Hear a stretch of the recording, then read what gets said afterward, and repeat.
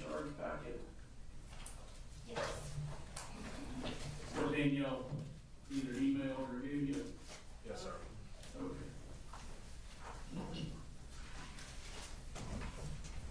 And Judge, we wanted to see if the court, if we're going straight into the charge conference, if we could possibly address the defense's lesser included first, just because our office will have to, it's going to be a long verdict form, and then obviously argument-wise, we want to know what we're arguing.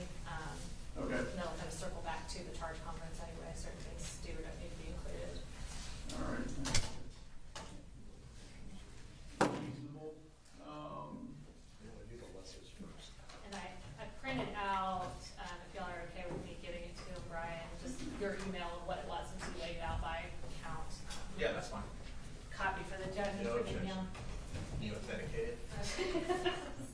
Sure hope it was you that sent that to me. Judge, should we do the directed verdict first? If you want to, we do that first, it's fine. Yeah. Not gonna take long. Okay. I thought we'd go ahead and get that out of the way. Initially.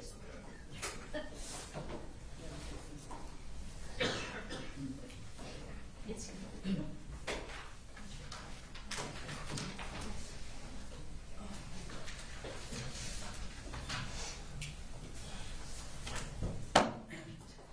Judge, the defense is asking case be dismissed at this point.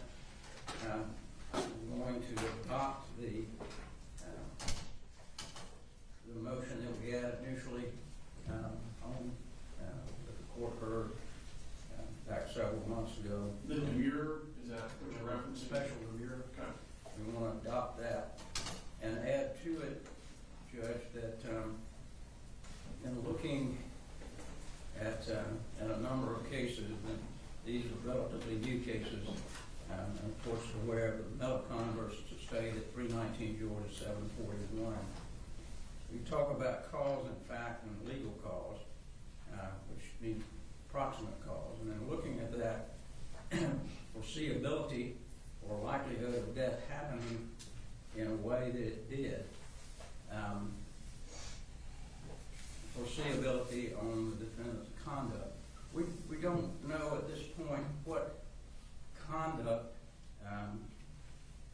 is criminal, because it's not against the law to have a weapon or ammunition not locked up. So when they're talking about a criminal conduct, then you have to go farther than just the criminal conduct and what that reasonable foreseeability is. We don't believe that the state has shown that. Further, Judge, in looking at Code Section 1611 101.1, I think the state uses the language from that particular code section when they're describing the what they intend to prove on the large number of counts at the very end of the case, which is the cruelty to children. So we believe that the state does not carry the burden to show sufficient warning, nor have they shown under the two-pronged legal cause and cause in fact, the proximate cause, the foreseeability that Colt Gray would plan this out to this extent, the foreseeability of him being able to take a long rifle into a school goes beyond what I think the state is intended to show in this case. For those reasons, Your Honor, we would ask the court to dismiss at this point. Thank you. Thanks, sir. Who's responding? I'll respond.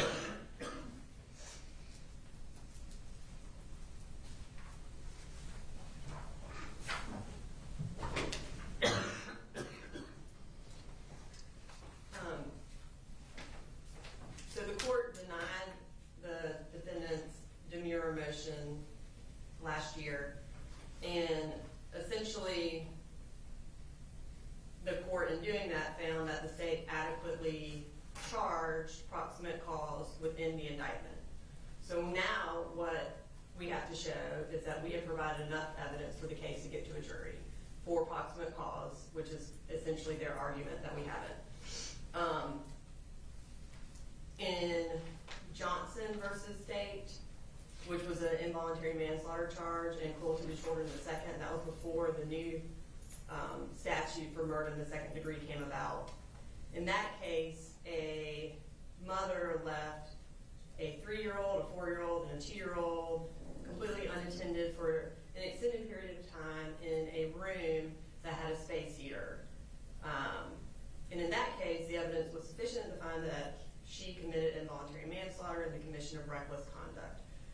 Obviously, owning a space heater is in itself illegal, but the manner in which she owned it was illegal, and that is what the state's contention is. Owning a firearm and owning ammunition is not in itself illegal. Owning it and allowing access to it in the manner that the defendant did rises to the level of reckless conduct, it rises to the level of criminal negligence, and therefore it rises to the level of a criminal act. For proximate cause, for both criminal negligence under Putnam versus State, 257 Georgia Appellate Courts 902, and proximate cause under Butler versus State, 363 Georgia Appellate Court 753. These are questions for the jury to determine. The jury gets to determine whether or not the state has proven criminal negligence and whether or not the state has proven proximate cause, as long as we have provided some evidence that the defendant was criminally negligent and that these deaths were the proximate cause of his criminal negligence. And the state certainly has provided a lot of evidence of warnings that the defendant received in the form of Colt's deteriorating mental health, in the form of the violence that he was showing at home and alluding to in his text messages, as well as the red flags that were clearly present that showed that Colt was obsessed with school shooters. So there's definitely sufficient warnings. Those warnings are what make the manner in which Colt harmed people reasonably foreseeable. I don't believe the standard is that the state has to prove that the death in the exact manner in which Colt committed this crime is reasonably foreseeable, that he took a gun on a bus to the school. But it is reasonably foreseeable that Colt would kill people with his gun and harm people with his gun, and that's certainly when you provide a 14-year-old with mental health issues, with violent tendencies, and a clear interest in school shooters, it is reasonably foreseeable that he will use that gun to shoot people. And the state has provided enough evidence for that to go to a jury. All right, I do think that proximate cause is almost always a question of fact for the jury to determine. I do think that there is evidence upon which the jury could in fact find proximate cause here, so I will deny the directed verdict.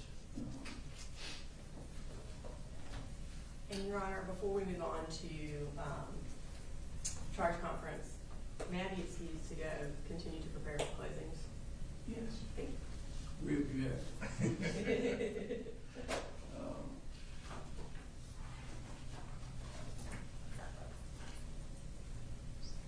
All right. So coming back to the lessers.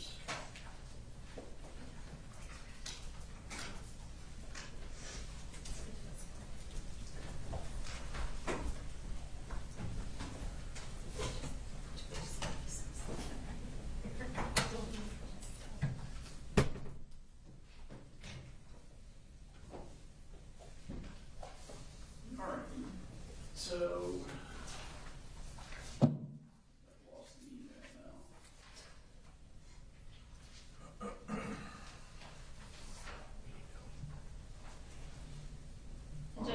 Sorry. I was just saying, so the defense wants, We can start with the ones we don't object to. Okay. I don't know that that'll imply much, but on counts 5 and 7. Involuntary manslaughter is indicted as an unlawful act. They are asking for involuntary manslaughter as a lawful act, and of course, in an unlawful manner. I think under current case law, that is appropriate. So we would not object to that as a lesser included on those 2 counts.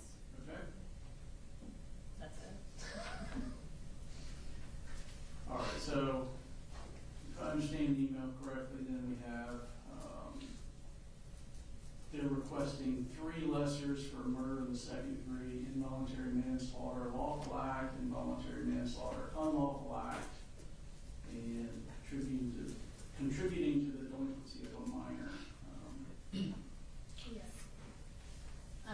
We do object to those, starting with involuntary manslaughter as a lawful act. I think essentially to get that as a lesser included, the state would have had to, there has to be some evidence that merits the lesser included, being that either the victims in those counts, count 1 and 3, were over 18, or that there wasn't quote excessive pain. I don't know that any evidence has been put forth showing that. I do have a case, it's Castro Moran versus State, and that's 356 Georgia Appeals 248. That's a 2020 case. Did you say 248 or 348? 248. Okay.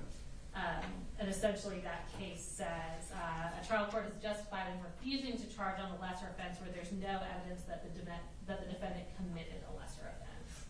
I think there is a question of, for example, the victim's age, that could be appropriate, but I don't know under this situation that it is appropriate.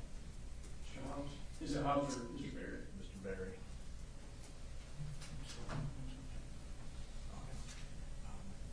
We're under for being voluntary. Okay. Mr. Hobbs. Miscue. Judge, so on the involuntary manslaughter, state must prove the defendant caused the death of another person without intending to by committing the offense of reckless conduct, which is charged on other defendants, though in counts 1 and 2, obviously it's charged as a cruelty in the second. We believe, and this will kind of dovetail into the involuntary manslaughter lawful act, because the only difference between the two is an allegation of reckless conduct versus committing a lawful act in an unlawful manner, which was likely to cause death or serious bodily injury. We feel it is appropriate due to the fact that he is charged in such a way that he's absent all malice, so without intending to, which is the second element of involuntary manslaughter, causing the death of another person by committing the offense of reckless conduct. So reckless conduct is defined as endangering the bodily safety by consciously disregarding substantial and unjustifiable risk that the defendant's act, in this case, leaving access to a firearm and ammunition under circumstances the state intends to prove in terms of consciously disregarding that risk would endanger the safety of another person. Obviously, the conscious disregard must rise to the level of a gross deviation. We think the jury could find that he committed involuntary manslaughter based on the elements of that as applied to counts, what is it, 1 and 3 for the minors involved. Yes, sir. Same thing for the involuntary on the lawful act. If they determine, they being the jury, that the way in which he stored the weapon and ammunition did not rise to the level of reckless conduct, then they could find that he committed a lawful act in how he stored the weapons, because it's not against the law in Georgia to store weapons in any particular way or any requirement that the weapons be locked up. And the jury then determined that the way he stored them, although lawful, still was likely to cause death or serious bodily injury. They could find the involuntary manslaughter lawful act in an unlawful manner, so we would ask the court to include both of those as lessers to counts 1 and 3. Or do I understand Ms. Daniels' argument that you're saying because of the additional elements of the age of the victims that these lessers don't apply? Is that? I am not saying that involuntary, so I was only talking specifically about unlawful act.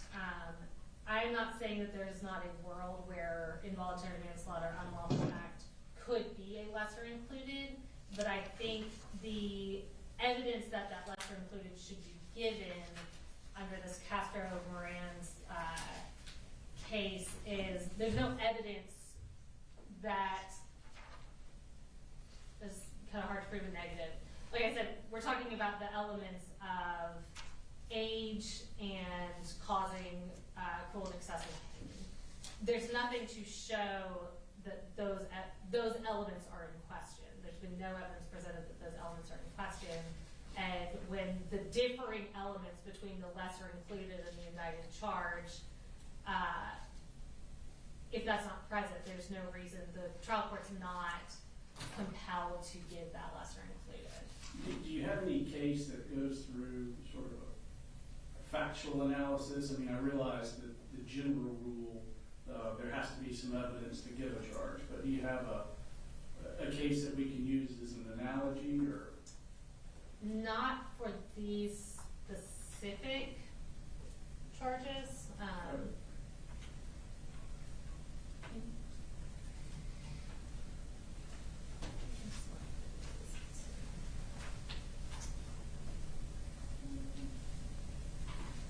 Let me make sure that I have the right case here. The Castro Moran case, essentially, so it's not exactly the same, of course, but that was essentially failure to seek medical care situation, cruelty to children in the second, resulting in murder in the second. And so in that case, so it is, I think it tracks the logic, the case that I provided. Mr. House, was there a specific case that you all felt was helpful? No, Judge, we would just point to the language that the court has already articulated, and that if there's any evidence, the court should give the lesser included defense. And we think there is in this case. All right. Reserve on that one, but look at some cases on the recess here.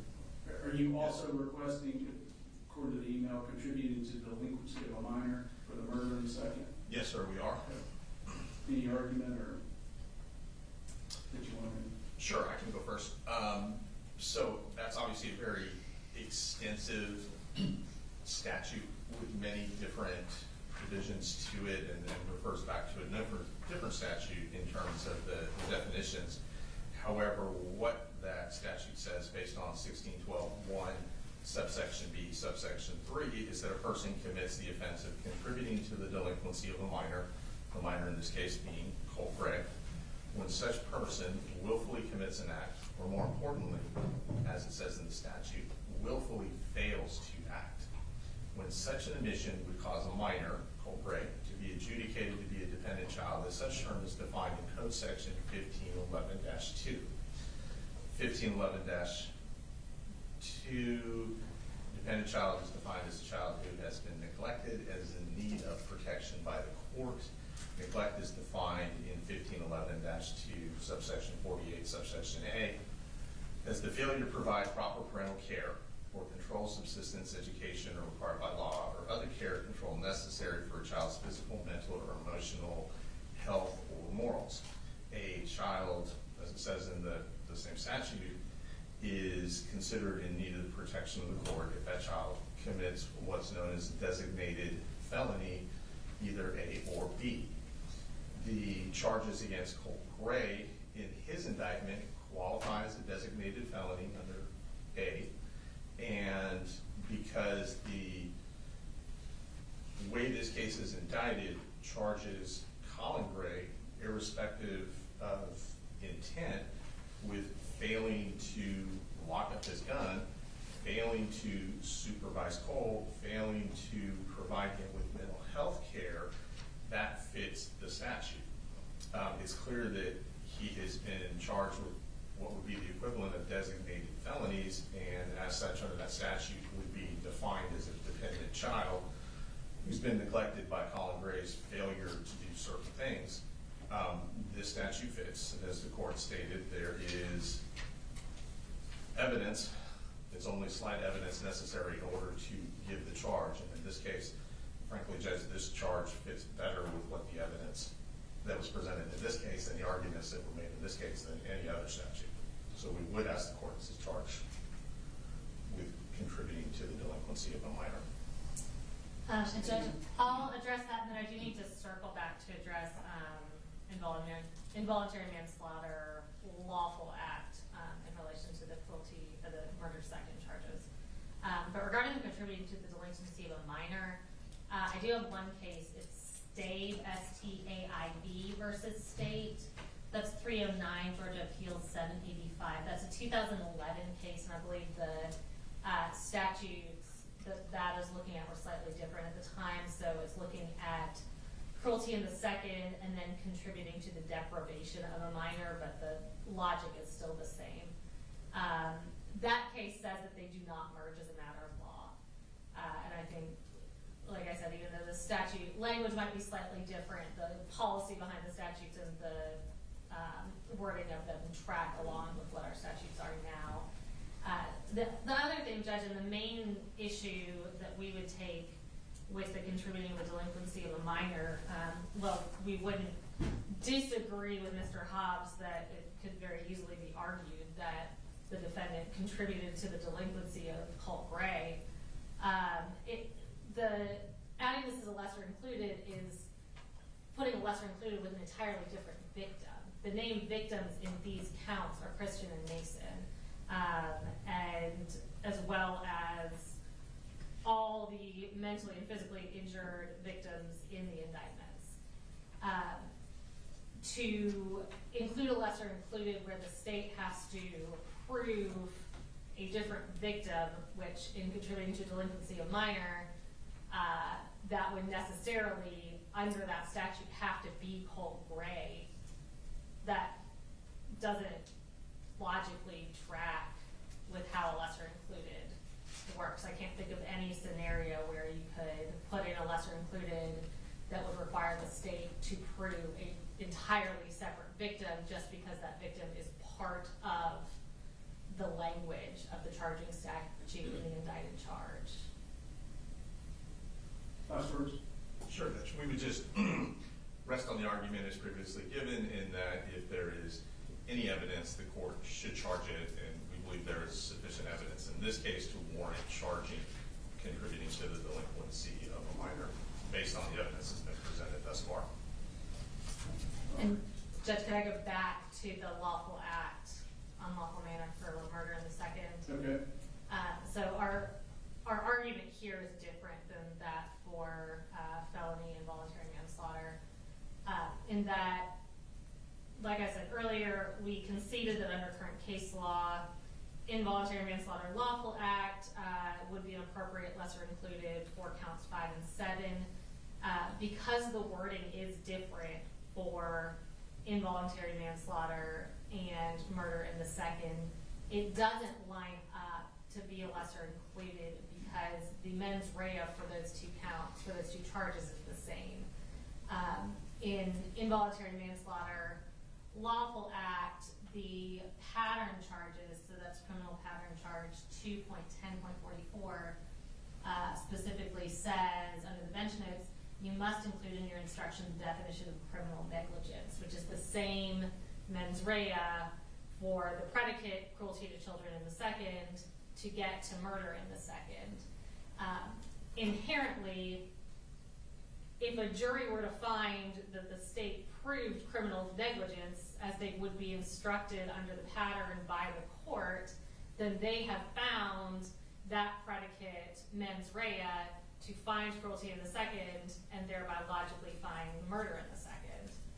It's a different language, a different mens rea than is laid out in felony involuntary manslaughter.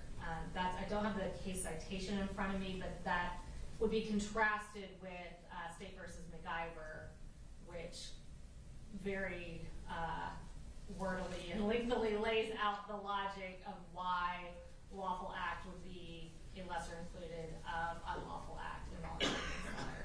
But because the mens rea specifically in murder in the second is criminal negligence, and because the mens rea for a lawful act in an unlawful manner is specifically criminal negligence, to instruct the jury that they could find it to be a lawful act when if you reach that predicate mens rea, you've inherently committed cruelty to children in the second, would be cognitively dissonant and not an accurate statement of the law.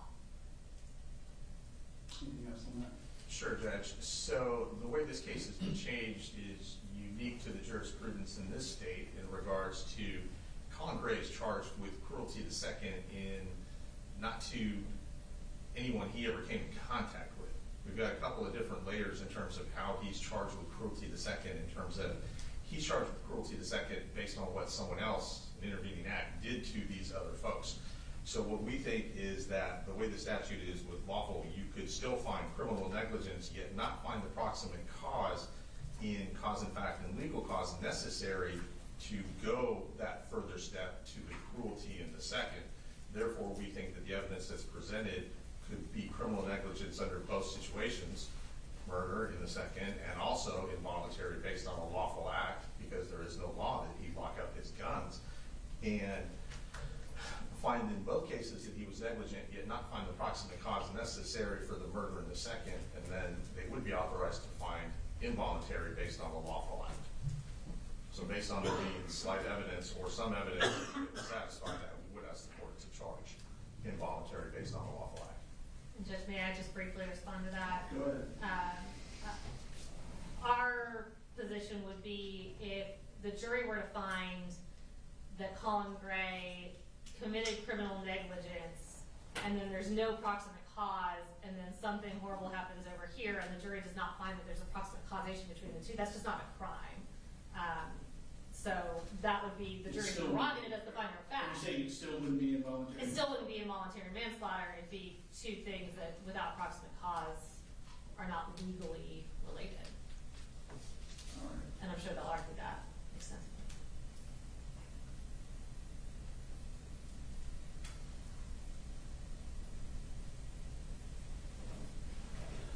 All right, it's the argument, so we have cruelty to children, various counts through the indictment. You're arguing, or asking for contributing to delinquency. Any additional argument? No, sir, it would be the same one I've already articulated. Any additional? Same. Then we have, let's see, count 6 to 8, 27 through 29, reckless conduct. It says not asking for a lesser included. We're not asking for a lesser on that, Judge. Okay. And they are still asking for furnishing a firearm to email. Consult with my boss. So but you are asking for furnishing a firearm to a minor? We'll be asked for the furnishing. We'll be asked for the furnishing pistol to the minor. Yes, Judge, we're gonna ask for, it's on my phone. Furnishing a pistol, it's actually furnishing a pistol or revolver to a minor. So I will go ahead and admit to the fact that that statute does not perfectly track what we have in this case, and obviously the allegation is not that he used a pistol or a firearm. However, the language in 1611-101.1 does use the same language as the cruelty counts as presented in the indictment, the spirit of that law in that providing a firearm to a minor who then does something illegal with it would fit the facts that we have in this case, therefore being slight evidence that it is enough to get the charge to go to the jury, so we would ask the court to charge that. Standing. And Judge, that just, I think that charge just wouldn't follow the evidence in this case at all. So that statute says, for the purposes of this code section, pistol or revolver means a handgun as defined in code section 1611-125.1. Again, the court's not required to give a charge if there's no evidence for that. There's been no evidence in this case that Colin Gray furnished a handgun to Colt Gray. They concede that. They're basically saying, we want to transfer it to a long gun, a firearm. Well, that's just not what the law says. I can make my own personal policy statements about whether or not I think that should be illegal, but that's just not what the law says. And the law does not say that it's illegal to furnish this kind of firearm So- to a child generally. Y'all agree it's illegal to give them a handgun, but not illegal to give them a hunting rifle? I believe the way that statute is written, it says pistol or revolver, meaning a handgun. However, we believe that the intent of that statute is to prevent an adult from furnishing a weapon, a firearm, to a minor. That's what our argument is. There really should be no difference between an AR-style rifle versus a handgun or a pistol. We think the intent of the legislature in passing that is to prevent the same exact act. Therefore, we would ask the court to charge it. And Judge, they wrote in specific parameters for that, and then under 1611-125.1, handgun is additionally defined. It's, you know, I don't know if the law was written to the exact intent to contemplate every scenario, but the law is very, very clear. All right. I'll have to look at some case law on the lessers there, so let's go through the charge packet.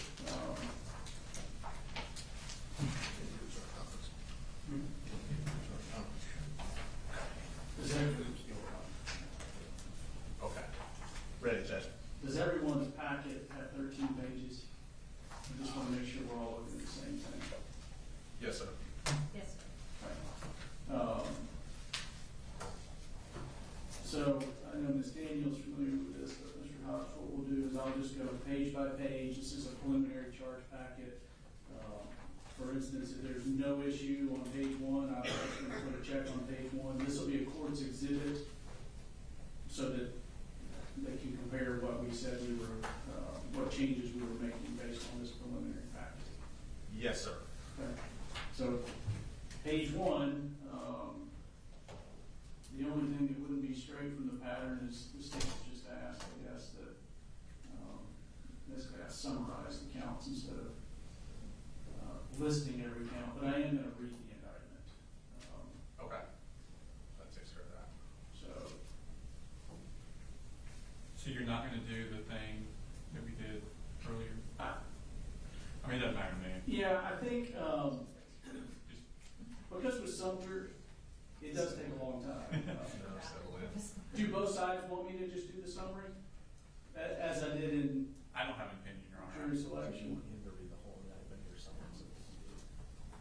And when we say summarize, I mean like in jury selection where it was basically putting multiple victims' names for each count. Judge, we don't really have a position on that. We'll leave it to the court.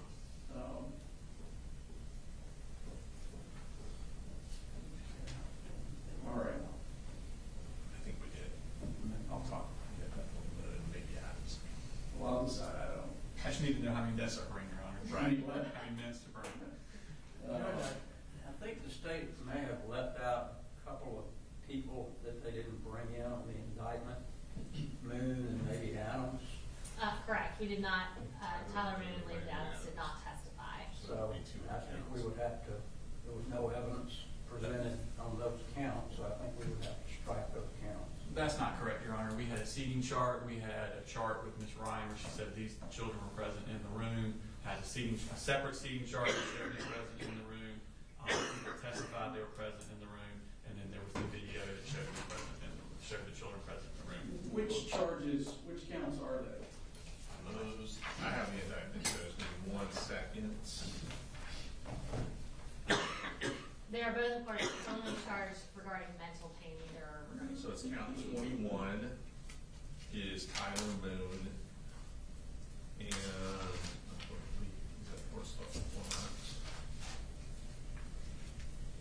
count 9 is Landon Adams. Is Lynn, so they're both mental pain? Is that right, Ms. Daniels? Yes, sir.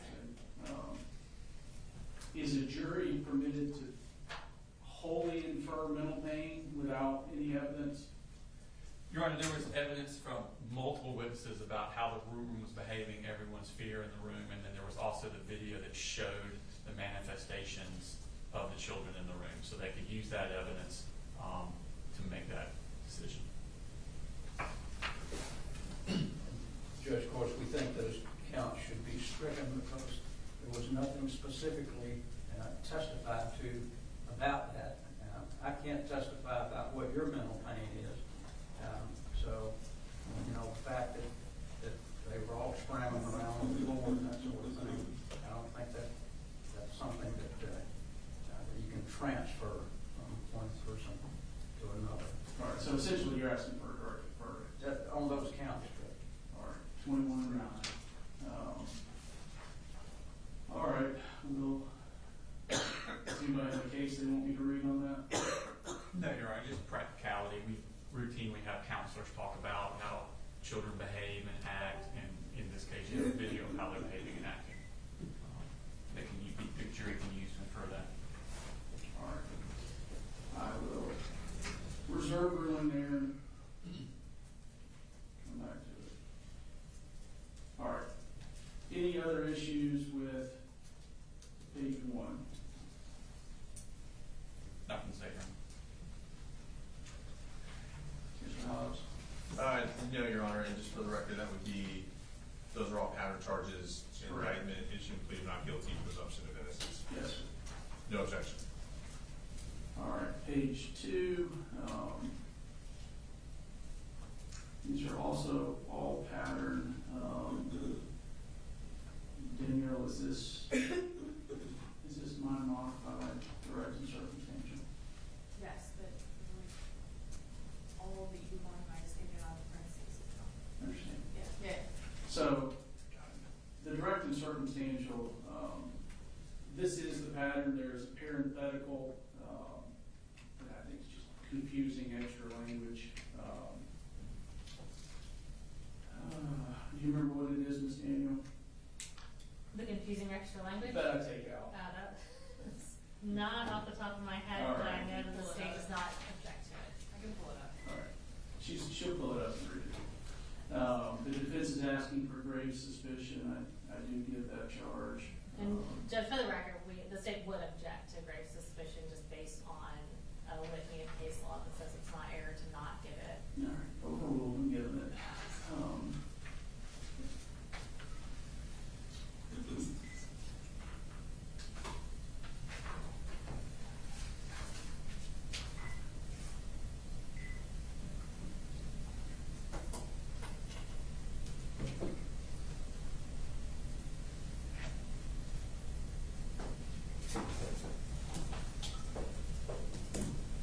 It's, okay.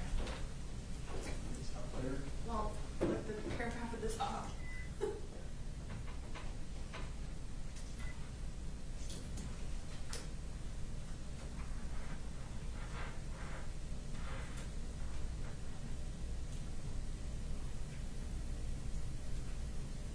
I don't think you're right. Someone's right, it's circumstantial.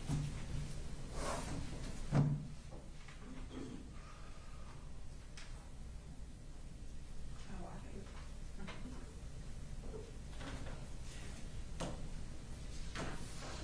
All right, we'll come back to that. Looking at page 3, here's the standard credibility of witnesses. Do y'all want their intelligence or not? No, sir.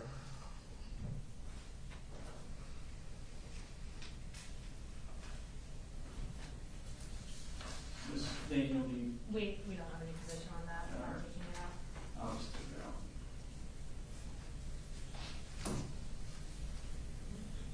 So coming back to, page 2, direct and circumstantial, I generally give the short version, which is what this should be.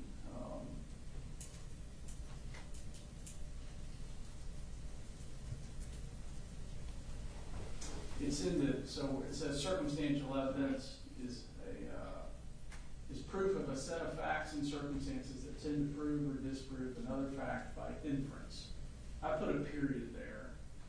I think most jurors know what an inference is, rather than saying, that is, by consistency with such fact or elimination of other facts. I don't even know what that means, but well, that's why I take it out. Yes. So I put a I'm period. fine with you taking that out, Judge. No All right. objection. There obviously has been a movement to get rid of stuff like that as they're doing these patterns, so. I think they've already redone that one, so they didn't. Yes, I think so too. That one they left. No disrespect to Jeff and Bernie. Right. All got expert witnesses, back on page 3. Just for the record, Judge, Yes, sir. so I guess that means we're done with page 2. Thank you. So no objections to, on our part, to any of the 4 charges on page 2. All right, thank you. All right, this should be the pattern charge on expert witnesses. I'm assuming no issue there. No, sir. All right, so then we've got, I think this was a state request, witness attacked. The only one that I guess could be applicable is the bias. I would argue the character of truthfulness shown by specificness as the conduct of the witness in question brought out by cross-examination. But I think it's specifically related to the witness's character for untruthfulness. Okay. Yeah, I think it's the particular, like, truthful, untruthful, whether it's a reputation or some specific instance. I think you'll get what you want probably on the, with any other charges. Do y'all want the bias, Yes, sir, we do. Ms. Daniel? We wouldn't object to it. All right. And then I don't believe any felony convictions have been tendered for impeachment purposes. All right, so from that one, I'll give the bias. All right, witness impeached, I generally give the, what's after the or. State has picked up on that at this point and made that request. No objection. All right, so for witness impeached, it'll be only the after the or. We have, we'll just go ahead and count prior statements on that's page 3, since it starts there. That's from the pattern. No issues there, I presume. No objection. All right, so page 3 is good. Is that right? Yes, sir. Page 4, we've got single witness. Any objection from the defense? No objection, and just going forward, we'll withdraw our request on defendant's choice not to testify, obviously. All right, now, you want it withdrawn in its entirety, or do you want me to, the defendant in a criminal case may take the stand and testify and be examined and cross-examined as any other witness? You should evaluate such testimony as you would that of any other witness. I generally give that, I think I've always given that when the defendant testifies. I wouldn't object. I would object to it, Judge. You see, you do object? I would not. Okay. Sorry, Judge. That would be appropriate. All right, so I'll just give this top part of that where it starts, however, I will not Right. give that charge. Can we change the title then? Defendant's choice to testify? Sure. Right.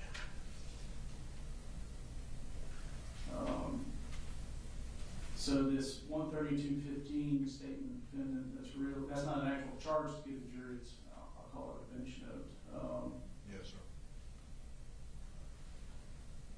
So that's not something I would read to the jury. We can withdraw that, Judge. Make it easy.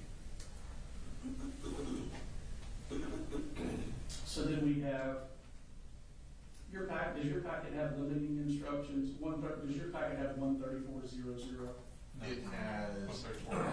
Okay, so we took out 134.00. There's no Okay. classic limiting instruction like other act evidence. But I do think I need to give 134.50 here, really conditional admissibility. They heard his statement or statements. They do have to make findings of voluntariness to be able to consider that statement. Yes, sir. All right, so I would give 134.50. Is there anything else on the bottom of y'all's page 4? Statement of defendant, 132.16. There's parentheses, 34.15, not the top one, but in the bottom.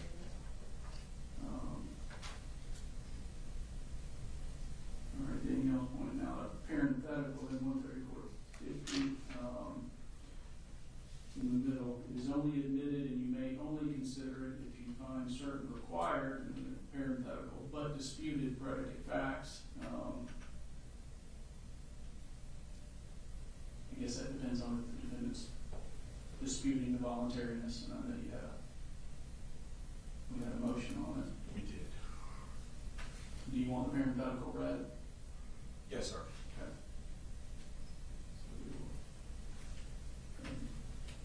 Ms. Daniel, I'm assuming y'all are fine, but if you're not, let me know. Yes, sir, we're fine with that. So page 4 then, we've got statement of defendant. All right, we good with page 4? Yes, sir. Yes, sir. No objection. I should say no objection to 132.16.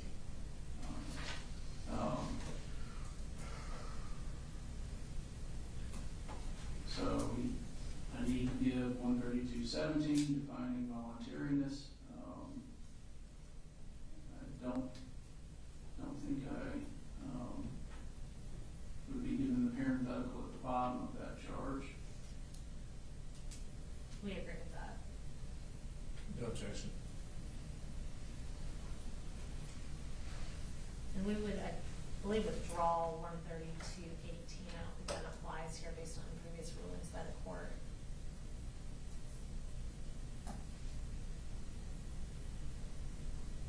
What's your position, Mr. Hobbs? I think we would ask for it, Judge.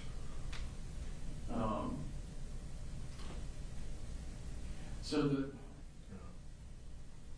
rub, and if you go back actually to that 132.15 on the previous page, that was really a bench note.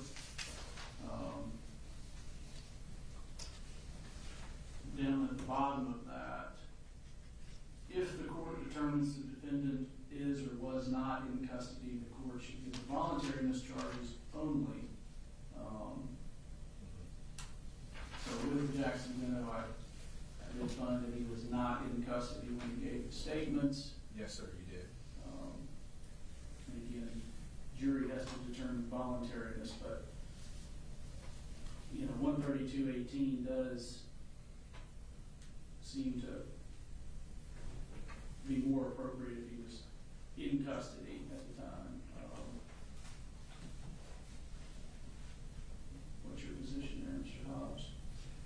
Well, I would agree you did find he was not in detention at the time, so we'll leave it to the court. All right. So I'm going to take out 132.18, just it's not being applicable. I would, of course, give 132.19. So that make the constitutional rights, again, would not be applicable based on the ruling from Jackson Ditto. Yes, sir. So I'll take that out. Was y'all's page 5 in there? No, sir. We have burden of proof as to rights, and conditions precedent considerations. Right. Um, So burden of proof would come out Yes, sir. because of the constitutional rights coming out, so. All right, so page 5, good? 132.50 on that page. I have a slightly different packet. It's only 3 lines of that one, on page 5, the rest of it's on page 6. All right, so let's count that as page 6. Page 5, good? Yes, sir. Yes, sir. Yes, sir. All right, page 6. So the state provided a version that retains the requirement that the statement be voluntary, but removes the issues with Miranda and those constitutional rights.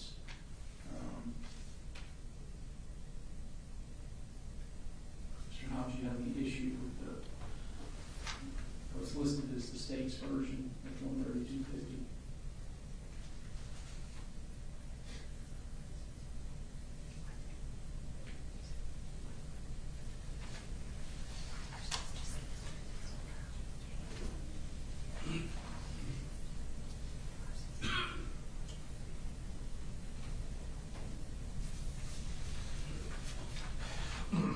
I would just object to any of it coming in. 132.5 doesn't fit based on you taking out 132.18 1.1 and 132.40, which I agree, you should take those out. I don't think 132.50 then fits with those other two being out. And I would ask that I would object to the state's version as well. I think it's covered in other charges. Yeah, that's what I'm looking for, just making sure.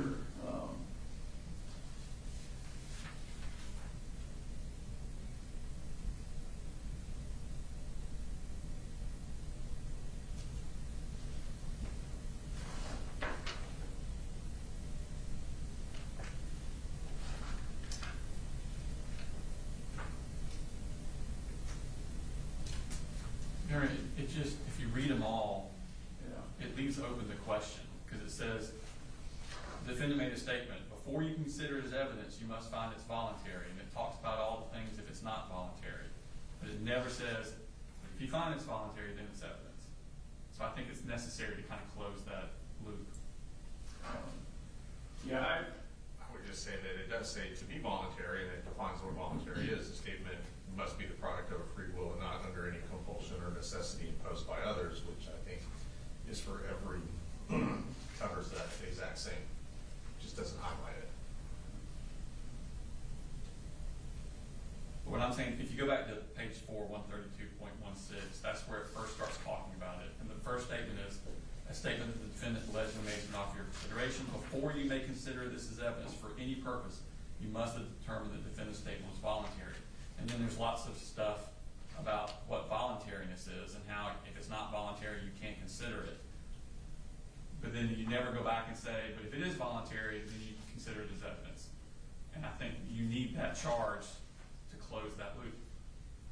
all right. Over objection, I think it's appropriate. It's really just removing the parts of 132.50 that are inapplicable because we don't have to deal with the constitutional rights since he was not in custody. So I will give the state's version there.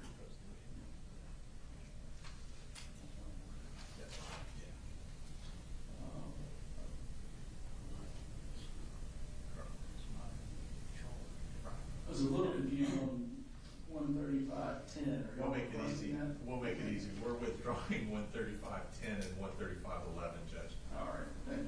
Of course. So preserving your objection to the modification of 132.50 is page 6. Otherwise, Definition of crimes on the code. We got one more on ours. definition of crime.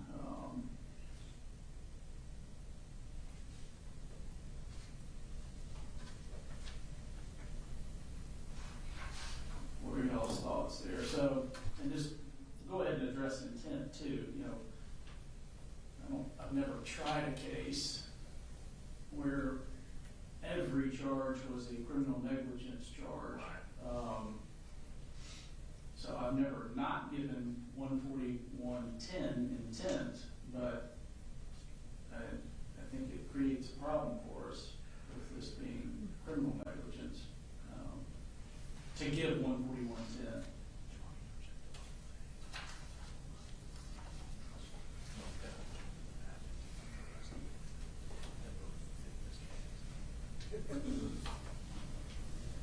I would agree with the court in that I don't believe 140.10 fits the charges of this particular case. I would object to that. Daniel, what's your position? So you're just saying take out 140.10 entirely rather than adding on? No, 141. Well, I think Mr. Hobbs is saying both would fall, but if I understood him correctly. But, You did, Judge. Covered both. I don't think they're appropriate for this case. And I think criminal negligence instructions, things of that nature would basically fulfill the role of those instructions in this very specific case. All right, so are both sides then in agreement that 140.10 and 141.10 should be removed? Yes, sir, I think that would also be 141.11. Yes, sir. All right. So all three of those then, consent of both sides will be removed. States asked for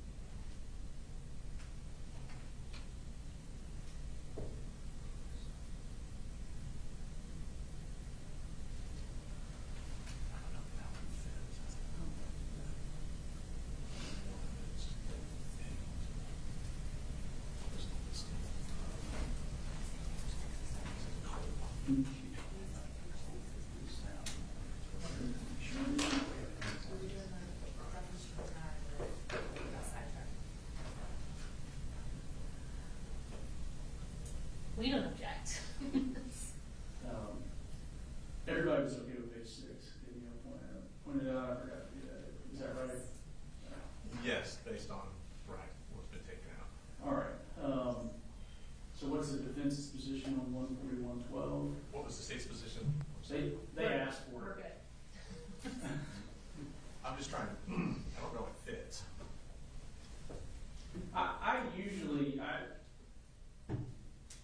I've stopped using that by and large unless Yeah. there were some allegations of, That's our issue, is I don't think there have been any allegations that, I think the natural and probable consequences of those acts kind of echoes a little bit our proximate cause.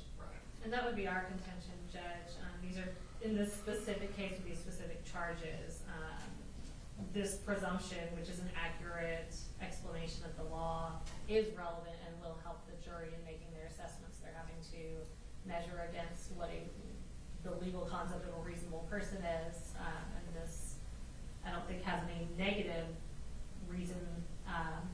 There's nothing negative to keeping it in, and I think it could provide clarity for the jury. so we would object, we'd ask that it be taken out. You could relate that to Colt instead of Colin. All right, I'm It gonna would just, be confusing. I'm gonna hold on to that one for a minute. So just consider that a reserve ruling.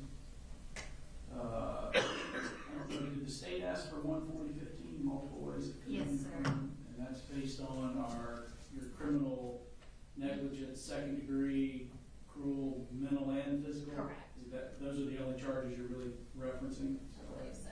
Mr. Hobbs?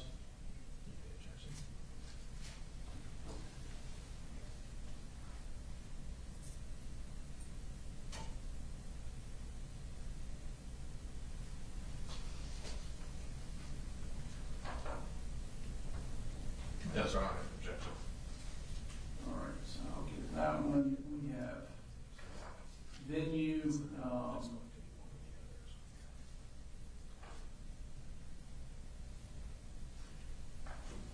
you all take a look at the state's version and see if you have a problem with that. And that, some of that is probably just based on my rulings in the past. I don't know why I'm telling a jury, in a prosecution, in any case in which it cannot be determined in what county the crime is committed, venues proper can be proved in any county. That's just not an issue in this case.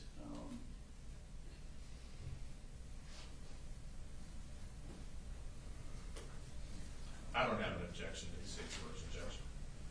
All right. That is what I'll be giving.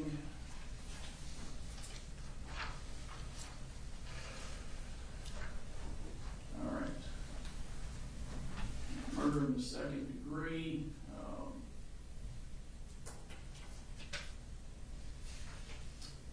It's from the pattern, except the state requested irrespective of malice, which I looked at the statute. It's in the statute. It's also in the indictment,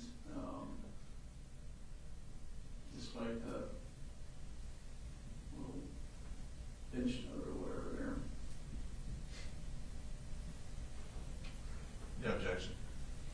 All right, so I'll give 21035 with the added element of irrespective of malice. Cruelty to children in the second degree, 22822. I added, by consciously disregarding the substantial and unjustifiable risk that his act would harm the endangered bodily safety of another, inasmuch as that is in the indictment. And Judge, we don't feel that that's necessary to include there. I think the other statutory instructions are more narrowly tailored to the statute, and I think it'd be appropriate to keep cruelty, just that 1 through 4. And we ask that you keep it in. It does track the indictment in the same way that 21035 does by adding that other number 2 subsection, or for the state added element, irrespective of malice. We think it's the same thing for the next charge. We ask that you keep it in. Yeah, I don't know that it was necessary to be in the indictment originally. And I had kind of a lengthy footnote in the demurrer order, but I think its inclusion in the indictment kind of puts the burden on the state to prove it here.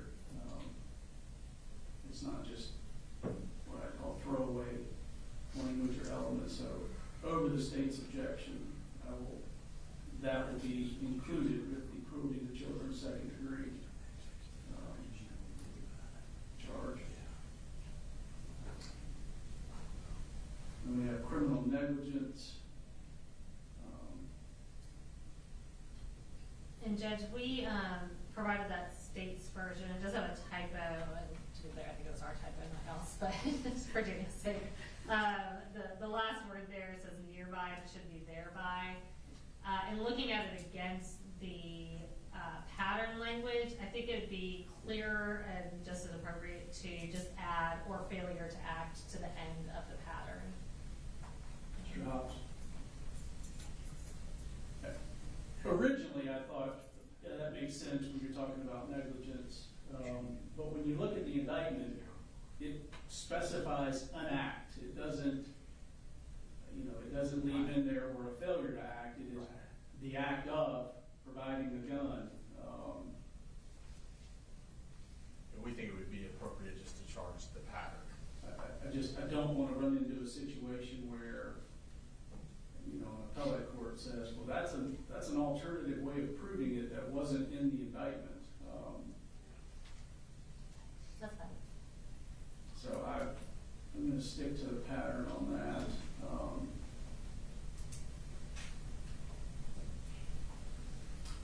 And we have involuntary manslaughter, unlawful act.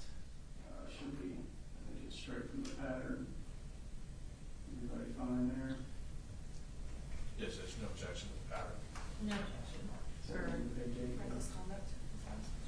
So I would move reckless conduct.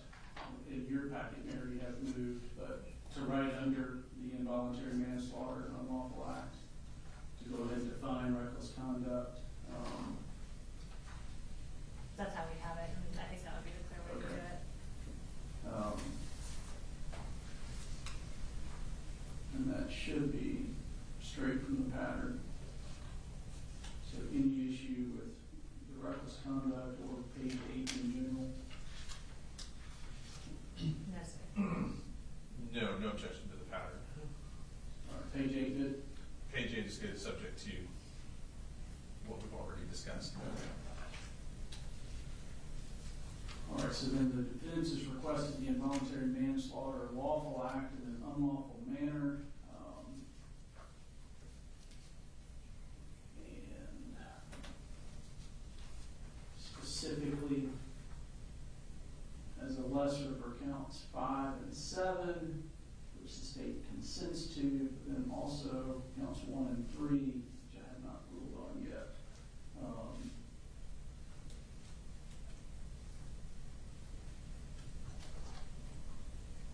So, with the language of the charge, at least as for lessers in 5 and 7, does the state have an objection? No objection to the language of the pattern. All right.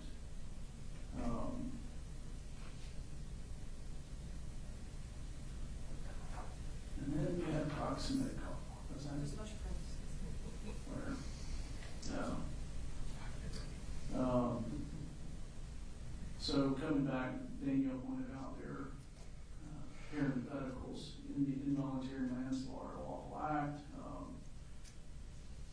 And the defendant acts or fails to act in a conscious disregard.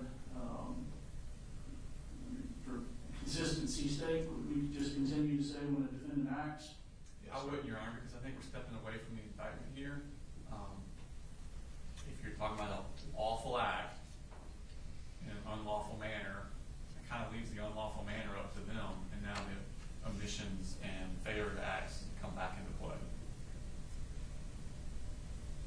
What do you say, Mr. Howe? So lawfully, it's lawful that he had access to a gun, but he had it in an unlawful manner, or failing to take the gun away.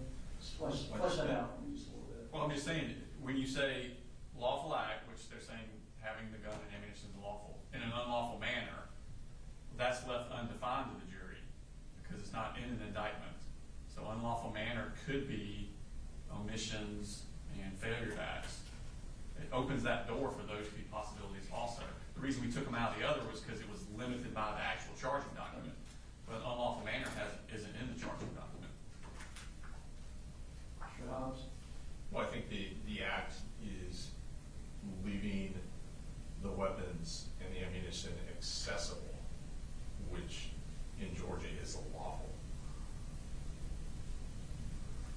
All right, I'll reserve on that one and take a harder look at it. All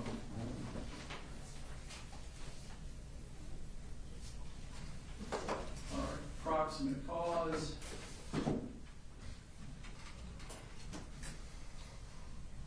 So, you know, if you read it as is, the state must prove that the criminal conduct was the proximate cause of the injury or death. So, and really, it's applicable to, I guess, every count of the indictment. Is that fair? Yes, sir. Yes, sir.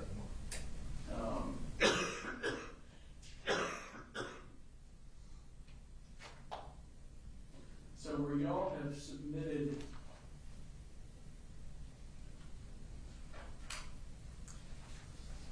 your own request, and each side did,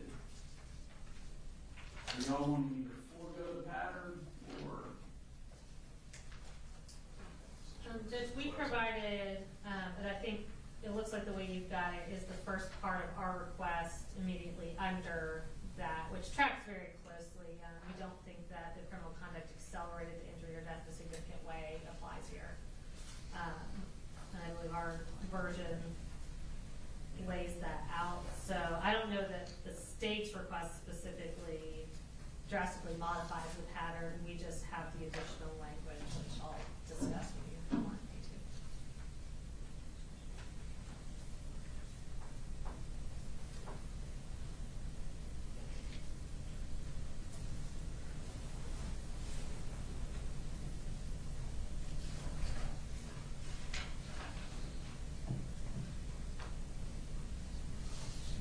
This way.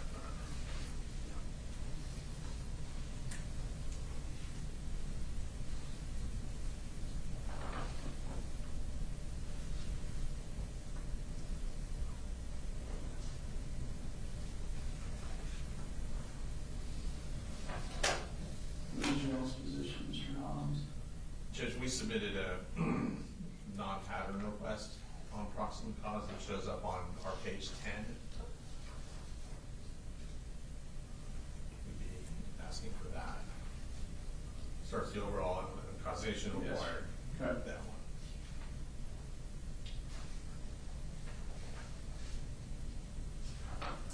The state had another one too, yeah. Yes, sir. On ours, it's at the bottom of page 10. Do you want me to kind of flesh out our thought there?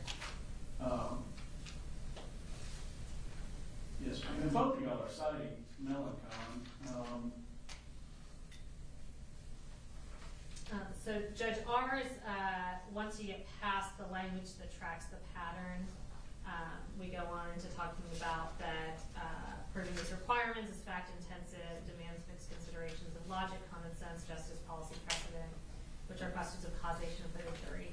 That language is pulled directly from Rosenbaum versus State, which is 383 Georgia Appeals 417, which is a 2024 case. Rosenbaum in that language cites Melanchon, which is 319 Georgia 741, which is also a 2024 case. We felt like that language would be particularly instructive to the jury in this specific case. Those two cases that we're pulling from, and again, we pulled the language directly from Rosenbaum. So Rosenbaum is a murder in the second predicated on a cruelty in the second, of course. So I think the policy behind that tracks cleanly with this case here. That was a case where the defendant allowed his significant other to be alone with children who he knew the significant other was abusive towards, resulting in the death of the child. So I think sort of the mens rea there of knowing what can happen is very analogous to here. Citing Melanchon, it's also citing kind of a novel legal issue. Again, these are both very new cases Melancon was a felony murder case predicated on a possession with intent to distribute drugs. And so, again, in these cases, I think all three of these cases fall in this sort of intangible proximate cause consideration of the jury. So articulating for the jury what it is that they're considering, I think, could be particularly helpful. It's not harmful in that it tracks the exact language used by the appellate courts. I don't remember Rosenbaum offhand. I think you may have those reversed. Melancon was the abusive, leaving the child with someone who'd been abusive in the past. That's correct. Rosenbaum's the Clayton County case with the husband and wife. The wife was in law school, and she was trying to, the defense was that she was performing CPR, and the child had injury staying from the CPR. I do have a copy of Rosenbaum. There's been a petition for writ on that case. I've got that before we like that. And Judge, I was combining two cases, so that is accurate, and I do believe I stated it correctly that Rosenbaum was considering Melancon. The same logic tracks in Eubanks versus State, which is a 2023 case. That's the possession with intent, felony murder. That's 317 Georgia 563. Which I think the defense side's in there. Yeah, so in response to that argument, the language that the state is asking for determining whether this state has proven these requirements in any given case is fact-intensive and demands mixed considerations of logic and common sense. Justice, policy, and precedent, which are questions of causation for the jury to decide. That language comes from Justice Pinson's opinion in Melancon. That language is what Justice Pinson is telling the readers he's using to analyze the causation issue. Not that the jury should be instructed to use that. To instruct the jury to use justice, policy, and precedent, number one, opens the door to telling the jury that they are allowed to set policy on a case like that, on a case like this. So, for example, if you have a jury who thinks the gun laws in Georgia aren't stringent enough, they can make their own policy to impose criminal liability on someone else. What's more instructive is going to be Justice Pinson's concurrence in the 2025 case, Adams v. State, which is 322 Georgia 155. Justice Pinson in his concurrence states, based on Melancon, what the jury charge for proximate cause should be. And in that paragraph, he does not mention justice, policy, precedent, anything like that.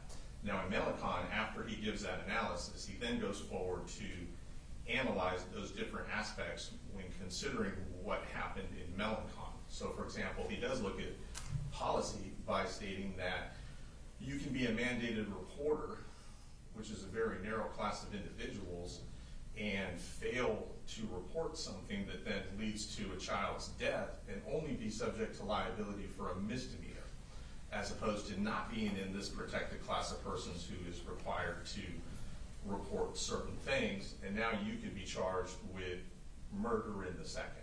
And the examples he uses are you could be a social worker, a defects worker, someone along those lines, a parent, a babysitter who doesn't report something, and based on that be subject to being prosecuted for murder in the second, as opposed to the policy consideration that's been granted on mandated reporters. And so he does analyze it in those terms, but he's not authorizing that it be used as a jury charge. The jury, when determining guilt or not guilt, should look at the evidence, not other considerations of their version of justice, policy, and precedent. That would suggest we would have to argue case law to the jury in our closing about Melancon and Rosenbaum and Adams and Eubanks and just down the litany of these cases. From the state's request, is that sentence, the one you've just been discussing, is that the only offending sentence in their charge, or?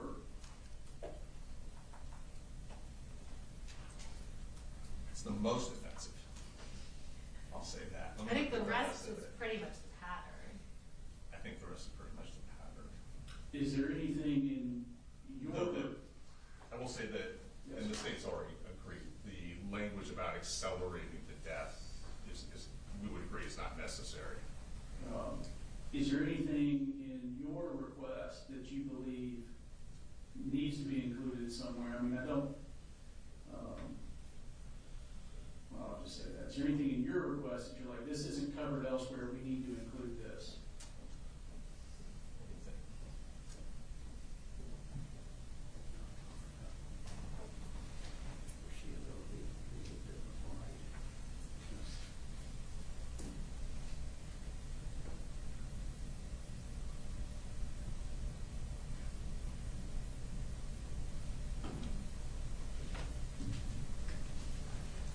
Well, I think we definitely discuss foreseeability or likelihood of the death in a different way than the state does, or the pattern.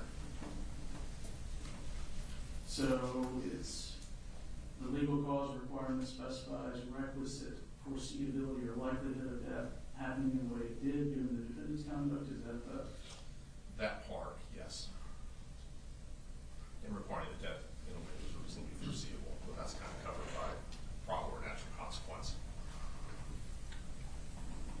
Judge, I don't know that that's necessarily an accurate statement of the law. I think the way the pattern lays it out makes it clear what the jury is considering. I think once you introduce, so we're already dealing with proximate cause, which they're having to wrap their head around, and then we're bringing in cause and fact and legal cause and defining those and breaking them down. I think it's just getting confusing and kind of derivative. I think it's getting away from what it is that the jury's actually having to consider.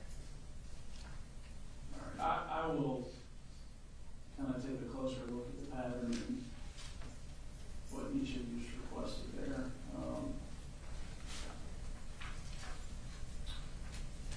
So, I realize y'all don't. So if we didn't discuss it, it's otherwise fine. Yes, sir. Yes, sir. We have state's request. The contributing to What are we talking about now? That's what we're, Yeah. right. This is a new one, state's request here. Recordings of interviews.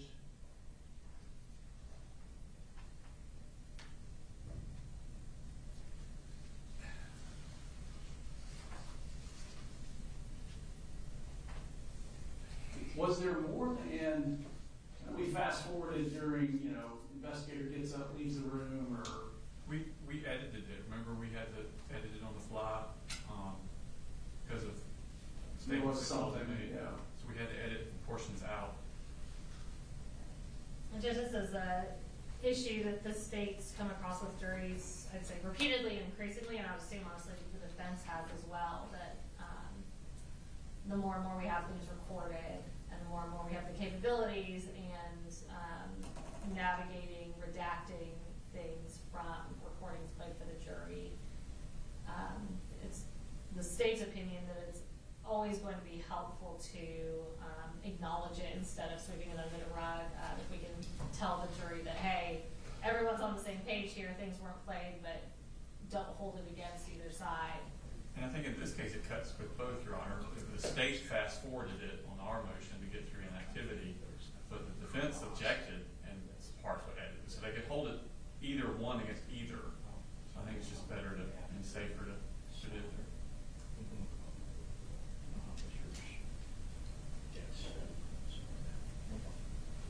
Just, we don't have a big problem with this. Yeah, I don't see any harm in giving it, so I'll go ahead and give that requested charge coming in on redacted videos. All right, I realize we don't have a verdict form yet.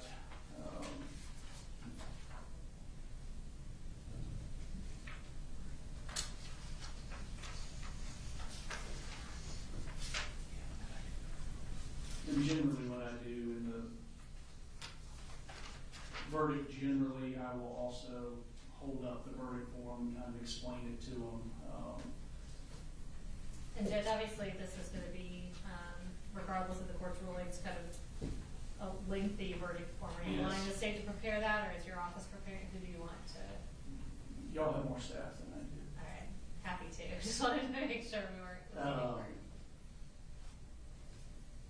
And we usually just have a blank. We, the jury, find the defendant blank, and I'll say fill in not guilty or guilty in accordance with your verdict there, so that you guys are aware. Unanimous verdict, court has no interest. And usually do cut down sympathy. And y'all tell me, because of race, creed, color, religion, national origin, sexual preference, local or remote residence, economic status, for or against, surely we don't need all those. I wouldn't think so, Your Honor. No, sir. All right. Tell me what you want left in.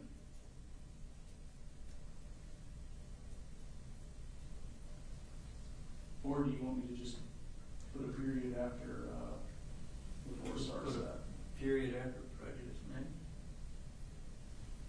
Yeah, I mean, you are not to show favor or sympathy to one party or the other. It is your duty to consider the facts objectively without favor, affection, or sympathy to either party. I can put a period there if y'all. I think that'd be fine. Or you can just put in the side in this case, you should not be influenced by sympathy or prejudice. Period. You can put it there. Shots.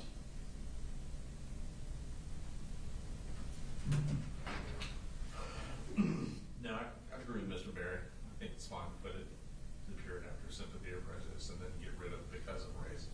Leave all that out. Okay. Sentencing is standard.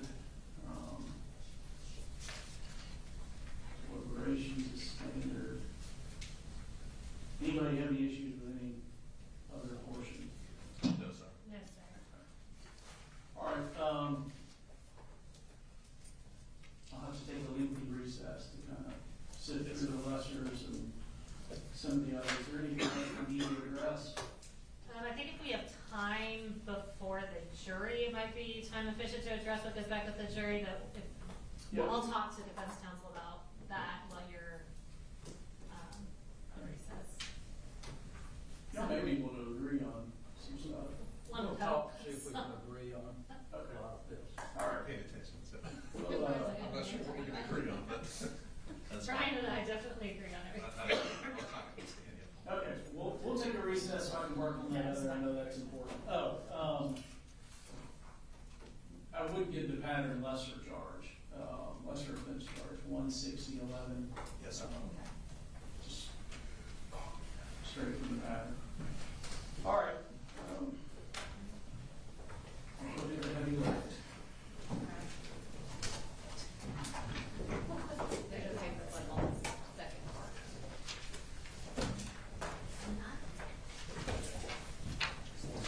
Doing a guess and everything. That's the vibe I got. We can't tempt it.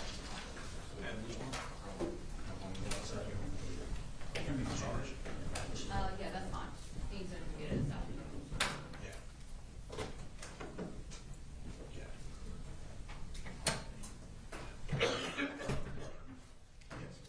All right. What did I just agree to? Ryan said, I think we feel a lot more should go back than what at least Mary feels. If y'all want to tell us what you don't, I think Oh, exhibits. exhibit to y'all Oh. go back to the jury. Like, you can do that now, so. Yeah. We God can, knows, we can do 3:30 or that something. live. Yeah, if y'all wanna kind of go through it, I think these facts records, I'm pretty sure we would agree to, but the vast majority of the other stuff, I think, our position would be against that. So if y'all wanna kind of We have parse some through what you're objections doing. we're gonna make about text messages and things like that, Okay. but I know what the case law says. Right. It's more of a, Pretty clear, yeah. we're trying to anticipate Right. a change at some point in the law, Sure. but we will acknowledge the case law is where it Sure. against us on that. We prepared the PowerPoint without headings and writing, so all the Okay. content of the PowerPoint without any commentary. So it should just be screenshots.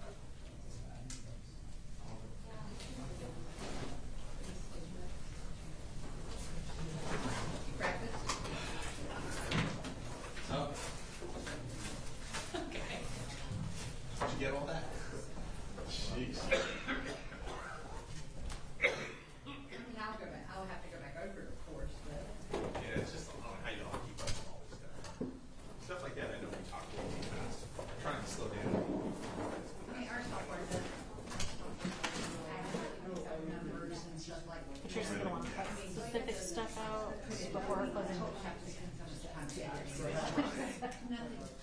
People think AI is gonna do it, they are so. I use it I'm for, gonna pee in body cams and stuff like that, just to get a general idea, but it's messed up all over the Oh, place. yeah. I mean, there's certain things that we use in our, I'm but sure. it's just not. It's a good guide, but it's not close to being accurate, that I could use it in court. Yeah, no way. I'm not worried about much of it all. I started talking about that mess 20, 30 years ago, talking about taking our money from the Right. No, it's not close to being there. I tried utilizing stuff, and like, no, it's easier for me just to do it Oh, myself. yeah. Yeah. Human interaction is so much more accurate. Well, No, and you can't. when you have a competent human. It does a terrible job when people talk over each other, which is most interactions in our job. It happens Yeah. all the time. See, we're doing it right now. I did that on purpose, actually. You are correct. No, it cannot sort people out. Because that's We'll just human get a nature. paragraph. It's human nature to talk, over someone. Yeah, that was intentional. I'm not that rude. I like to prove points. You did a good job.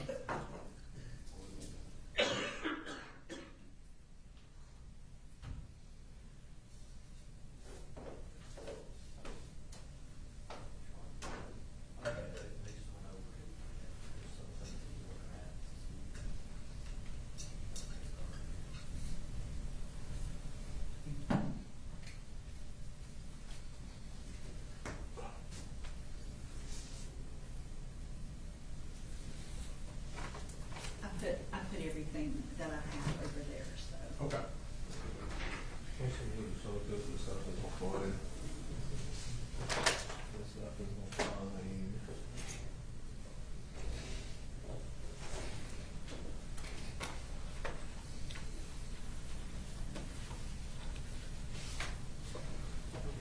Business records. Business records.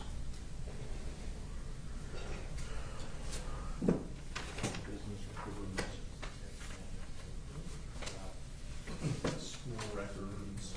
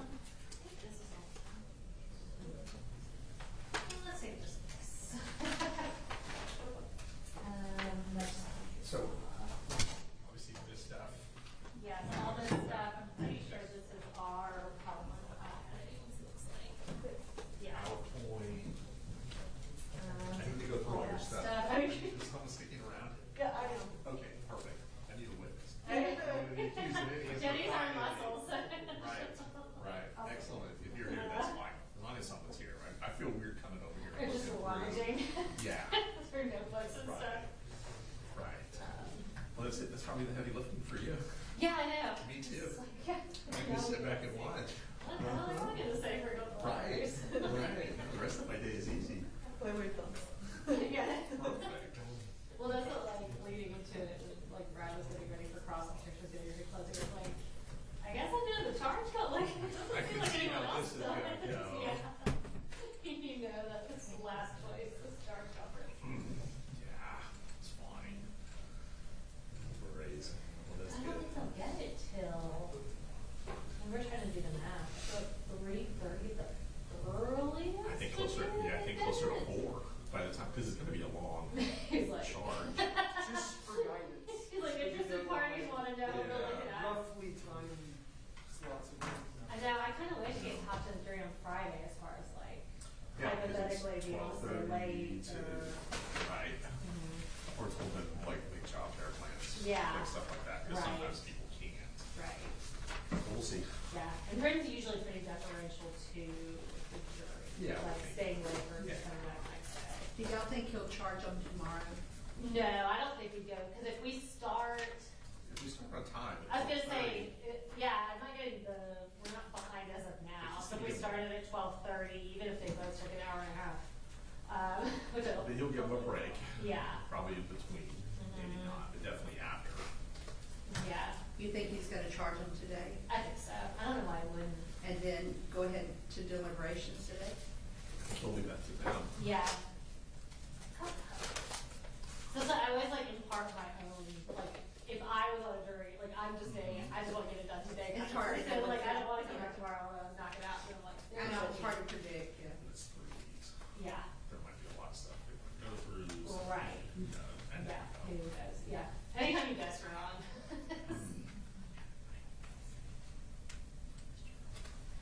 They're very attentive, but not very innovative. I mean, public.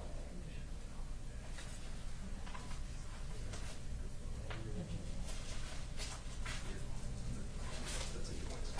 Yeah, like. Yeah, they don't like. Crazy. We got a little break. I can't believe we still have all y'all, like, that's this far in, I mean, I feel like we get to a building at like 50% of the time, yeah, I know. It's like kind of normal. Trials, yeah, 5 day, Yeah. hey, you got some issues. No one's ever been late, like, what is this Fall County, like, No. it's not very, that's for sure. Yeah, no, we were joking like I'm not taking a case up here for a while. It's like an hour and a half each way. So That's I a- drive it. Well, and driving from where y'all are over to this side sucks.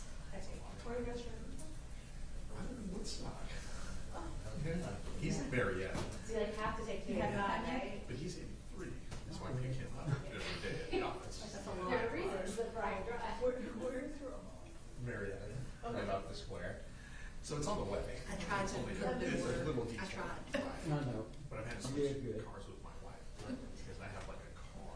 Where she has an SUV. He doesn't like. How she likes that. She's okay. She's fine. But it's easier. A taller car. That's very considerate. Yeah. So, I want to take it out of him. So like you're close. He's gonna be like, finish up. Brian's precious. You're old as shit. Go ahead. You can do this. It's like not your first trial. I'll be like, Sorry. oh. The camera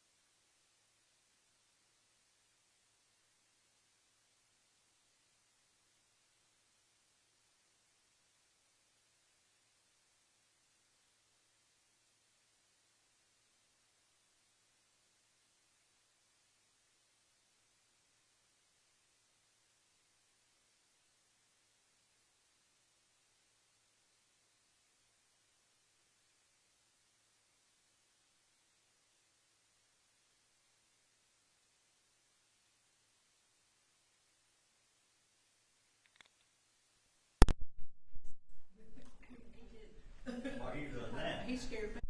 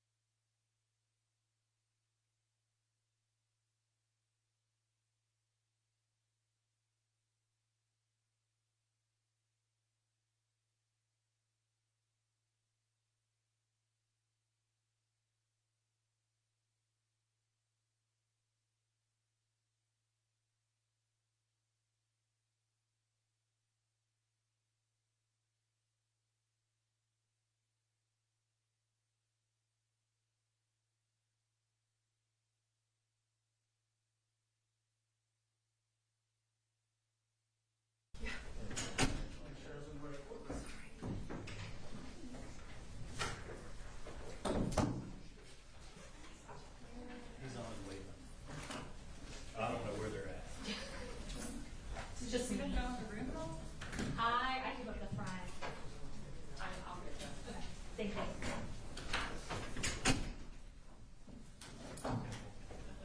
Your Honor, he's on his way up, soon to come out.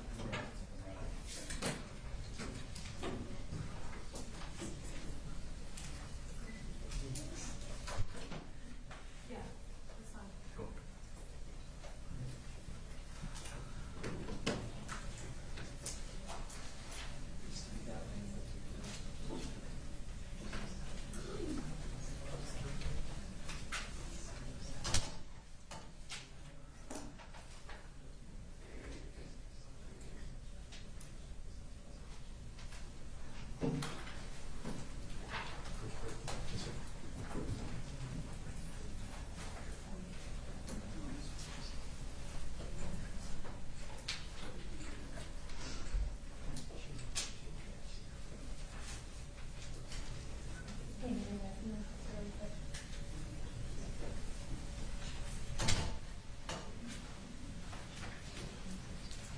Your theory is right, I'm guessing you will be on for objections.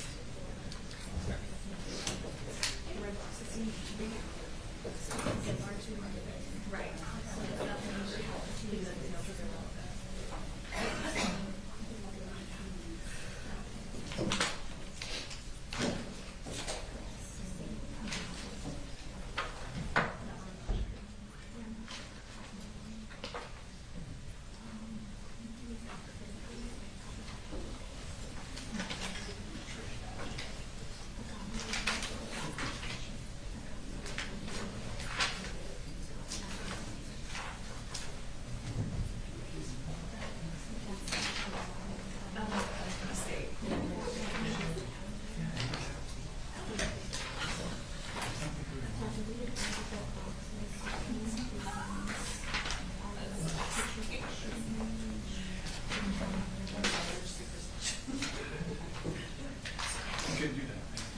No.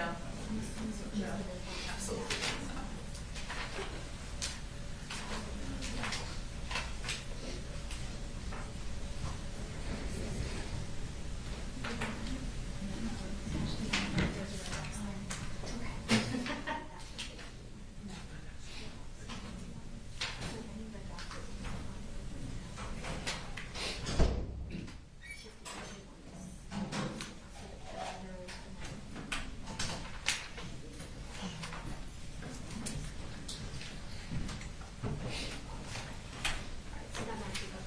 Mhm.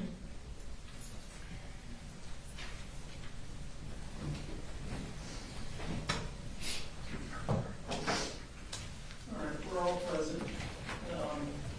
To be honest, I'm not sure the door is closed on some further argument or clarification. These are the dangerous waters. That's why I wanted to get to this on Friday, but we didn't. So let me start with the directed verdict for counts 9 and 21. I do think that the directed verdict is required. I'm going to cite Jones v. State, 304 Georgia 594, 304 Georgia 594. So I'm grading the directed verdict on counts 9 and 21. As those victims did not testify.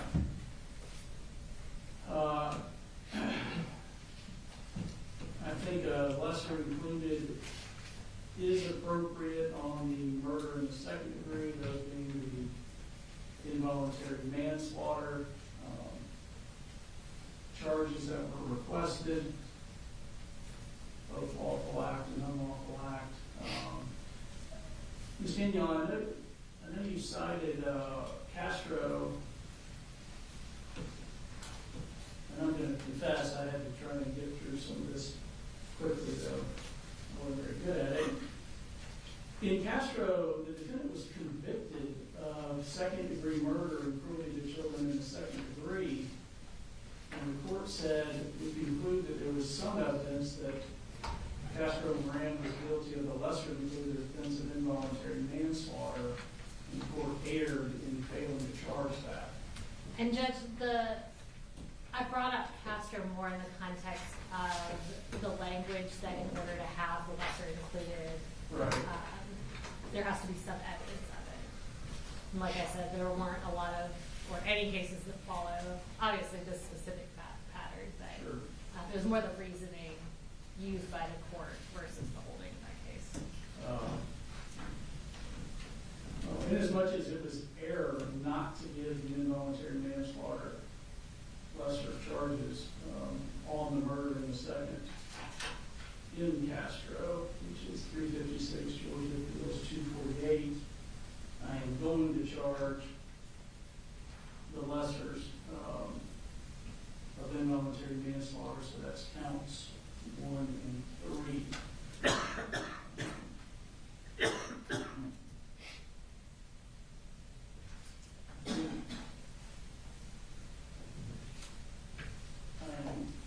Declining or not charging the lesser of contributing to the delinquency of a minor for any of the counts. And I'll just cite Stabe versus Stabe, 309 Georgia Appeals 785, Slack v. State 265 Georgia Appeals 306.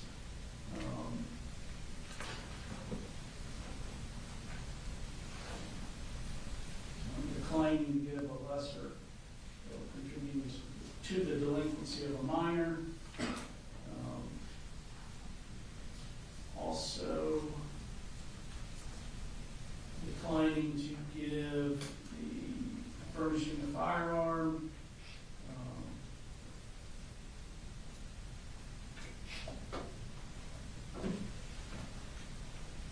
I cite Schuler 195 Georgia Appeals 849, and really,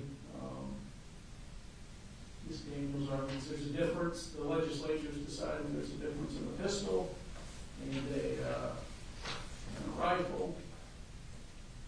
As far as furnishing those to children,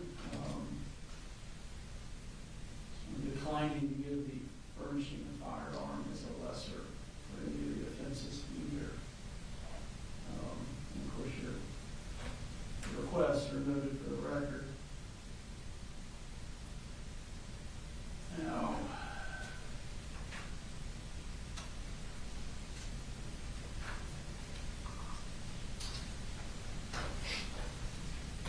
so this is on reading the indictment or not, and I know both sides just sort of deferred.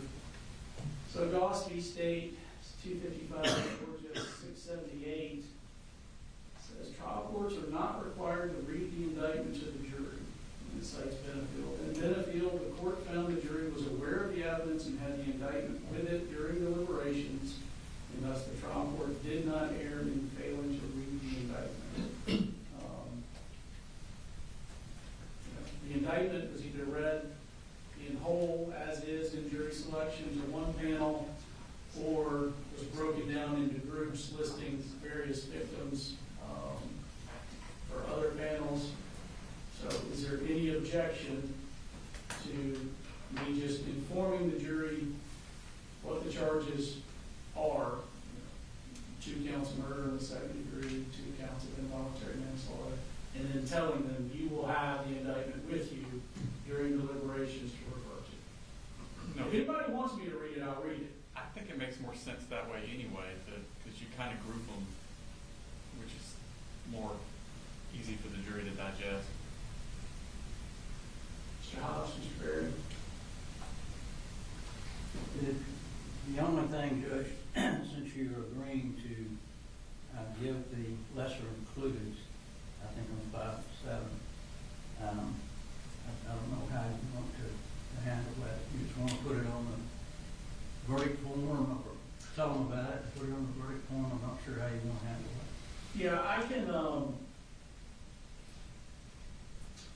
I can tell them you will also be, when I tell them murder the second degree 2 counts, you will also be considering a lesser included offense or offenses.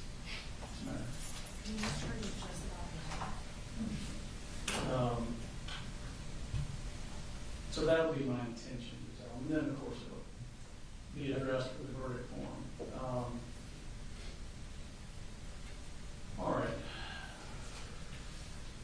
Coming to the part I haven't fully resolved is the proximate cause.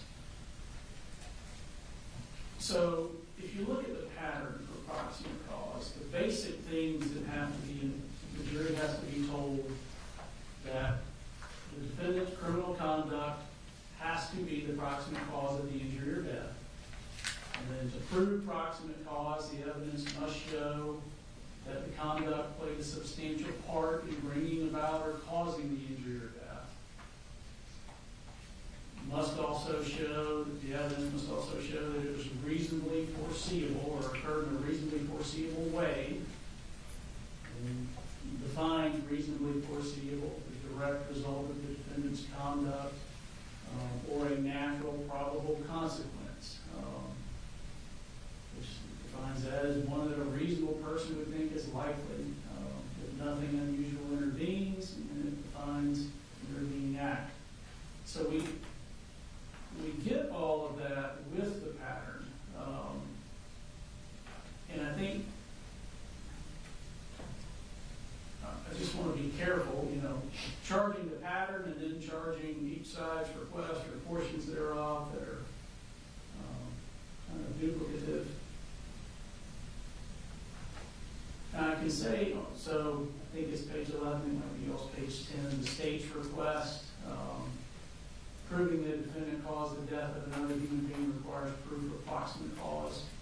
So that paragraph, up until the point where we get determining at the bottom, determining whether the state has proved these requirements that Mr. Hobbs was pointing out. That paragraph is straight from Melancon, which was cited verbatim by Pinson and Apps. Yes. So, I mean, I certainly think that that is appropriate language. I don't know, I can use the word usurp, it kind of usurps some of what's in the pattern. You don't need to tell them the pattern and this. I don't know that it covers everything that we need to cover. You know, it doesn't address intervening acts. I do agree with Mr. Hobbs that that last sentence would not be charged.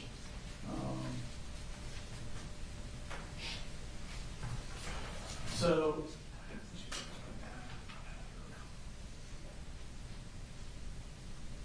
I guess I'm open to more argument on what y'all think is appropriate for meshing. I mean, I can read just the pattern, but, you know, I do think this language from Melanchon's appropriate, which means I would cut out where it kind of covers the same ground as the pattern. But I'm open to suggestions here. Well, the language that comes from Melanchon seems to be less confusing than really the pattern. The pattern's much longer, obviously. And it covers all of the same language, just much more concise. So I would need to include in, because what's not covered in that is the intervening act, which I could then take from the pattern unless there was,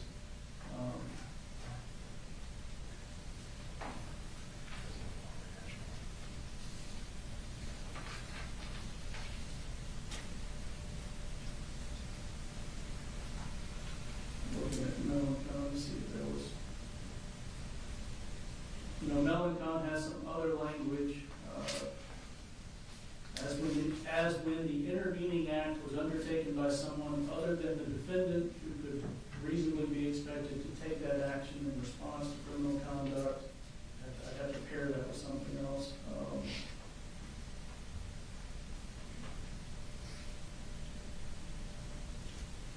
Having to prove whether the intervening act itself was a natural or probable consequence of the defendant's conduct.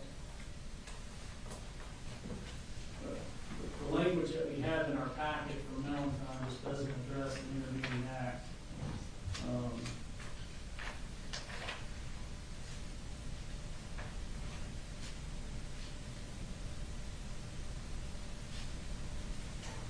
But like I say, I could charge what I'll just call the Melanchon language as the first part of proximate cause, and then charge the pattern on the intervening act, which I think you'll see that starts with a bracket on page 10, if the evidence raises the issue of an intervening act.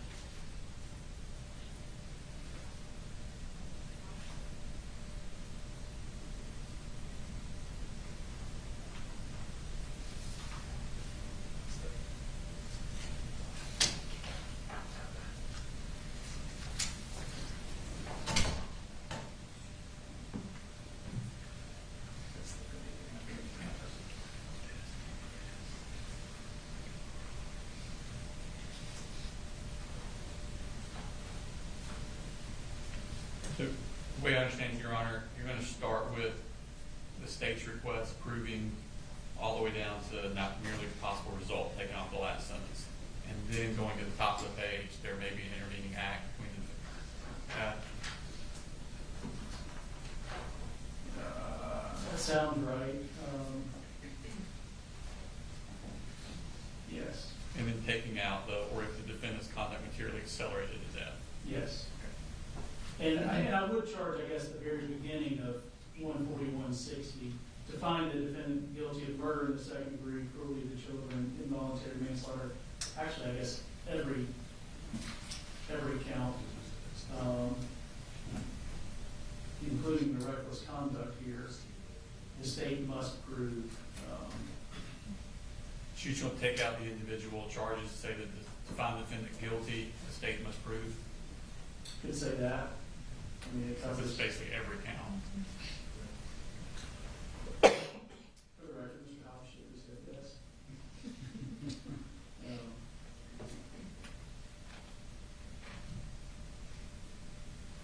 So I think that that is probably adequate and safe unless somebody disagrees.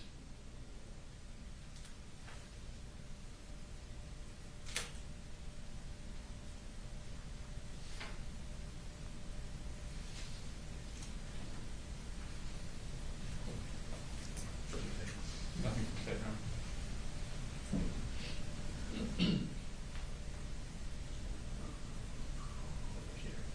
You have 1 second, Judge. Sure.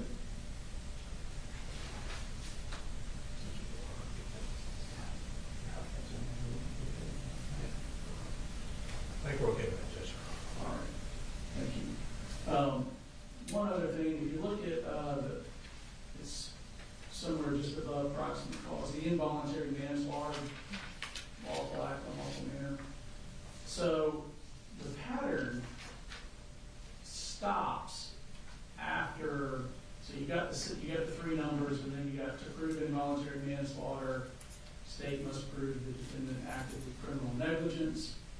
And then the bench notes, you have to define criminal negligence, which I would have already done. But this stuff that's below that it's down in a bench note, and it appears,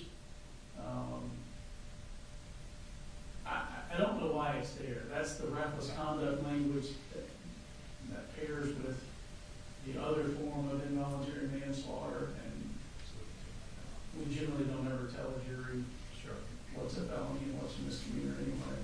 I think it's confusing, or could be confusing, but, So I'm sorry, just starting.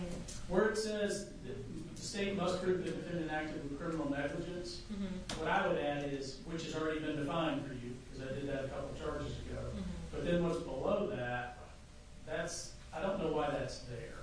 It's actually, it pulled it up from a bench note.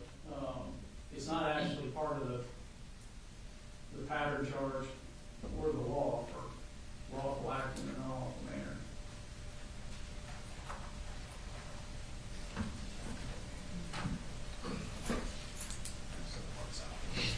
So you're just gonna say as already defined? Yes, sir. I just want to make sure I didn't miss anything. So Danielle she'll print a clean final version for each of you.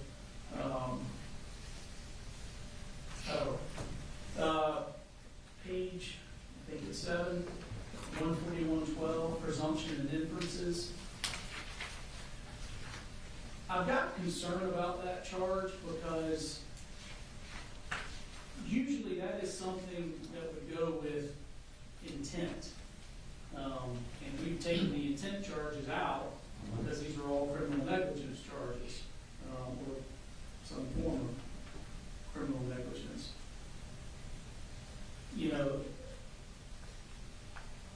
So I'm inclined to take that out. It worries me. It really is in the intent section because we're generally talking about intent crimes, and here we're talking about negligence.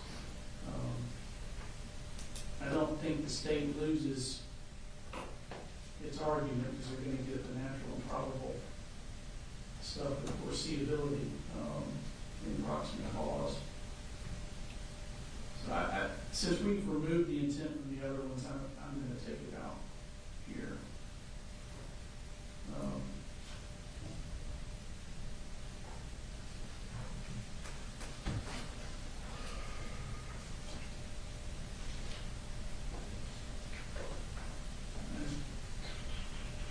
Does anybody have questions? And I know you don't have your final version, but I'll give it to you.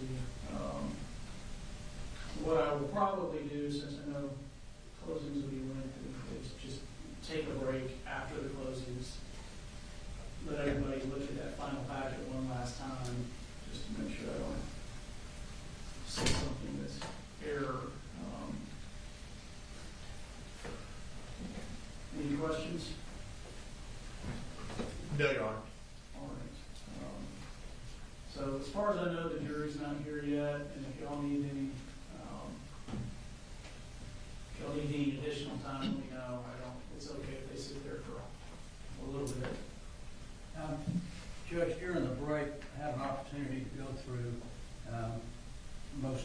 everything that the state has. We do have some objections to certain items. I don't know when you want to take that up. Yeah, normally I would do it now, but I want to make sure we get this done, and we can come back and handle that after closings and charge. Okay, so we'll do it, of course, but let's get this, the dust to settle here. Anything else? All right, thank you. And I think with the red box is the issue on a lot of the PowerPoint stuff. And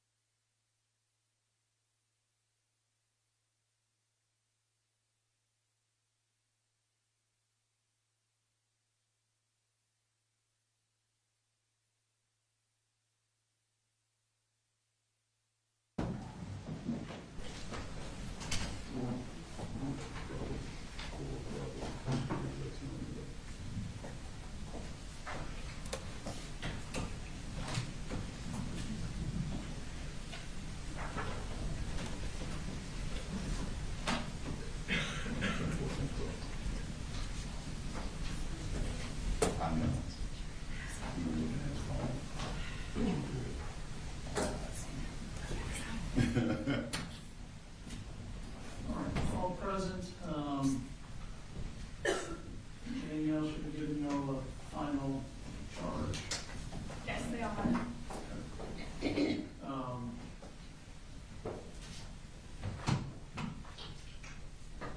Hour and a half, I think is what was requested, is that right? I'll try to be less than that, but just in case. Need it. We have a draft of the indictment, Okay. maybe the verdict form. Verdict form. We have four. We've added something to the one we showed them. I would like it back, though, so I can use it. I have more copies. Oh, we have another, never mind. And also, would it be possible to take a break after Mr. Berry's closing? We'll have been going a while, just like a bathroom break, and I want to set up himself for second closing. Okay. And then also, are you intending on us doing a redacted indictment, or you just want to tell the jury to not consider those two counts? What's everybody's thoughts on it? No. Whatever the court wants.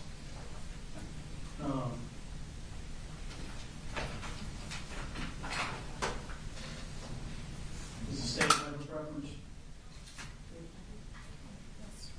We don't really feel strongly either way, Your Honor. I'm sorry, Brian's having to interpret for me today because I can't hear out of the left side of my ear. So I have to look back and forth. So, the verdict form, of course, goes count 20, count 22. I would probably prefer to give them a redacted indictment, and I will, if I can remember, will tell them, we understand that there are two counts that are not in this, just so that they don't send their first note out going, where's count 21?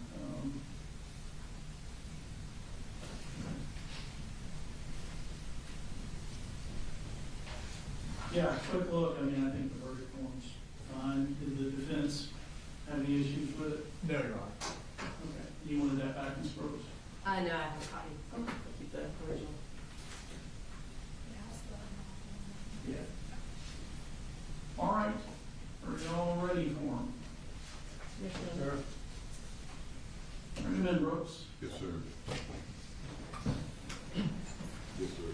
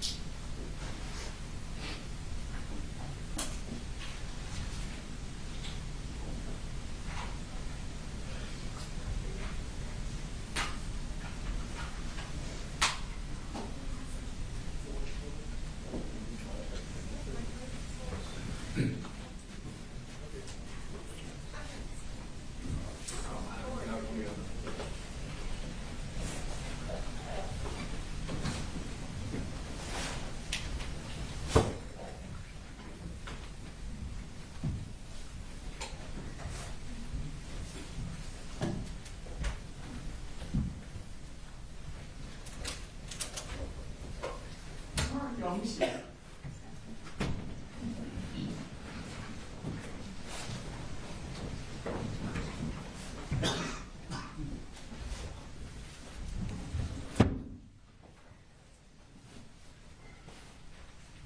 Everybody happy with their chair? All right, so ladies and gentlemen, we are at the point of the trial where closing arguments are about to be given. Because the state has the burden of proof, they have the right to give an initial closing and then a final close after the defense. The defense just gives the one closing. What we will do, I do expect them to be pretty lengthy. So what we will do is the state will give an initial close, and the defense will give a close. We'll take a short restroom break and then come back for the final close, and then I'll charge you on the law. All right? Ms. Brooks?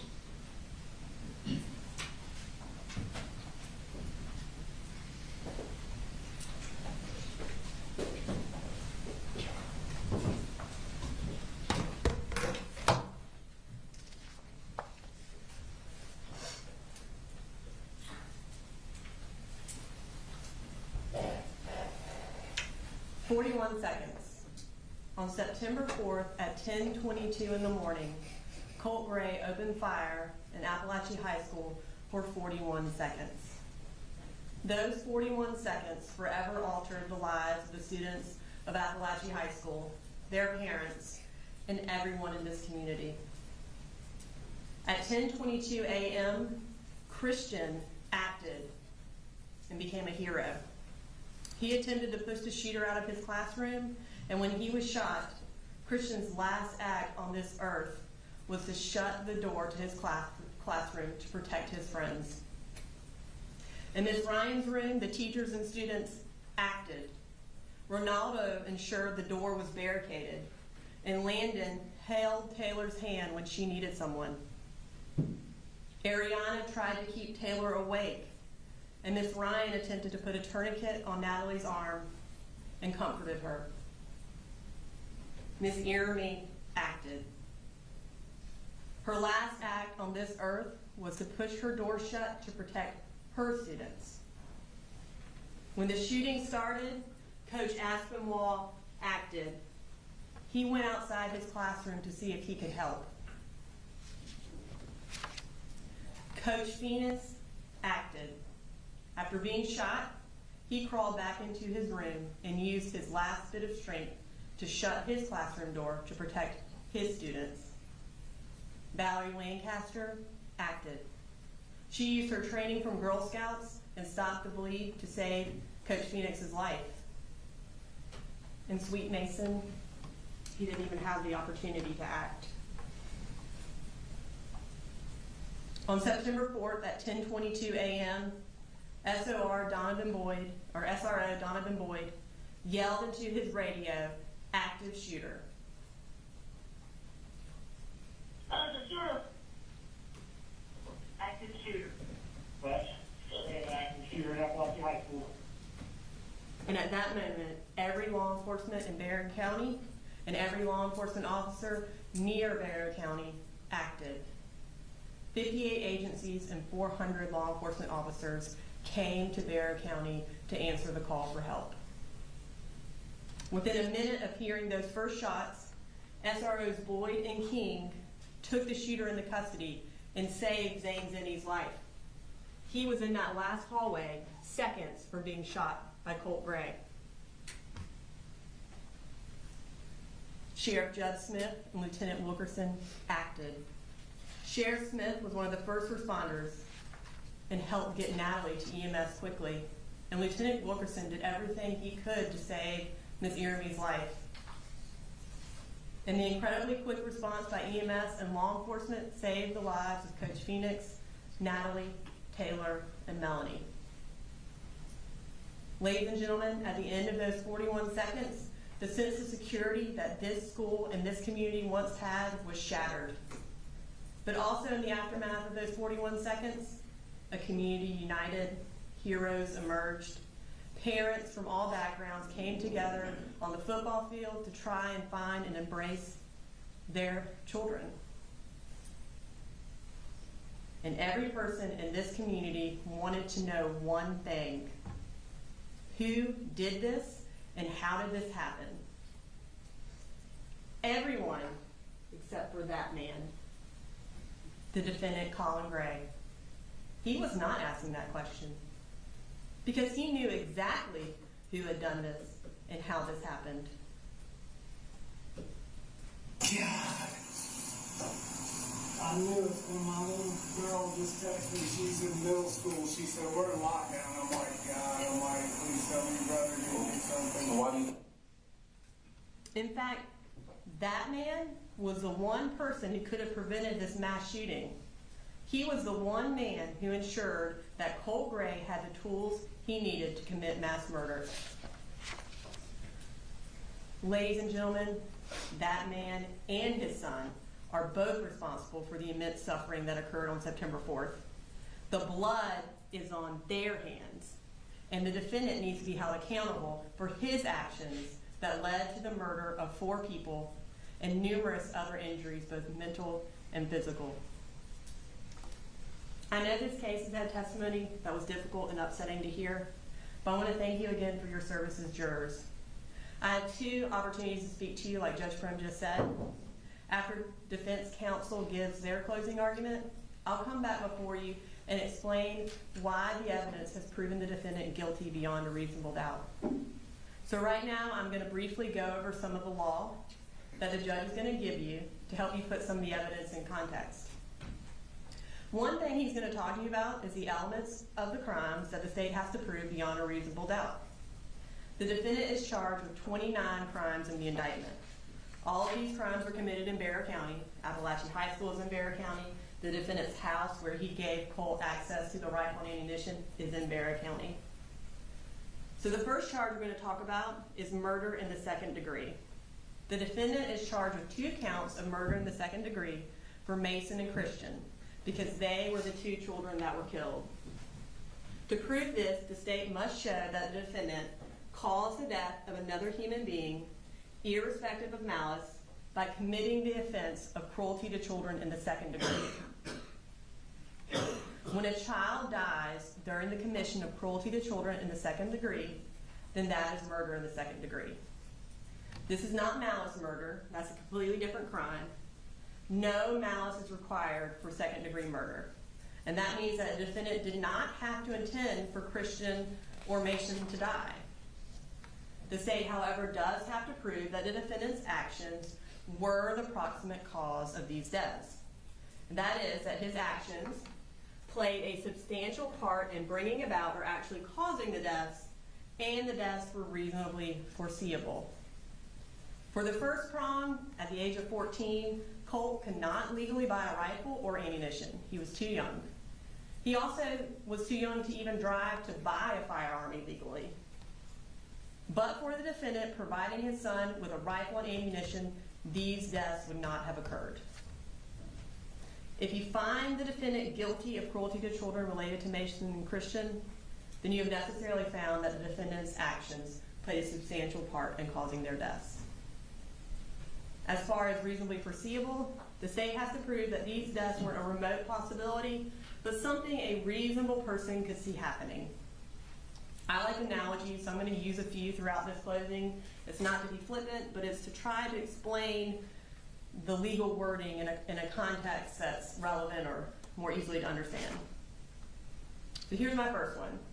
Think about road signs, like the one that warns of falling rocks from a cliff. If you drive by that sign, you may not know exactly when or what type of rock is going to hit you, but you're on notice that if you drive by a cliff, you might get hit by a rock. Warning signs make something reasonably foreseeable. And ladies and gentlemen, we'll go through all this evidence in the second closing, but there were months and months and years of warning signs leading up to September 4th. Any reasonable parent, any reasonable person would have foreseen that Colt would harm somebody. Even 13-year-old Jenny Gray saw this coming. Jenny told the defendant, "But I think we are thinking the same thing, and I don't want to talk about it over text." And the defendant's response was 10-4, because he certainly saw this coming too. He is guilty of these charges. Next, we have 20 counts of cruelty to children in the second degree. To prove this charge, the state has to prove that the defendant caused cruel or excessive physical or mental pain to a child under the age of 18 years through criminal negligence. For the first element, the defendant caused this pain by consciously disregarding a substantial and unjustifiable risk that his act of allowing Colt Gray, a minor over whom he had custodial responsibility, access to a firearm and ammunition after receiving sufficient warning that Colt Gray would harm and endanger the bodily safety of another. And thereafter, Colt Gray did shoot at and shoot children. That's what is in the indictment, and I know it's lengthy, but that is what the state has to prove.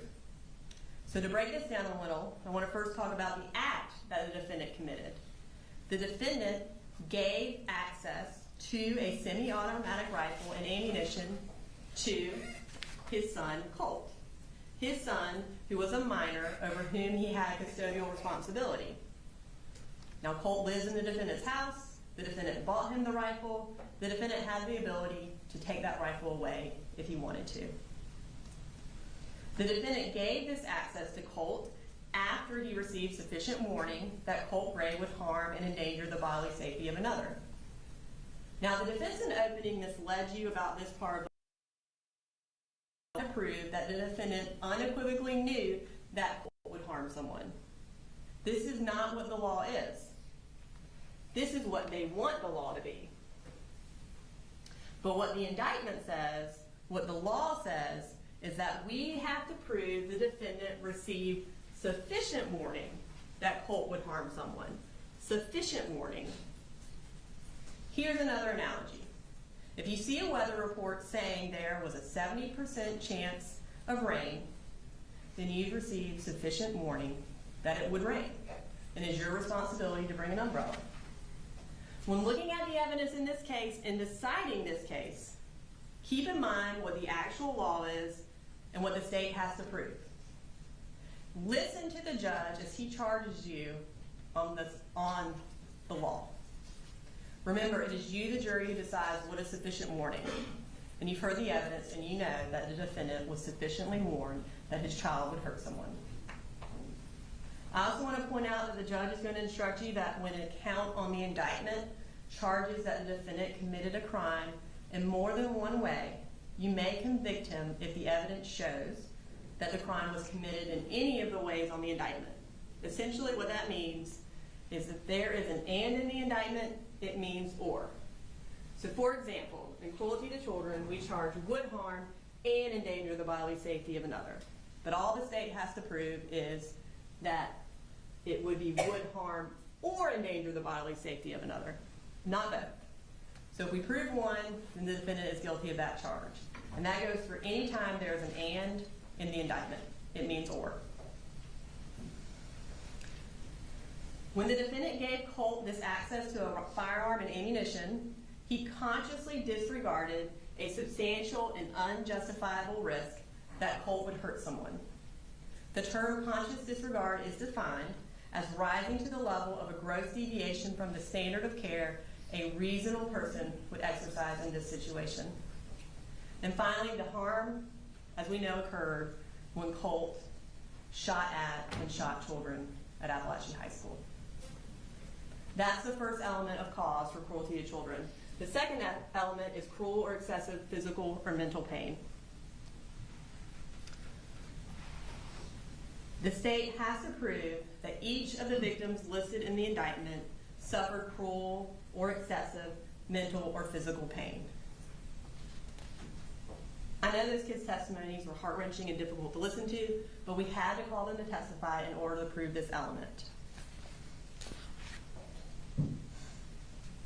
Each and every one of them had cruel and excessive physical or mental pain. You have Taylor, who still walks with a limp, has had countless surgeries, sleep terrors, and anxiety. Natalie does not have full use of her hand and has PTSD. Melanie took 6 months to recover, missed her soccer season, and still has images of that day stuck in her head. Monica can no longer play sports. She had nightmares and thoughts of suicide. Jackson has been unable to go back to school because of what happened, and he had to give up something he loved, the marching band. Ronaldo became more aggressive, had bad dreams, and could not hug his own mother. Hayden has panic attacks and lives in fear that this will happen again. William sent his family a text message after the shooting telling them he loved them and that he thought he was going to die. Kendez has nightmares and spent a year and a half believing that he had left the door to his classroom open. Marquez constantly thinks about what happened that day and has even lost his love of sports. Brittany is scared easily and is triggered by loud noises. Michaela is traumatized and is scared to stay home alone. Jalen has more anxiety, and Martin is constantly looking at doors, afraid of what might happen. Ariana started anxiety medication and has intrusive thoughts of Christian. The second element is meth. And of course, for the third element, you heard either the students or Ms. Ryan testify that they were all under the age of 18. The final element for cruelty to children, the second degree, is criminal negligence. That is defined as an act or failure to act which demonstrates a willful, wanton, or reckless disregard for the safety of others who might reasonably be expected to be injured. The defendant is not charged, again, with purposely or intentionally bringing about the harm, but with recklessly doing it. And reckless disregard for the safety of others describes exactly the defendant's actions in this case. So those are the two charges that are related to the child victims. The next two charges we have are related to the adult victims. That is involuntary manslaughter and reckless conduct. The first charge we're going to talk about is involuntary manslaughter, which is the corresponding charge for adults for murder in the second degree. The defendant is charged with 2 counts of this against Coach Aspinwall and Ms. Iermy. In order to prove involuntary manslaughter, the state has to prove that the defendant caused the death of another person without intending to do so by committing the offense of reckless conduct. Again, the defendant did not have to intend to kill these people, but if someone dies during the commission of reckless conduct, then that is involuntary manslaughter. For all of the adult victims, there's also a charge of reckless conduct. And again, this is the corresponding charge to cruelty to children when the victim is an adult and not a child. And it is laid out the exact same way as the cruelty to children charges. In order to prove these counts, the state has to prove that the defendant caused bodily harm or endangered the personal safety of another by consciously disregarding a substantial and unjustifiable risk that the defendant's act or failure to act would cause harm or endanger the bodily safety of another. And clearly the defendant's actions in this case constitute reckless conduct. Before I move on from discussing the charges, I need to talk to you about something called lesser included charges. What that means is the defendant is going to ask you to either find him not guilty or find him guilty of only a lesser charge. He wants you to do exactly what he does every time he talks. Make his actions seem better than they actually were. On this verdict form, which you'll have with you back in the jury room, it'll have what the state indicted the defendant at the top, and then under it, it'll be the 2 lesser included charges for murder, and then there'll be 1 lesser included for involuntary manslaughter. I'm going to start with the first lesser included for murder in the second degree. For that one, the defendant wants you to find him guilty of only the lesser included charge of involuntary manslaughter, like we just talked about for the adult victims. He wants you to find that Mason and Christian died in the commission of a reckless conduct instead of a cruelty to children in the second degree. The only way you can find this lesser charge is if you find that Mason and Christian did not suffer cruel or excessive pain. Since Mason and Christian are under the age of 18, that's the only additional element that separates cruelty to children from reckless conduct. To find that Mason and Christian did not suffer cruel and excessive pain, you would have to put aside all logic and common sense. These children paid the ultimate price for the defendant's actions, and there is no argument that their pain wasn't both cruel and excessive. Ladies and gentlemen, when you go back to the jury room, read the indicted charge. Read what murder in the second degree is on the indictment.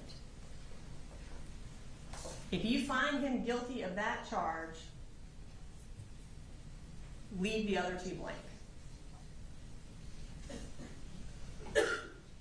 And remember, if you find the defendant guilty of cruelty to children in the second degree, because Mason and Christian died during that act, that man is guilty of murder in the second degree. The law is that simple. For involuntary manslaughter, the defendant is also asking that you find him guilty of the lesser included charge of involuntary manslaughter lawful act. What he is charged with currently on the indictment is involuntary manslaughter, unlawful act. This is also going to be a second lesser included of murder. So for second degree murder, it'll have involuntary manslaughter, unlawful act, and involuntary manslaughter, lawful act. And then for involuntary manslaughter, it is going to say the indicted charge is unlawful act, and the lesser included is lawful act.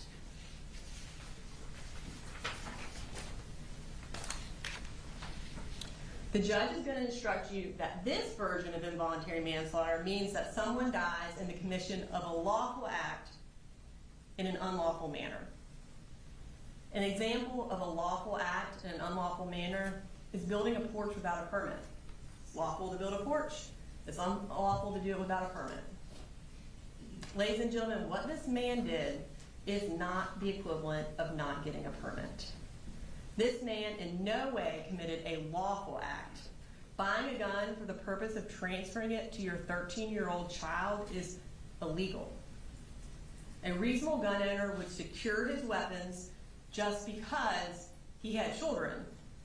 It is certainly a gross deviation from that standard for the defendant to let a child like Colin Gray have a rifle in his room. For the adult victims, find the defendant guilty of the indicted charge of involuntary manslaughter, unlawful act, and leave lawful act blank.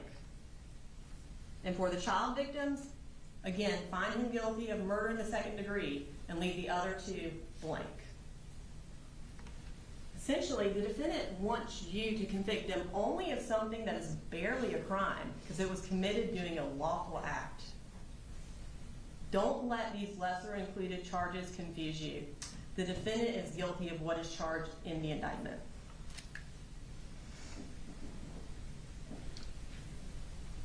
The defense claimed in opening statements that if you find the defendant guilty, it's a slippery slope, and parents will start getting charged all over the place for crimes their children committed. Ladies and gentlemen, the defendant is not charged with these crimes because he is Colt's parent, because he shares his last name. He is charged with these crimes because he shares the blame. Think about it this way. Our children do risky things all the time. For example, a 16-year-old driving a car is inherently risky, but parents let their children drive because it's a justifiable risk. A parent does not commit a crime if their 16-year-old gets in a car accident and kills somebody. However, if you give your 16-year-old a six-pack of beer, watch him drink it, see him fall over the place, help him up, then him driving, now that's become an unjustifiable risk. If you disregard that risk and give your child the keys to the car and watch him drive off, and then he kills someone, then yes, your actions combined with your knowledge are criminally negligent and they're reckless, and you're guilty of murder in the second degree or involuntary manslaughter depending on the age of the victim. But that's because of the parent's own actions, not just because their child did something. After seeing sign after sign of his son's deteriorating mental state, his violence, his school shooter obsession, the defendant has sufficient warning that his son was a bomb just waiting to go off. And instead of disarming him, he gave him the detonator. Charging the defendant is not a slippery slope. It's reasonable, it's common sense, it's justice. The last part of the law I'm going to go over with you is reasonable doubt. The judge is going to tell you that the state has the burden to prove all the elements charged in the indictment beyond a reasonable doubt. Reasonable doubt is a doubt of a fair-minded, impartial juror who is honestly seeking the truth. It is a doubt based upon common sense and reason. When you seek the truth, you do not abandon your common sense. Use your common sense when you are deciding this case. Think about it like this. In Wheel of Fortune, there's a moment where contestants know exactly what the phrase is, even if all the letters are missing. The moment you know that the defendant is guilty, even if there are some missing letters, that is the moment that you have found beyond a reasonable doubt. Now, the defense attorney is going to get up here and do his job and try to convince you to acquit the defendant. Then I'll come back before you and do my job and explain why the evidence has proven him guilty beyond a reasonable doubt of all the charges. And as you listen to these final two closings, keep in mind what your job is. Your job is not to look for doubt. Your job is to honestly seek the truth. And in this case, if you look for the truth, you will find that there is no doubt that the defendant is guilty of all charges.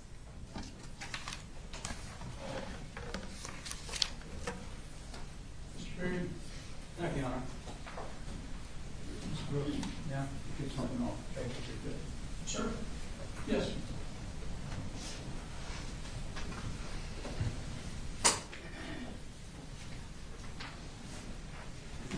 Good afternoon.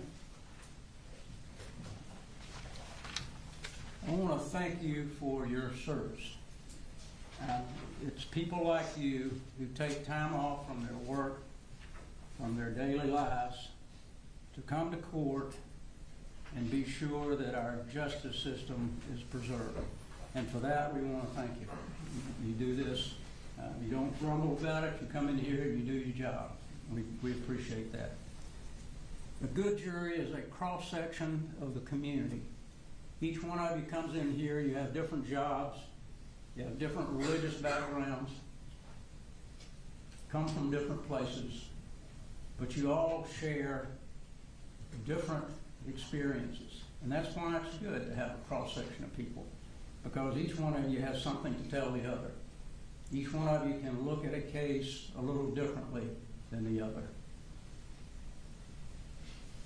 The state gave you some charges that we feel the judge will read to you. I want to go over just a couple more of those, and then we'll get into what we believe the evidence showed or not showed. I think the cradle of American liberty is the burden of proof. Very simply put, the state has the burden of proving this case to you, not to a reasonable doubt, but beyond a reasonable doubt. That's what makes our system work. Presumption of innocence. Colin Gray, when he came into this courtroom, was presumed innocent. That presumption of innocence stays with a person until it's overcome by competent legal evidence. Reasonable doubt. Brooks went over a little bit about reasonable doubt. But simplified is it's a doubt for which you have a reason. It can be because of a conflict in the evidence. It can be because of a lack of evidence, or any number of things. If you are not satisfied and your minds are wavering and you're saying, well, you know, I didn't hear about this, I've got a problem with that, then that's a doubt of the law and you should acquit.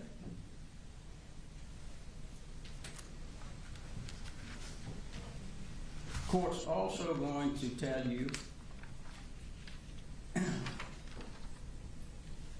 about grave suspicion. Grave suspicion, it merely puts upon a defendant a grave suspicion of a crime charged, or merely raises a speculation or a conjecture of the defendant's guilt, is not sufficient to authorize a conviction. Speculation and conjecture is something that we have heard in this case. A lot of speculation. Why didn't you do this? Why didn't you do that? A lot of conjecture. It's important to keep that in mind. I want to go over just a minute with you the indictment. I'm going to try to simplify it as much as I can. I know Ms. Brooks went over it initially. But in counts 1 and 2 of the indictment, to simplify it, you're going to have to find cruelty before you can even get to the murder in the second degree. You're going to have to do that for counts 1, 2, 3, 4, and basically 5 and 6. You're gonna have to find an underlying charge before you ever get to the main charge. There's a lot of terms here, a lot of things that the court's going to tell you. You're gonna hear criminal negligence, you're gonna hear proximate cause. All of these are important for you to understand when you're plugging in what the state has said in their indictment. And this is what they say.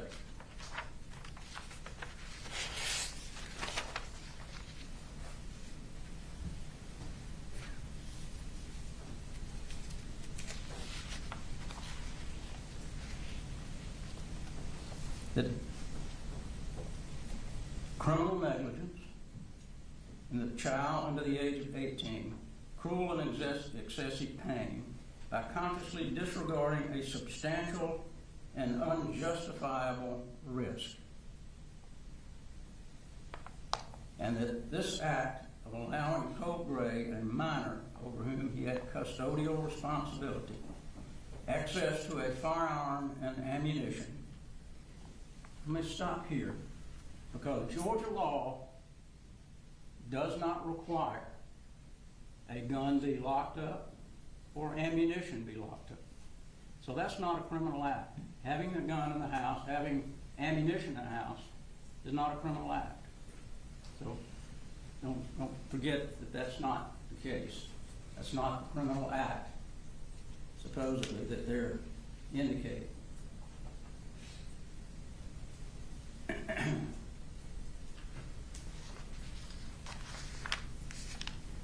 And in the indictment, they indicate that Colin Gray knew that this would happen. That's real important, because that really is the key to this case. Is what did he know? Did he know that Colt would do this? What evidence do they have that points to he would do it? That's what they've alleged in their indictment. And if you'll remember, District Attorney in his opening statement told you he knew it. He said he knew that this was going to happen. How did he know it? Got a child with some issues, but how did he know it? Was there anything that showed that he knew it? That there's a gross deviation. What's gross deviation? That's something that you're going to have to figure out. Was this a gross deviation where he allowed his son to have this gun? It's not illegal to have. These are things that you'll have to look at in the indictment and have to make your decision about.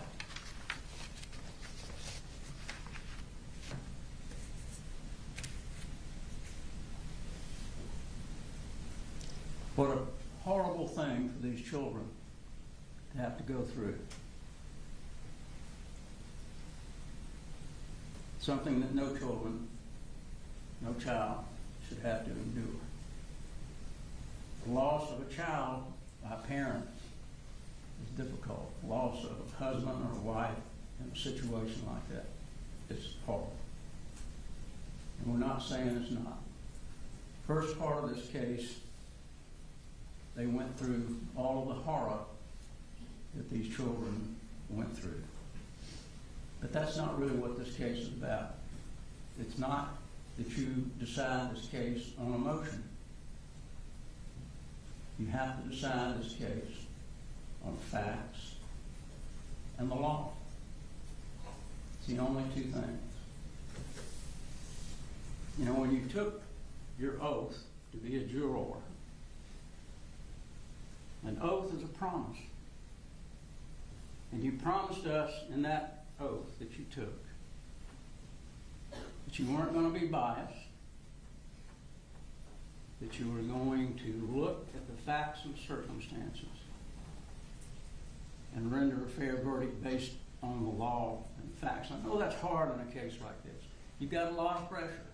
Everybody in this community wants to see somebody go to jail other than this young man right here. This is the person who went into the high school and shot and killed 4 people he didn't even know and injured scores of others. This is the person who needs to be punished. He made a conscious decision to do this, a secretive decision.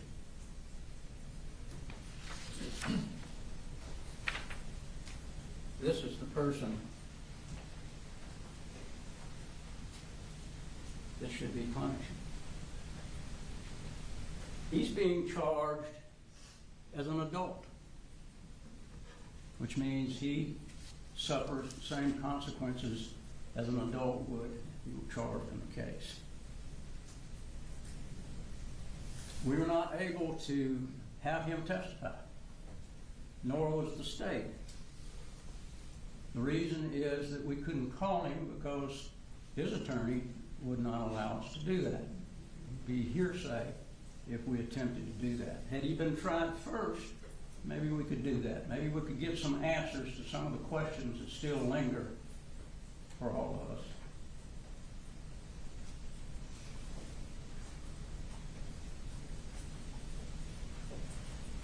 Who is Colt Gray? We found out that he was a smart kid, obviously. He was able at 11 years old to get behind a firewall at school and do searches. I wouldn't be able to get behind a firewall at my age and do any searches. So at 11 years old, that's pretty good. So we know he was a smart kid.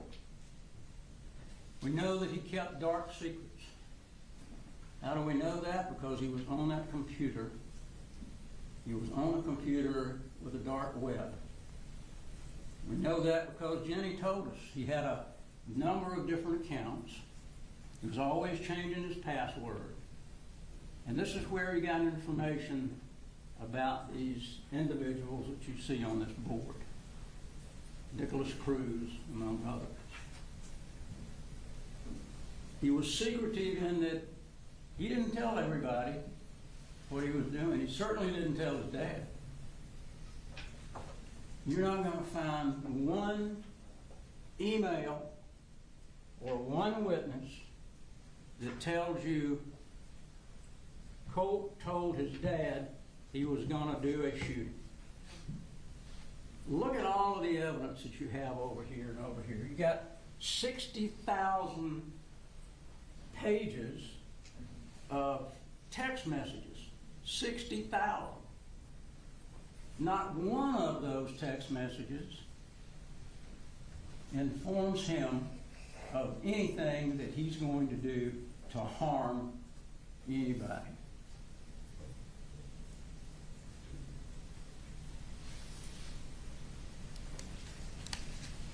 We know that Colt had some mental issues. We're not trying to get around that. But what was the extent of those mental issues? We don't even know today, as we are here, what those mental issues were, even today, over a year after this incident.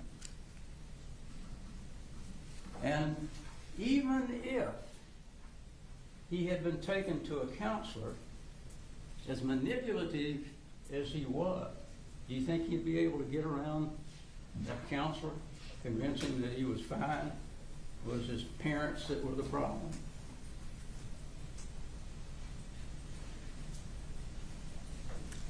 They thought he suffered from anxiety and depression. Had these volatile temper tantrums.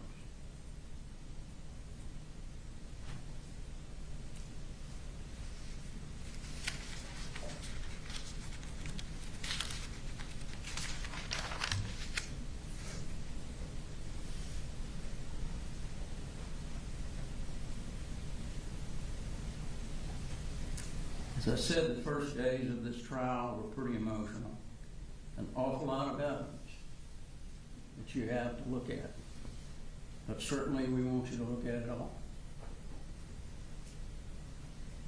They're going to have to show that this was an anticipated and a reasonably foreseen incident on the part of Colin Gray. Well,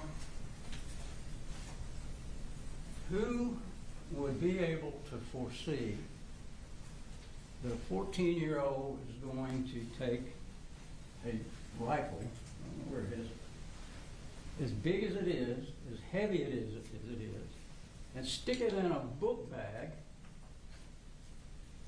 get on a bus,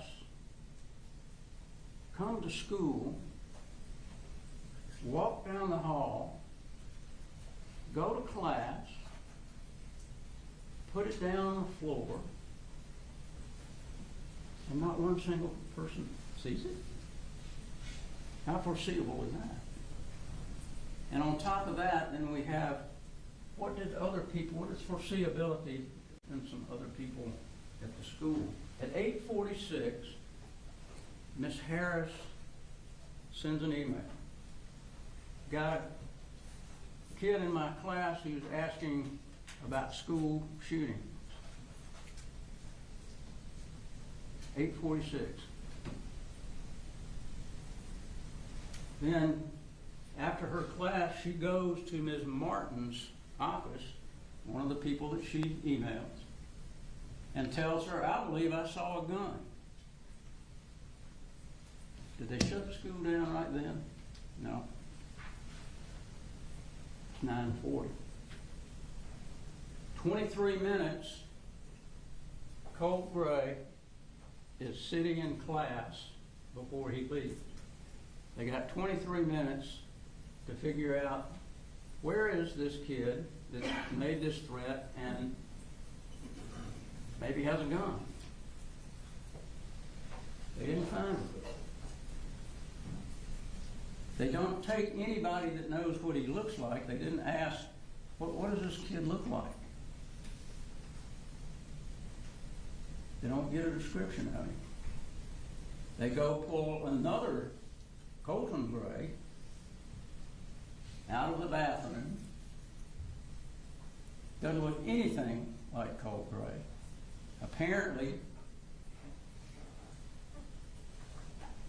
nothing was ever said about there being two Colt Grays in the same class. And during the time that they are pulling Colin Gray out of the bathroom, Colt Gray is in the same bathroom.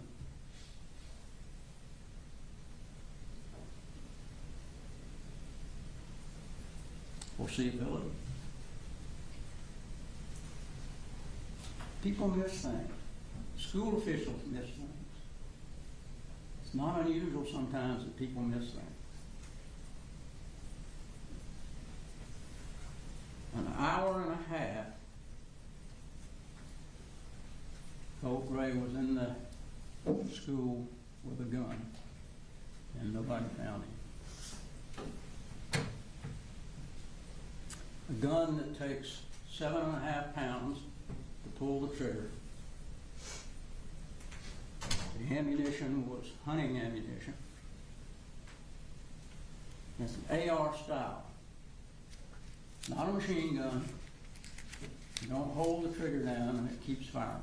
It's semi-automatic, like a 9mm or many other rifles that people purchase. Let's talk about the people that knew the most about Colt, his family. Debbie, his grandmother, told you that he was her favorite, his firstborn son. Told you that he was very manipulative. I think you saw that on the text. If he didn't get what he wanted, he would pitch a fit. Not like some other children.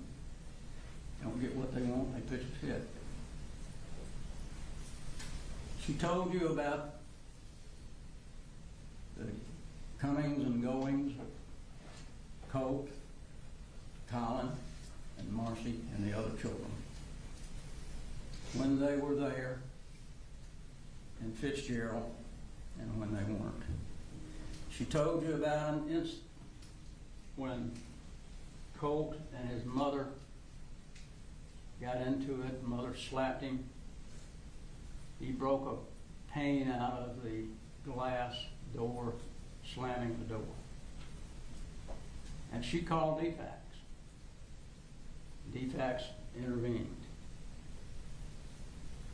This, they want to tell you, is a red flag, where Colt was slapped by his mother and he slammed the door too hard.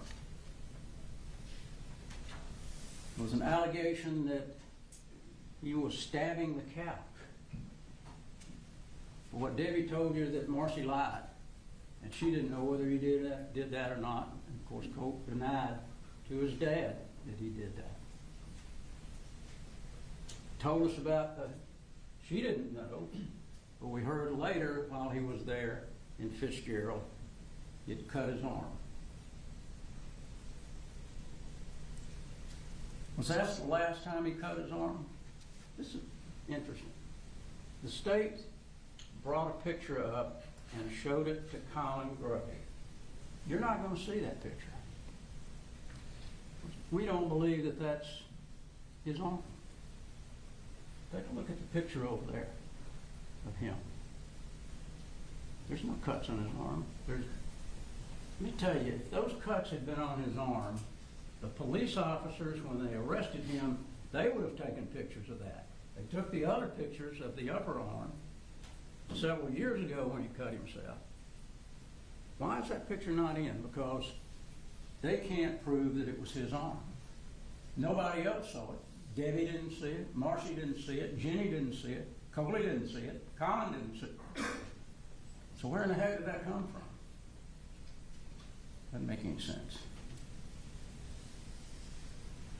She told us that she bought Colt a phone when he went back with his dad so that they could stay in communication. And that she talked to him a lot. That she came to Barrow County and to Jefferson County to see him almost every month. She purchased for Colt ammunition and clips. Why would she do that?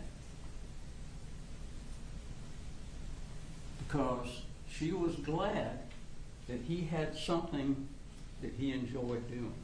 Going hunting with his dad. Bonding with his dad.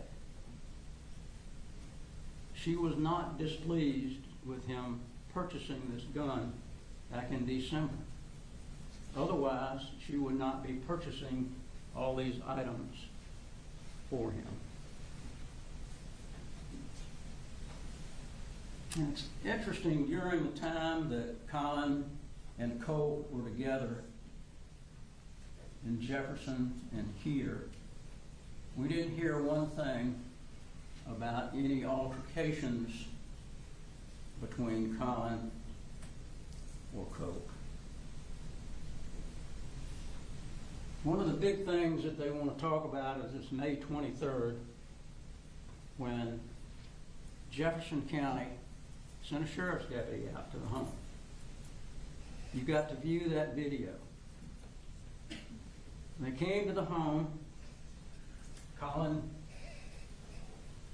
come on up on the porch, I'll get him out here, you talk to him. You didn't try to hide anything from him. Come out and talk to him. They talked to Colt, talked to Colin. And Colin tells them, if there's anything to this, all the guns in the house are gone. At that time, Colt gun had not been purchased. It didn't get purchased for about 7 or 8 months later. But the thing is, they want to say that that is a red flag that Colin should have known by them coming out there. But what did they say? You know what? We don't believe that your son did this. The follow-up phone call was the next day. And they told Colin, we don't believe your son did this. This came through some California website. It was in Russian. We don't know what this is. Never was there a follow-up. Never. Has there been one police officer or official that has ever told Colin Gray, your son is a threat and you need to throw the guns away? No. You didn't hear that, and you won't hear that because there wasn't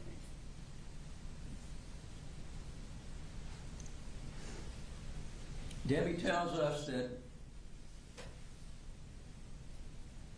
unfortunately she was tied up by her daughter, Marcy. Marcy was on drugs pretty heavily, and she had the two children down there with her in Fitzgerald. DFACS took those children, and they called Colin and said, will you come and get these two children? He didn't hesitate. He didn't say, no, I don't want my children. He loved his children. He wanted his children. So he went down immediately and he brought them back. And because of that, Marcy was pretty upset. She'd lost the two children. So what did she do? She wanted to borrow her mother's car. She said, I'm going to kill Colin and Colt. Now, if you're a 13, 14-year-old boy, and you hear that your mother wants to kill you, what do you think that does to you? You think you might not be real happy with your mother at that point in time? Do you think that you might think, you know, she might really do that. She might kill me.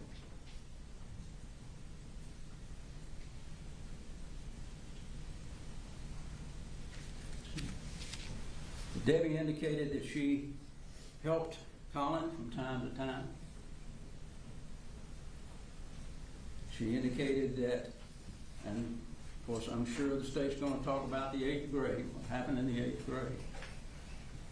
At the beginning of the 8th grade, Colt was in Fitzgerald. He was not registered. They attempted to get him in virtual school. Didn't work out. And then he went back with his dad. As he testified to you, he asked his sister to help, asked Debbie to help, try to get Colt into a program, and actually believed that Colt was. So you'll find some of these emails or texts where he's texting and saying, how's school going? You know, what are you doing class-wise today? And Colt is not telling him the truth. He's lying to him about doing the schoolwork.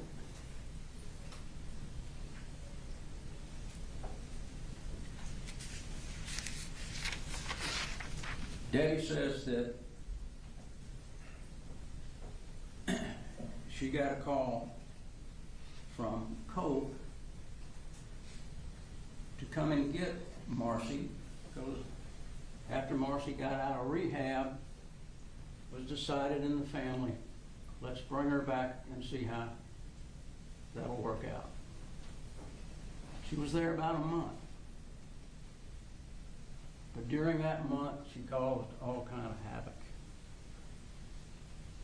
Debbie told us that she had to come up and retrieve Marcy because of an altercation between she and Colt.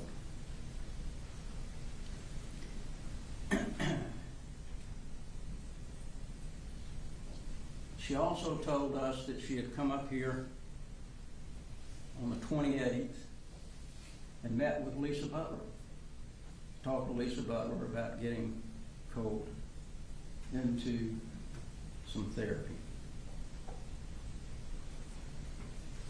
You also heard on the 26th, Colt texts Debbie and says, "If I do something bad, will you still love me?"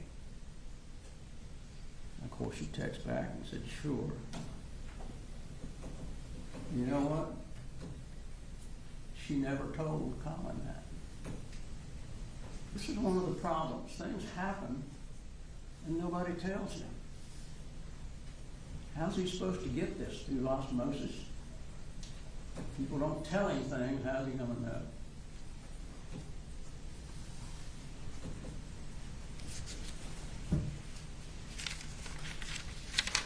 Debbie says that while she's up here getting Marcy decides to put Colt on Zoloft.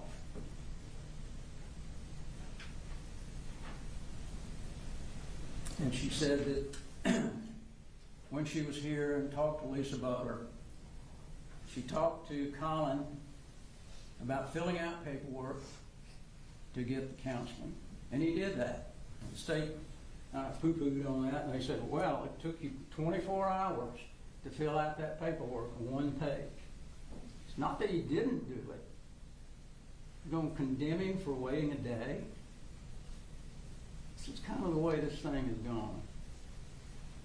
They want you to connect dots from the second grade for a 7-year time period and say, well, you should have known that he was going to commit a murder because he wrote some graffiti on the wall in the second grade, or because he went behind a firewall in the third grade or sixth grade.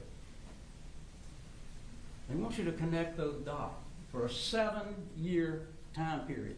What happened to the other 364 days of the year? What happened to all of the other time period? They want to pick out these different things over a 7-year time period and say, you put them all together and this is what you got. But as a parent, you don't do that.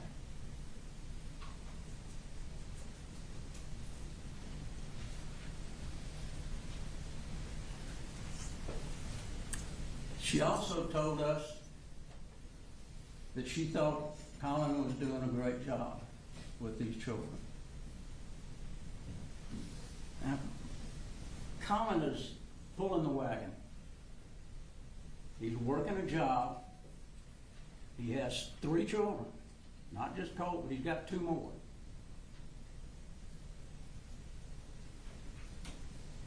Colt's not easy, but he's having to feed and clothe, pay rent,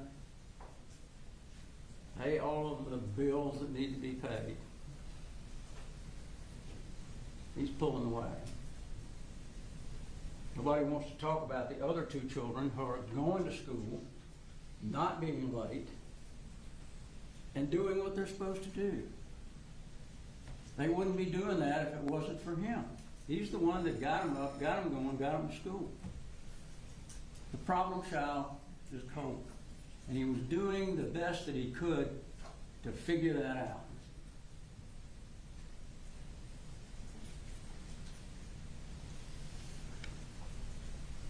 It's interesting, too, that Debbie never told Colt, you need to put these guns up. She never told him that.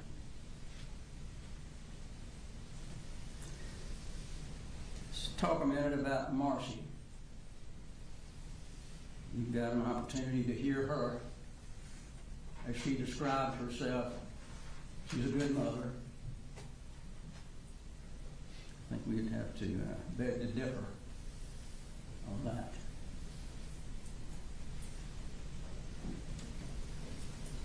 She told us, and really tried to make light of many of these issues. It seems with Marcy, nothing is her fault. Everything is somebody else's fault. And apparently she had no problem with Colt and Colin going hunting. Apparently she had no problem with Colt going to the firing range. And apparently had no problem with the gun being in and around the house. because you're not gonna find one single text message or email from her telling Colin to put the guns up, your son is a threat. Not one. I had a big stack of emails and text messages, not one of them. They had one conversation after Marcy was there and got into the altercation with Colt when he when she grabbed the gun and he took it back away from her. And that's when she said, you need to put the guns up. That's the only time. It's interesting too that neither Debbie nor Marcy nor Jenny nor Coley never saw any ammunition in Colt's room. There's one photograph that's in the group that shows some ammunition, some Winchester, a box of Winchester ammunition. Was that when Debbie bought it and then it got put up? Ammunition was kept away from the gun. The rule was no ammunition in the gun. It's in a different place. And a gun without ammunition is just a gun.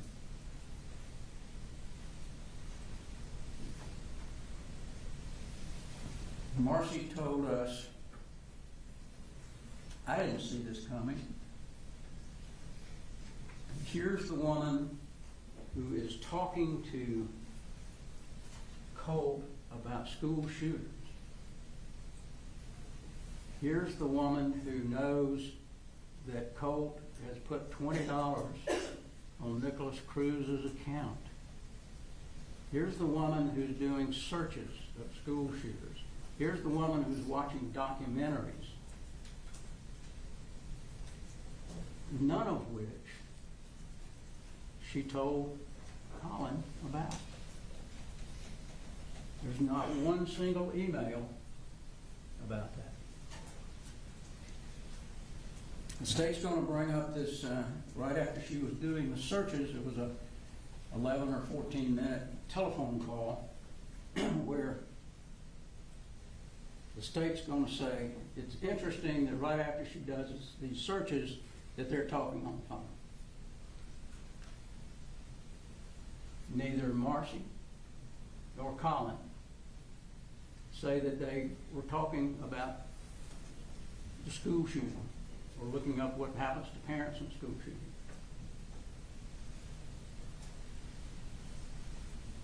They were talking about the Saturday that she was going to come up.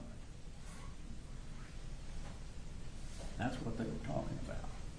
If you remember, they were going to come up, she wanted to come up on Saturday and take Colt to Advantage. But that didn't happen. It didn't happen because Colin didn't want it to happen. He didn't want her to get up here and have another altercation, Colt have another altercation with the mother.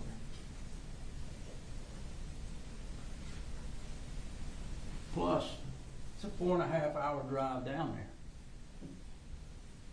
And a 4.5 hour drive back. That's 9 hours.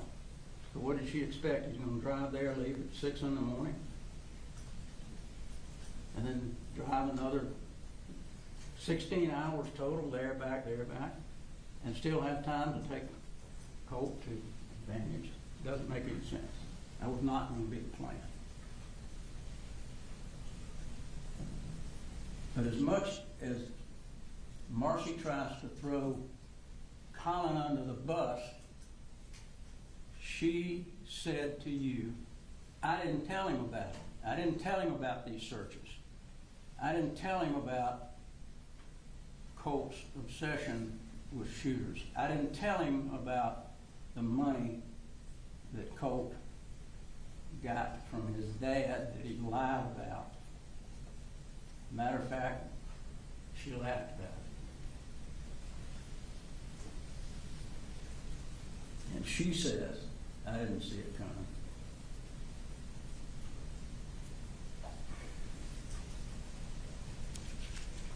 She talked about the email back in the 6th grade where Colt looked up how to kill your dad. Colt explained that to his dad. As you heard, there were a number of boys that were talking about it, and he just looked it up. We don't know whether any of the other boys got ISS like he did. We know that Colin wasn't even told about it for a couple of months.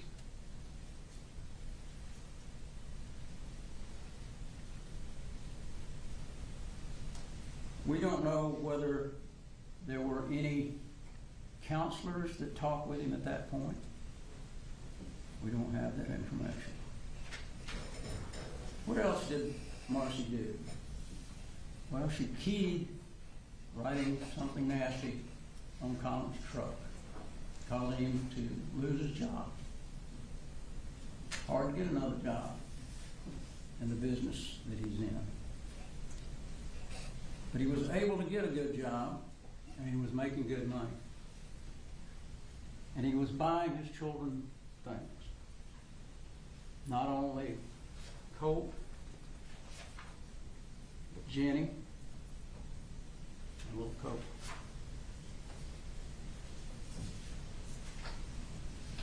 Just like most parents would do.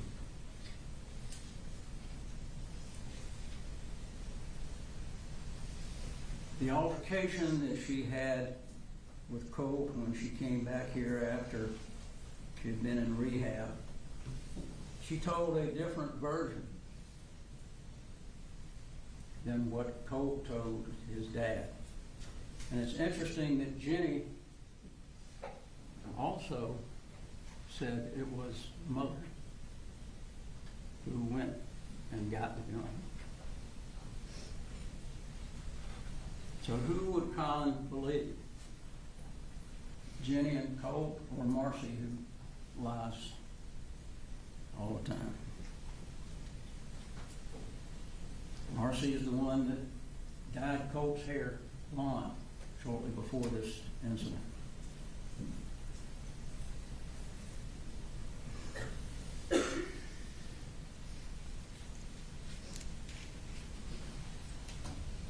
She believed that Colt had anxiety and depression. And she told you that she had talked to her psychiatrist about Zoloft. Why did she not talk to her psychiatrist about Colt? Why did she not say, he's having some anger issues, he's having anxiety, what do you think we ought to do? She never did that.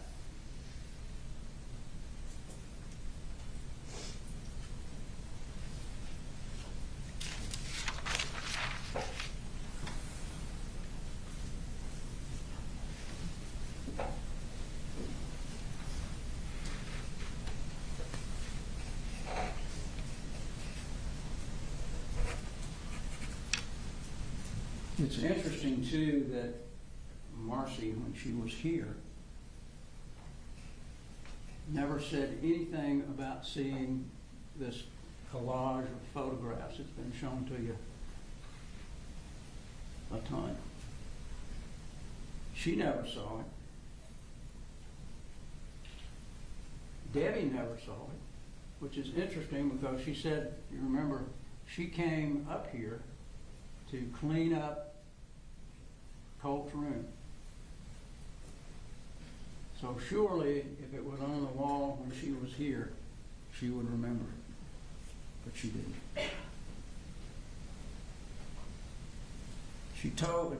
Marcy told us that everybody was on board with getting Colt therapy. She told you that Colt had said he wanted to kill his dad another time. But she also told you, I never told Colin about that. So how's he going to know somebody didn't tell him?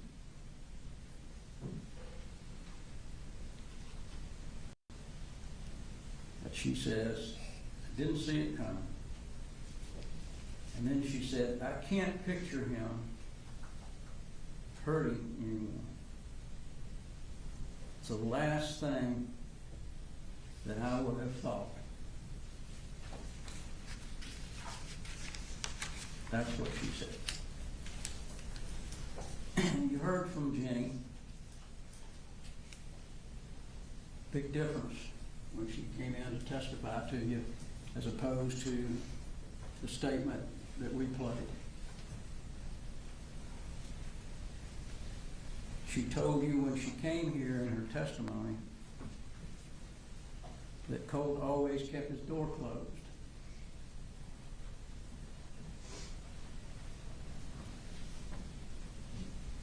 She also said that her dad asked to cover for him. Cover for what?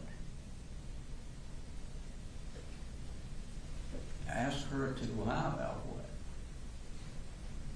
He gave 2 long statements to police. He told them a consistent story about picture. Consistently that there was one picture. Came back and said he was told that it was Nicholas Cruz. But what else? What else did she lie about? State didn't ask her. Let's go through what she said in her first statement. She said her father was a happy and energetic person. And we know that because of the text messages that he sends to the children, and you'll be able to look at those or talk about them. He's always telling them that he loves them. He's encouraging them, especially Colt. He's encouraging to go to school, do the right thing. You're a good young man. I love you. Encouragement from parents that you would expect. Not getting that same kind of encouragement from Marcy. She said about her mother that she was overbearing and annoying. When Colt got in a mood, he would instigate stuff. She told you about when he would get mad and he would rush at Colin, and Colin would bear hug him and hold him until he calmed down. And then she said something interesting. Colt would always apologize. He would always come back and say, I'm sorry.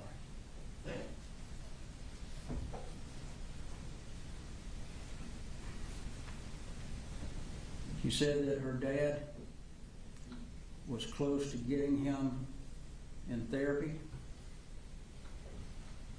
And she told you about the burner accounts that Colt had. That he had numbers of accounts, and his dad did not know. She said specifically, Dad doesn't know anything about it. She said that Colt had talked with her about school shootings. But Dad didn't know. She never told Dad.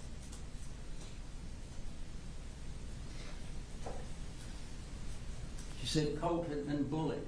I think she felt like that probably was a reason that he had these anger issues.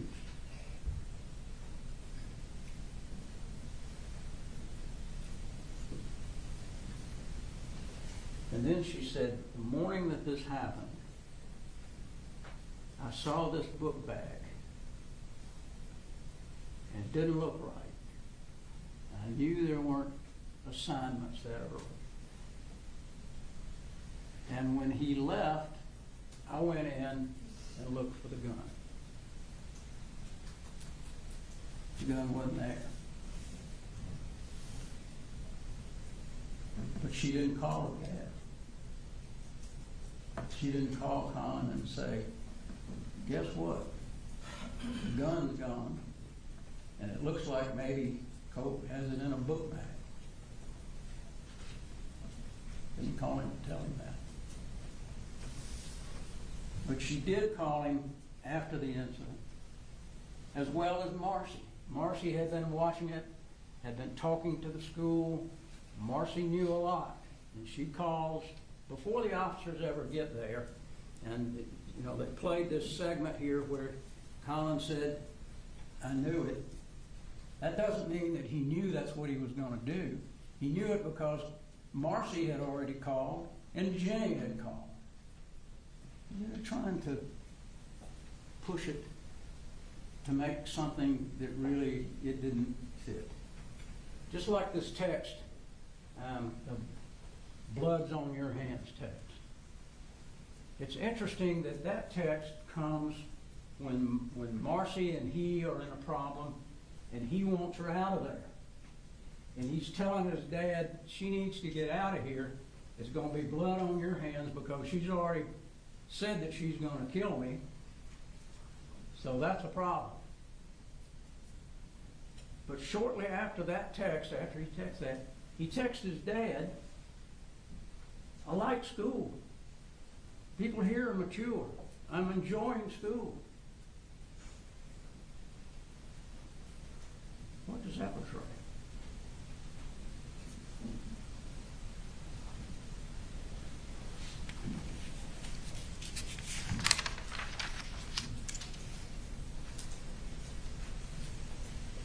I want to talk just a minute about Lisa Butler, too.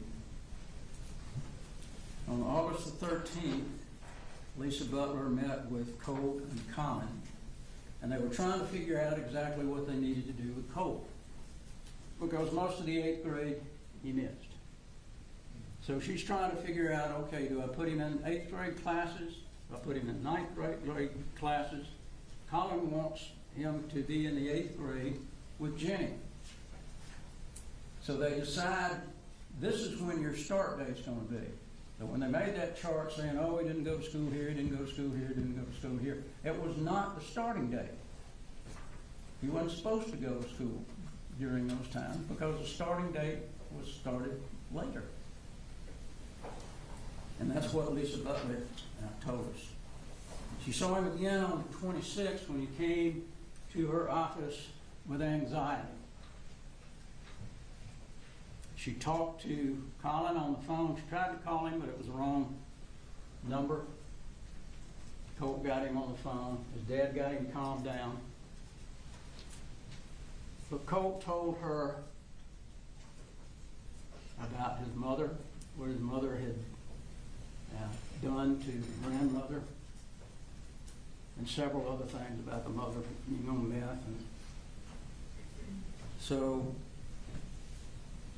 Lisa Butler had some idea at that point about what was going on with Colt. But she put him in, I think, a calm room or a safe room or whatever they call those things. They have them in school. An awful lot of kids with anxiety these days. They've even had to make a room for kids with anxiety. And she said that on the day of this shooting, she had a whole bunch of folks waiting for her because of problems that they were having in the school.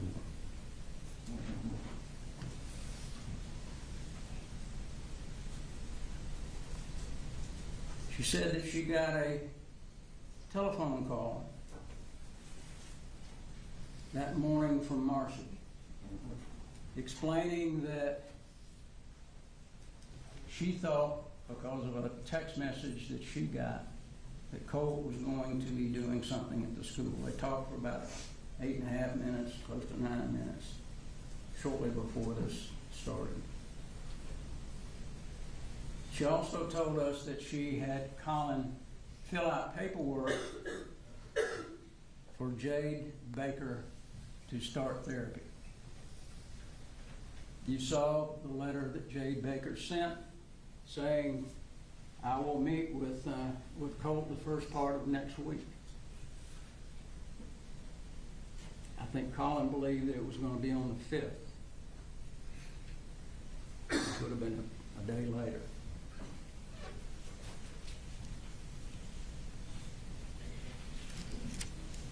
Let's talk about Colin. When the police came to interview him, he cooperated. He gave them a statement immediately. He told them they could go in the house and search. He gave them permission to search the phones. He did everything that he could to cooperate, still not knowing exactly what and how this could have happened.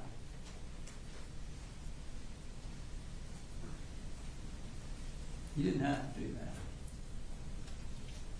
but he did. And then he gave in another statement the very next day. Didn't try to get a lawyer to go with him. Went by himself. Gave his background, history, told them whatever they wanted to know. Talk about the defects calling and him going to Fitzgerald to get the children. Now, does this sound like a parent that doesn't care? Does this sound like a parent who's just going to slough off his kid? He wasn't out running the road at night. He wasn't drinking. He wasn't hitting on his kids. He would come home and he would deal with the kids every night. And on the weekends, he would take them places. He did things with the kids. He wanted the kids to be happy. He wanted Colt to be happy.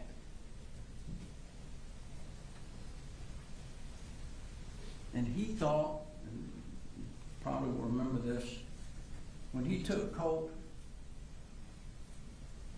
hunting and Colt shot his first deer, he told him going in, don't expect to even see a deer. But there he was. And he shot the deer, and he's told you, that was one of the happiest days of my life. Because Colt has accomplished something. He is going to have a bonding with me now over hunting. Going to the target range. There's absolutely nothing wrong with going to the target range. There's absolutely nothing wrong with hunting. You don't have to put a gun in his name. As you remember, what Colin said was, I bought the gun at Christmas, but I told him, when you get to be of age, I'm going to give it to you. This is just for you to use. It's not yours until you come of age.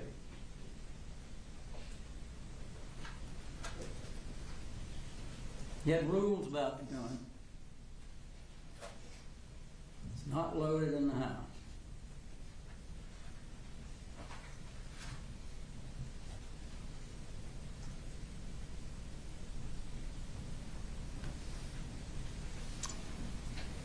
That if any of these rules are broken, the guns are out of here. Now, the state said, well, you know, you got these gun locks.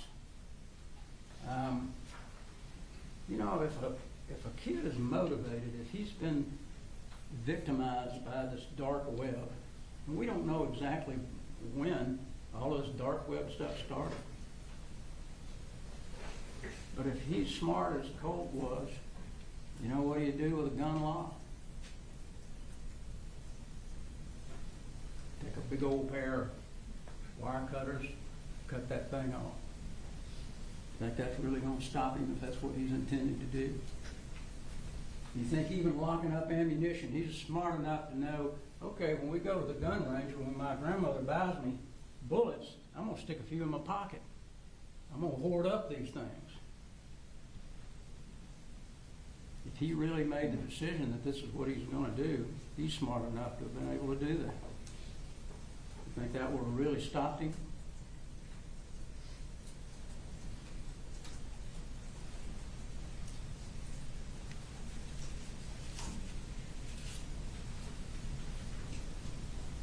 Colin told you he never had a reason to believe that Colt would harm anybody with this gun. He had never told him anything about harming anybody with a gun. He had never threatened with a gun. It was a trust thing. It was a trust between he and Colin, because they needed that. They needed that trust, because he wanted the best way he knew how to try to help his son fit in, do something that he enjoyed, feel good about something.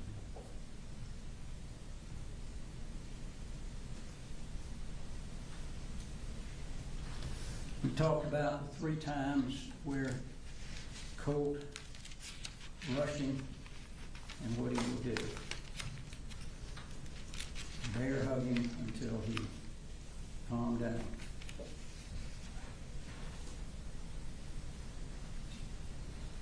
He told you about the screwdriver incident. The screwdriver incident was where he had bought some tools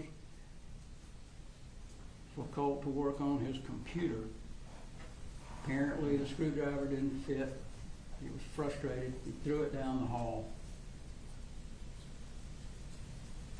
Colin said he wasn't even looking. He didn't even see it. And again, Colt apologized.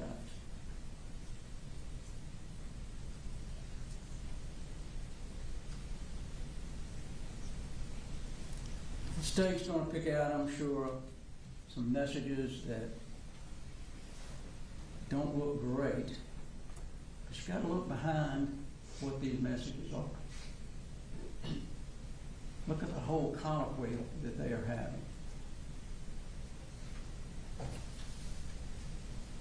And you'll see other messages. Did you make it to school today? I'm proud of you. I love you. You're a good young man. And all the while dealing with 2 other children. He's trying to pull that wagon the best he can.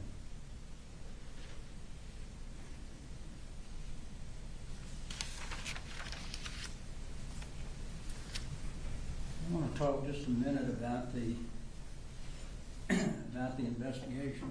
See how I'm doing time-wise? How much time I got left here? So 247 is your cutoff. I'm working on it.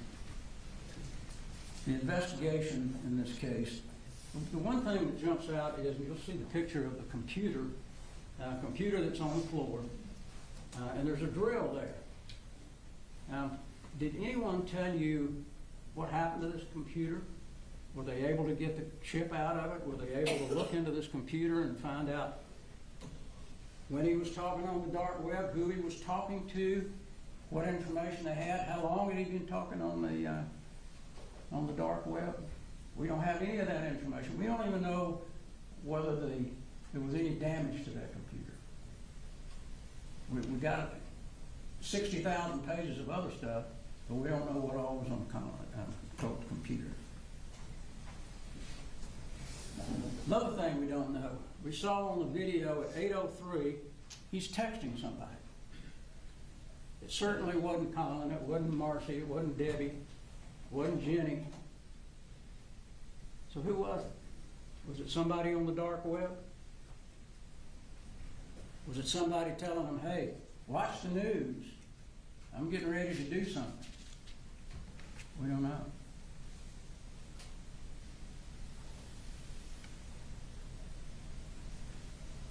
Important to know how long Colt had been planning to do something.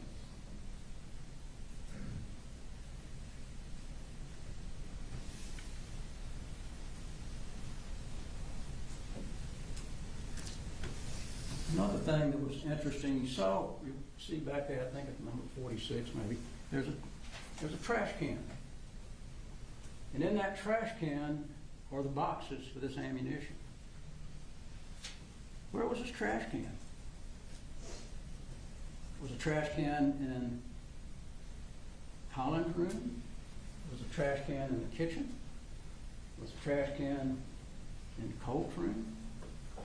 Would it make sense that he would be loading that gun that morning and throwing it in the trash because that's what's on top of the trash, you can see it. But we don't know where he loaded the gun. We saw one shell apparently that fell out when he was loading that landed in a mask. You know what room that was in?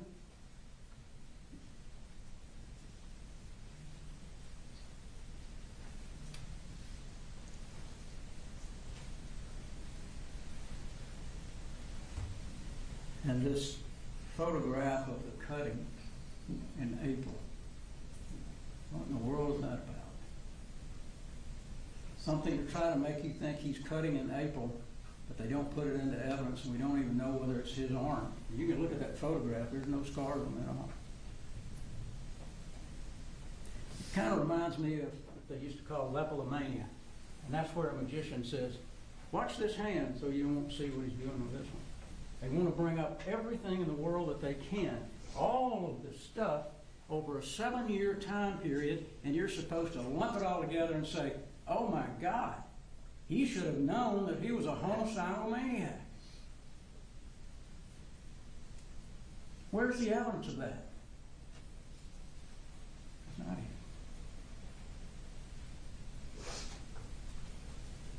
This alleged shrine that they talk about. It's interesting, they didn't even ask Jenny in the statement that they took from her first if she remembers seeing it. Charlie, who came with Debbie, Charlie is Debbie's husband, and Debbie came to pick Marcy up a few days or a week or so before this happened. They didn't see it. Little Coley apparently didn't see it. If anybody saw it, I'm sure they would have brought it in. Debbie didn't see it. Marcy didn't see it. Charlie didn't see it. So why is it so unbelievable that Colin didn't see it? You're going to have some pictures back there. Some of them are from the past. Look at them closely to see whether they match up with what was on the wall when they went over after the shooting at the high school.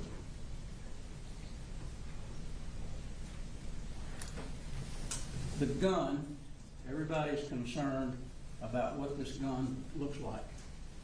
It's an ominous looking weapon. Same kind of weapon that they show on TV all the time. All the police have it.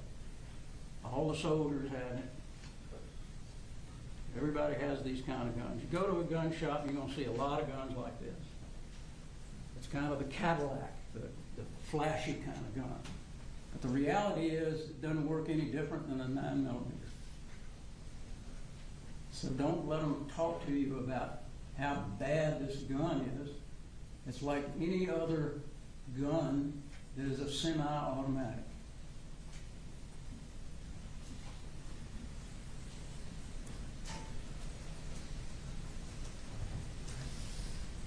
As I mentioned before, there's only one picture of bullets. Nobody, not Marcy, not Debbie, not Jenny, nobody has said they ever saw ammunition in Colt's room.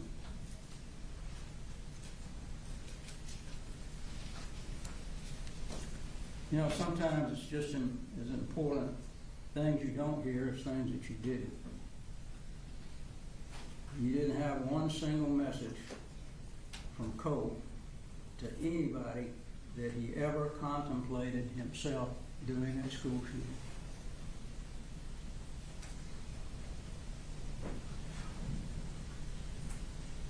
Nobody testified that they heard him say that.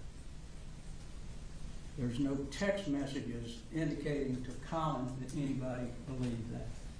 There's no emails or text messages or telephone calls from any officials telling Colin, you need to be cautious.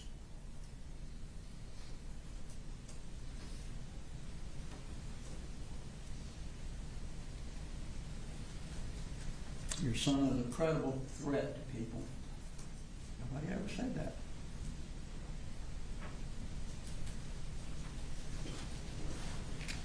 There's one text I'm sure they'll talk about where he calls it, the text his dad about voices. Another ploy to get out of school, maybe. It was early in the morning, didn't want to go to school. And this is another thing, eh? When they talk about what's foreseeable, what can you foresee? What can you tell? The state's got to show you that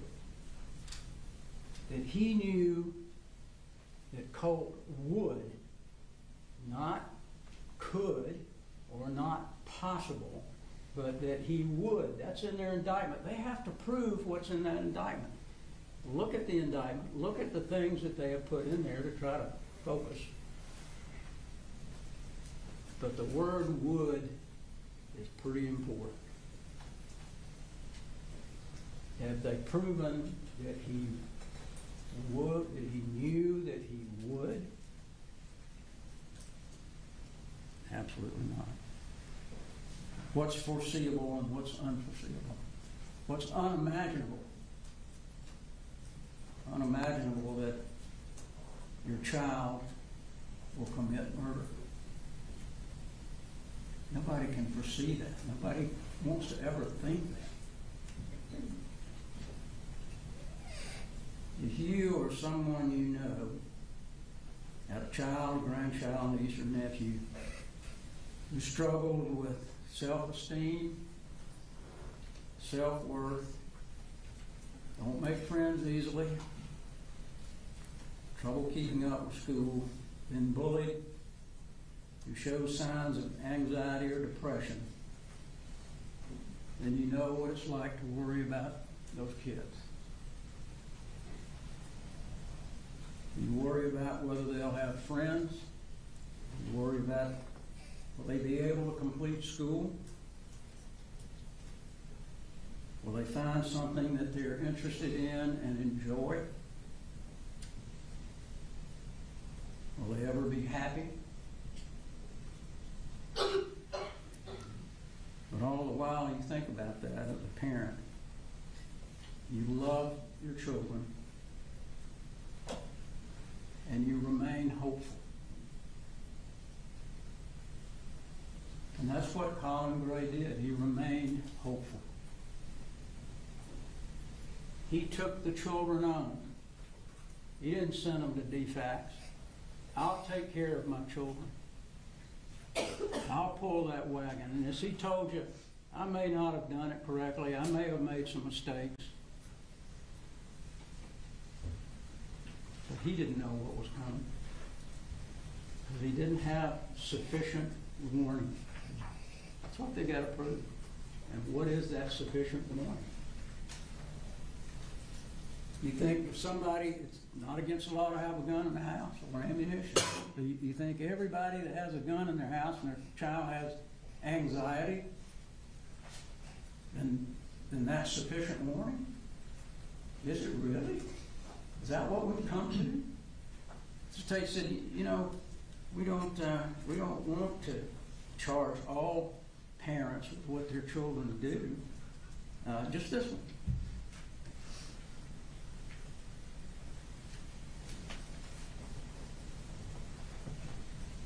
What the state said, their little colloquy about someone taking the car, and getting in a wreck, they're not going to charge them. Well, let me tell you, if you have a child that may have a tendency to drink, and you buy that child a flashy car, and you don't lock up your liquor, and he goes out and kills somebody, that's exactly what we're talking about.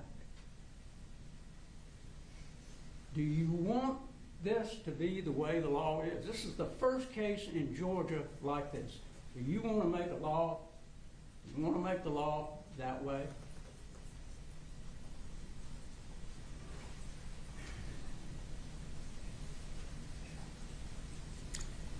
You know, with kids, there's always ups and downs.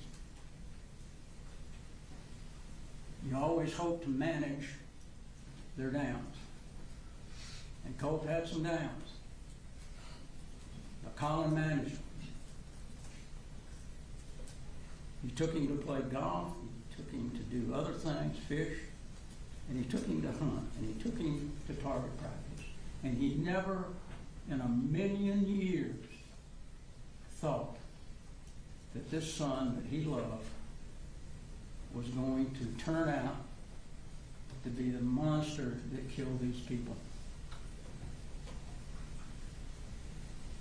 As he told you on the stand when the state was questioning, I never saw that evil before. You saw his reaction when he had to watch that movie. That's the typical reaction of a father who cares and did what he could. It wasn't that he wasn't going to get him therapy. It wasn't that he... The state's going to say, well, you know, he could have done it the day before. He could have done it a week before. They had a plan. And his plan was Lisa Butler, through Jade Baker, is going to talk to Colt, and they're going to suggest to me what we need to do. I've looked at some other places, as fallback places. I've emailed people. We're going to let them tell us what does he need to do, and then I'm going to follow through with it. That was the plan. And that was going to happen. But this happened before.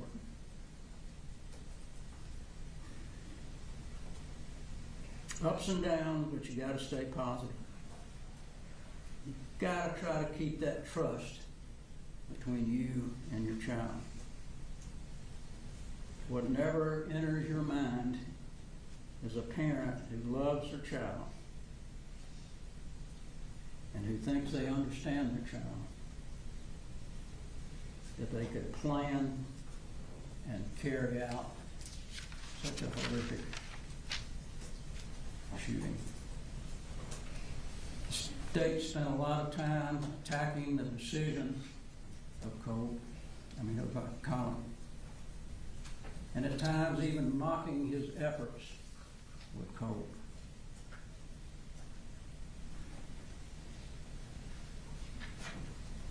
Colin was always hopeful and trying to redirect Colt to do things that would help him.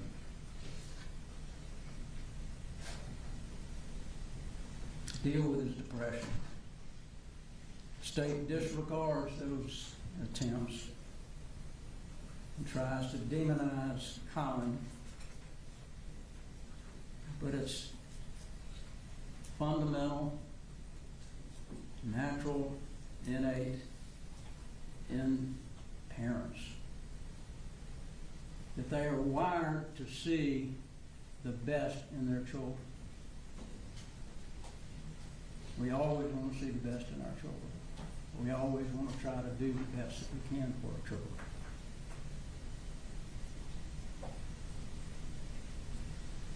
He bought Colt a lot of things, thinking that that would make him happy, and it would for a period of time.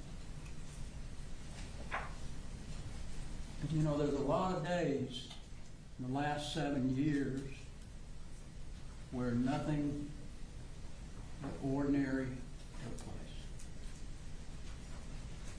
7 years is a long time. A lot of days went by where Colt was fine.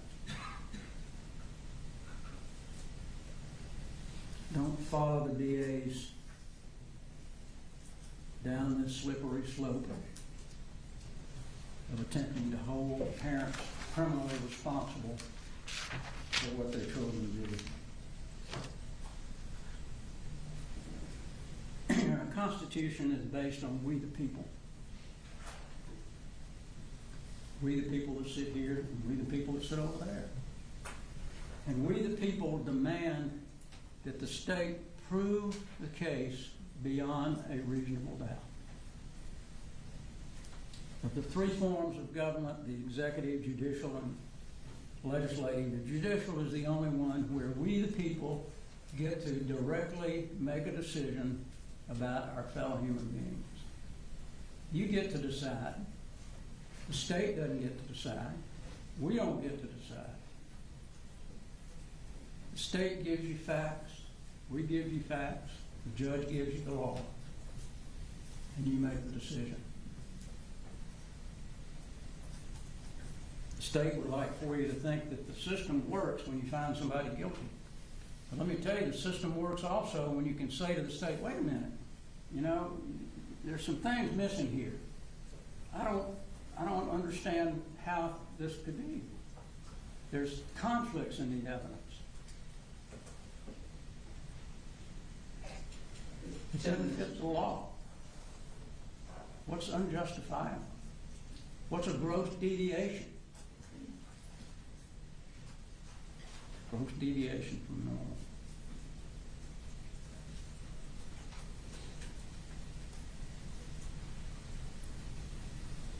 The decision is now to you. Like I told you in the beginning, we appreciate the opportunity to have you as jurors on this case.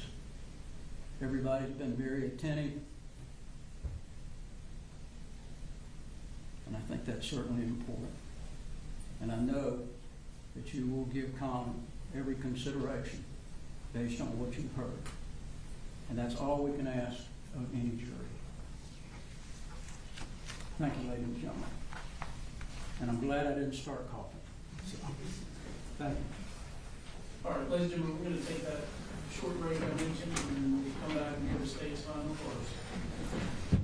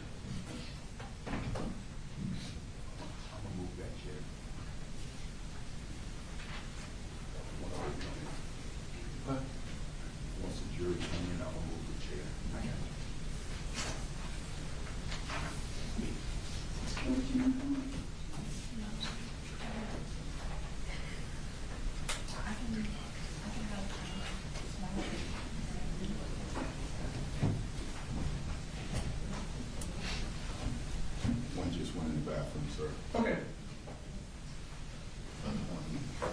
Sid, if you wanted to, you've seen it.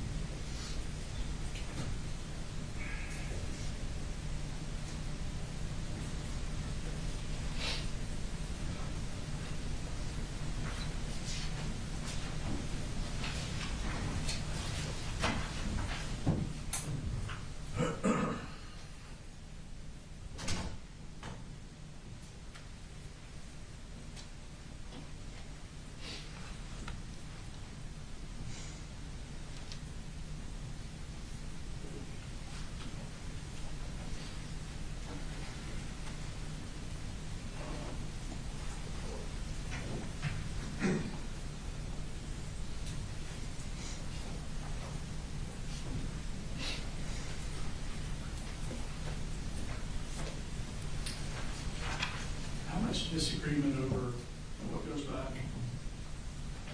I think not a ton. We've addressed, I think, about 90% of what they had issues with in the PowerPoint, which I think was basically red boxes calling attention to certain things. We've removed all those. So I think that was the bulk of it. There might be a few specific slides we have to address. Okay. We pulled out the ones we had problems with and gave it back to them. So there are a number of them that are like calendar.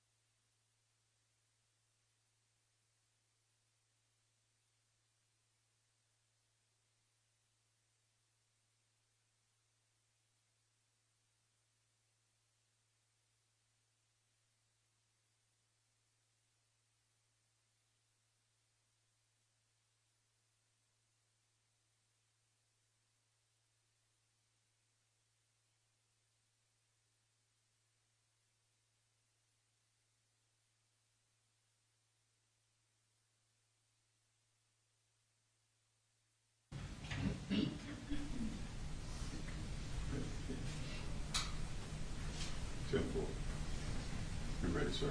Yeah, all right, bring him in.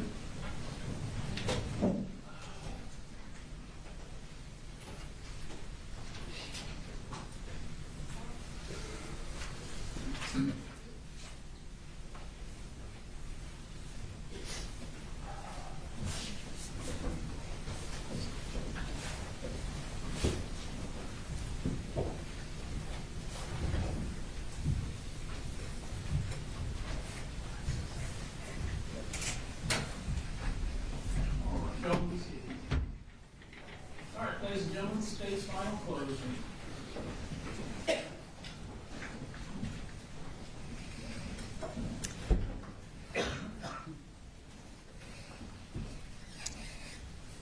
The defense said that Marcy blames everyone else. It's never her fault. Ladies and gentlemen, that is the exact description of the defendant. He actually wants you to believe that everyone else is to to blame for what happened on September 4th but him. If you remember the lesson that Ms. Ryan was teaching on September 4th, you can see the bullet holes to the right, and then there are the dots connected on the left. She was teaching about connecting the dots. And think about these dots related to what the defendant wants you to believe. None of the people that the defendant wants to pin it on had all of the information. None of them had all of the dots. He blames good people at the school system who were just doing their job. Lisa Butler knew Colt as an emotionally unstable 14-year-old whose dad would not pick him up during an anxiety attack. When she received the email about Colt asking about school shooter drills, that's the context she had. She did not know that Colt had a rifle in the corner of his room right next to his school shooter shrine. And as a side note, Lisa Butler never testified that her and Colin met about figuring out what to do about Colt's 8th grade year. You remember, Lisa Butler is very clear. The defendant never told her about Colt missing 8th grade. She didn't find that out until Debbie told her. The defense also wants to blame school administrators for not sounding the alarm immediately. D. Martin had never met Colt before. This was his 4th day in classes, 5th day at school. So when she got information that he maybe had a gun in a heavy backpack, no one had actually seen the gun, she didn't have any context. She didn't know that he had gotten an AR rifle for Christmas. She didn't know that he had been investigated for a school shooter threat. She didn't even know about Lisa Butler's phone call with Marcy until after it was too late. And the grossest shifting responsibility is trying to accuse his own daughter, Jenny, of wrongdoing. In the same breath that he wants you to believe he kept the guns in the closet, he also wants you to believe that Jenny is at fault because she looked in his room that morning and didn't see the gun. This is an argument of desperation, but it's not surprising coming from the defendant. Jenny was the one who encouraged the defendant to talk to adults about Colt's mental health. They talked about him actually securing the guns. And the defense says she didn't call the defendant, but she did. She called the defendant at 8:30 that morning. We don't know what was said, but we do know that the defendant immediately identified what poster Colt had around the rifle when he was talking to Investigator Smith. Jenny is not to blame. The defendant is. The only person who knew every single dot, the only person who knew how much access Colt had to firearms and ammunition is that man. And the only person who knew exactly what Colt was capable of is the defendant. He was the one person who could have connected all the dots that pointed exactly at what Colt was going to do. And he was the one person who could have simply taken the rifle away, and he never did. Ladies and gentlemen, we already live in a world where our teachers, our students, our law enforcement officers have to train for the possibility of an active shooter coming to their school. It is preposterous to say that they are the ones to blame for what happened on September 4th. It is insane to say that they are more culpable than the man who armed Colin Gray. The individuals at the school only had minutes to connect the dots. The defendant had years, and he did nothing.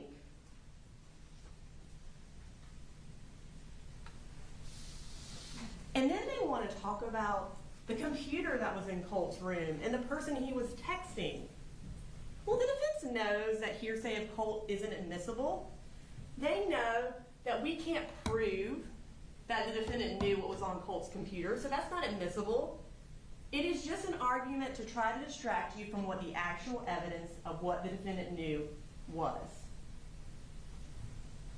And then they want to insinuate that Marcy is really the one to blame. That's not an argument based in law or fact.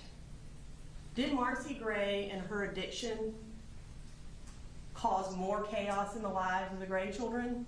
Absolutely. And that's why Jenny, by her own choice, doesn't have contact with her mother. But she's not charged because she did not commit actions that constitute a crime. You can see it in the indictment. The defendant is charged because he had custodial responsibility and he gave Colt access to a firearm and ammunition. For the custody part, you can see it on these calendars. The blue shows when Colt was living only with the defendant. The purple are those 2 months and a few days where he was living only with Marcy.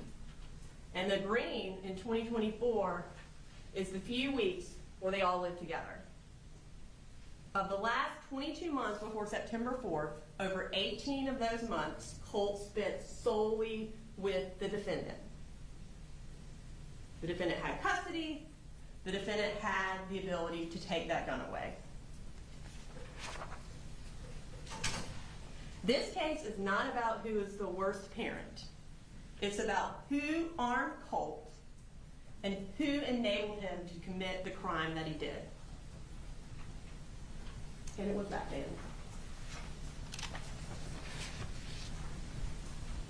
And again, listen to the judge about what the law is, because the defense is misstating it again. We do not have to prove that the defendant knew his son was going to commit a school shooting on September 4th. And let me be very clear about this. If Colt Gray had sent the defendant a text message saying, I'm about to go shoot up a school, or if he told him, hey, I'm going to go shoot up Apalachee today, then he would be charged with malice murder because he gave him the firearm and ammunition that let him do it. He would be charged as a party to a crime, and that is a completely different charge. He is not charged with knowing that he was going to commit a school shooting. He is charged with having sufficient warning that Colt would harm someone. If you find that the defendant had sufficient warnings about his son, sufficient warnings that he would hurt someone, that the defendant consciously disregarded that risk by giving him access to ammunition and a rifle, and for the second-degree murder and involuntary manslaughter, if you find that the deaths were reasonably foreseeable, then the defendant is guilty of the crimes charged. Those points are your focus. Not Marcy, not the countless people that the defendant wants to blame, and certainly not the dark web. Those three things are what you talk about in the jury room. Those three things are what you need to find the defendant guilty. So let's honestly seek the truth and talk about all the reasons why you, the jury, know that the defendant is guilty of these crimes charged. First, let's go through the warnings the defendant received that made him aware that his child was a risk to hurt someone. There are three categories of warnings we're going to talk about: Colt's mental health, his violent tendencies, and then red flags. First, the defendant knew that Colt's mental health was deteriorating, and he never got him help. The defense talks about how the defendant was trying his hardest. He did everything he could to get him help. He thinks he should be absolved of guilt because he filled out one form a day and a half after he received it. No. Ladies and gentlemen, opportunity after opportunity went by for the defendant to get Colt help. But he didn't. And he actually actively kept him away from the resources that could help him. And this is consistent with the defendant's whole persona. As Mr. Smith pointed out to him on Friday, every lie he tells makes himself look better. It's not a misstatement, it's intentional. He is a narcissist who has created this facade that he's a good father. And if he puts Colt in counseling, that facade comes crashing down. We can see that as far back as October of 2021, Colt had counseling sessions in Fitzgerald, remember? DFACS had signed him up with Raymond Dean, and he had 1 or 2 sessions. But when Shonda Goolsby came out for a home visit, the defendant was at his truck packing up. And remember what he told her? He doesn't like DFACS involved in his family. And he packed his family up, and he moved to Jackson County. There were resources available, and he took Colt away from them. On May 21st of 2023, that's when Jackson County came out to investigate Colt for threatening to shoot up a school. On June 9th, 3 weeks later, the defendant tells Michaela Anderson, Colt doesn't need counseling. He is angry at his mom. He's being bullied, according to the defendant, and he's suspected of threatening to shoot up a school. He clearly needed counseling. But the defendant lied and said he didn't. Again, not getting the resources he could have. 2 weeks later, and a month after the Discord investigation, they sign a lease in Barry County, and they move. Colt gets on the radar in Jackson County. The defendant takes him off of it. Colt then moves back to Fitzgerald in the summer of 2023. And his grandfather calls the police on him October 3rd. And what happens on October 4th? The defendant comes and gets him and brings him back to Barry County. Gets on the police's radar. He moves to another county again. And remember, October 4th was 1 day before he had counseling scheduled again in Fitzgerald. Again, he doesn't get the resources he needs. Then we have October 30th of 2023. Ms. Pierre Charles comes out to the residence to do a home visit, and the defendant lies to her and says, we're doing counseling at Barra Ministry Village. Well, you heard Scott Dakin, their director. They never did counseling there. The defendant even admitted it after hearing from Scott Dakin. They never did counseling there. He must have just made a misstatement. No, he lied, again, to get DFACS out of his lives and them off their radar. And then one of the clearest derelictions of his duty to his child, he did not put him in 8th grade. He was out of school for an entire year. Remember at Jefferson Middle School? He was on Carol Ann Knight's radar. They had counselors eating lunch with him. They had the school success coach constantly emailing the defendant to try to get in touch with him. And he never responded. That's why they knew his name. Not like he says because he was up there all the time, but because they had to try to get in touch with him so many times. He was on Jefferson's radar. He was getting resources. And the defendant, again, took him out of school, took him off the radar.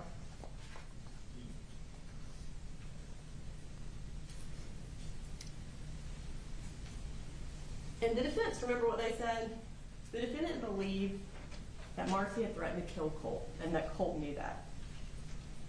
Well, if you believe that, something that traumatic has happened to your child, you give them counseling. You don't keep them out of school for an entire year, isolated, at a time when he believes his mother has threatened to kill him, at a time when his mental health is deteriorating. The defendant isolates him. He leaves him at home. From October to May of 2022, or May 22nd of 2024, every day he leaves him at home.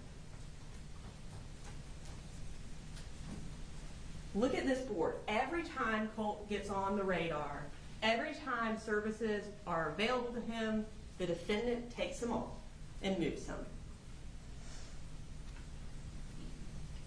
Let's move to the summer of 2024 and the beginning of 9th grade for Colt. At this point, his mental health is rapidly declining, and the defendant continues to do nothing.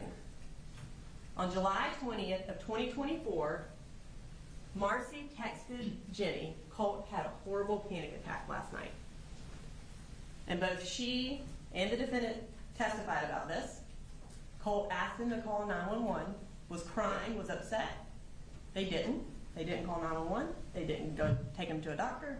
They didn't get him help. The defendant did nothing other than leave the rifle in the room.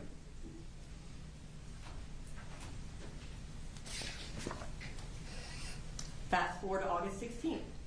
The defendant reached out to a counselor. Finally, maybe he'll get Colt help. Don Crook. And this is how he described Colt to her. He needs help, anger, anxiety, quick to be volatile. I don't know what to do. He admitted his son needed help and that he didn't know what to do.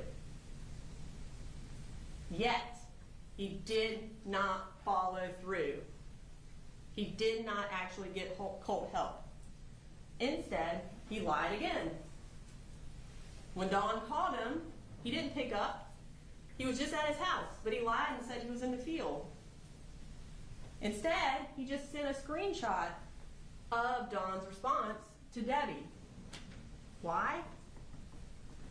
Because everything he does is for show.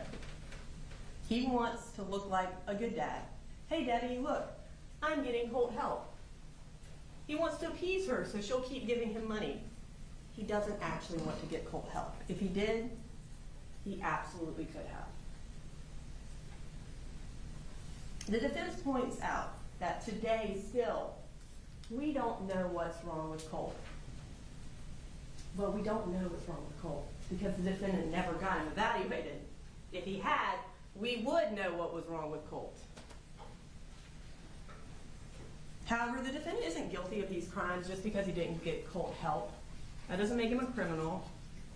It makes him a bad parent, sure, but not a criminal. The defendant is guilty because he's clearly aware that Colt needs help. These text messages, these researching that he's doing, he knows Colt's mental health is deteriorating. But he still leaves the rifle in the room. That's why he's guilty. We fast forward 10 days. Now we're at August 26th. Colt has another severe anxiety attack at school. Does the defendant pick his kid up, his anxiety-ridden, crying, upset child, and take him to Don Crook's office? Or Advantage, that you heard him testify he knew was open every day? No. He leaves him at school. And then the next day, Colt is absent from school. Colt is home alone the day after an anxiety attack, with the rifle still in his room. The very next day, August 28th, Colt told the defendant that he had no control over what voices told him to do. I have to kind of dance around the inconvenient truth at times. I have no control over what these things say and tell me to do. A day after, or 2 days after a severe anxiety attack, he's talking about voices, and he still leaves the rifle in the room, ladies and gentlemen. 5 days later, on August 31st, the defendant had one more opportunity to just do the right thing. Get your son some help. But once again, he failed his son. He ghosted Marcy, and instead of taking Colt to Advantage on his own, he just went within 2 miles of Advantage. He went to an ATM and got the $400 that he had lied to get Jan to send him out. And then they went to the Guitar Center and bought some stuff. And remember this, the defendant knew Colt was a cutter. He testified to that. He said he knew as far back as when Colt was in Fitzgerald. And you heard Vicki Lee testify. If they had known, if when Colt presented, if he ever presented, and they had known that he was a cutter, they would have hospitalized him. You know what that means? We wouldn't be here today because this tragedy would have been prevented. Ladies and gentlemen, the defendant absolutely knew he could have and should have taken his son to Advantage on August 31st. That very Saturday of August 31st, he texted his sister Jan, I hope everything is going good for you. I need a favor if possible.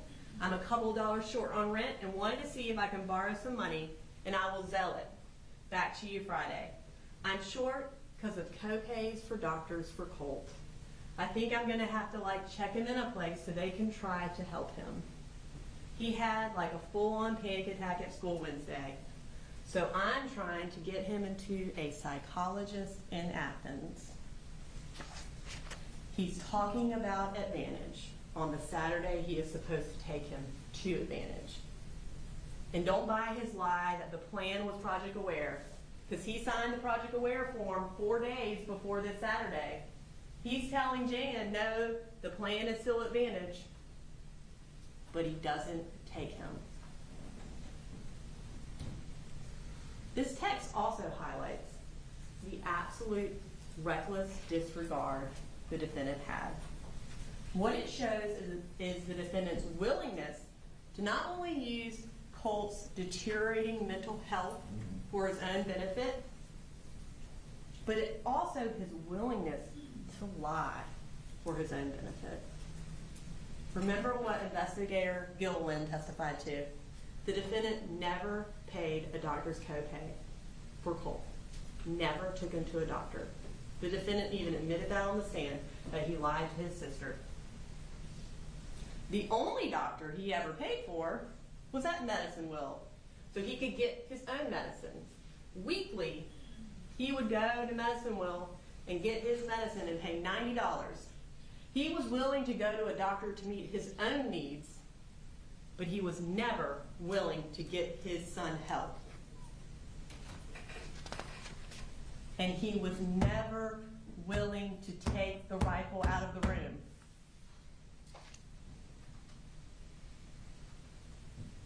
The next warning the defendant received was Colt becoming more and more violent in the months leading up to September 4th.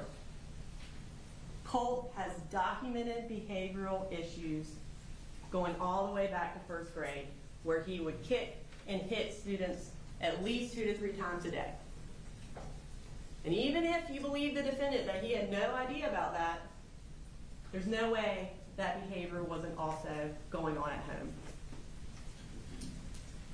In 6th grade, another sign of violence is that Colt actually searches how to kill my dad and abuse. He also broke windows and cut a couch in Fitzgerald. And when he moves back to Barrow County with the defendant in October of 2023, he becomes physically aggressive with the defendant. Jenny, in her testimony, detailed fistfights between the two of them and described how Colt would cause holes in the walls of the house. The defendant, even in his interview with Special Agent Ward, acknowledged that things were getting worse, and his text messages show that. Sometime in June of 2024, Colt threw a screwdriver at the defendant. And it wasn't this story that he's made up where Colt got frustrated and just threw the screwdriver across the room. Listen to the text. The defendant texts Colt, okay, question I have is this. Did you tell Mamu that you had the screwdriver in your hand for self-defense? Please tell me the truth, because we both know I wasn't even looking at you when you threw it at me. Again, he's lying to make the situation look better. And one of the biggest warnings the defendant received that Colt was a threat to hurt others, was a threat to use his rifle, was when he got into a physical altercation with Marcy with the rifle. Now, despite the defendant's new version of his story that he told y'all on Friday, this is what he told Investigator Smith.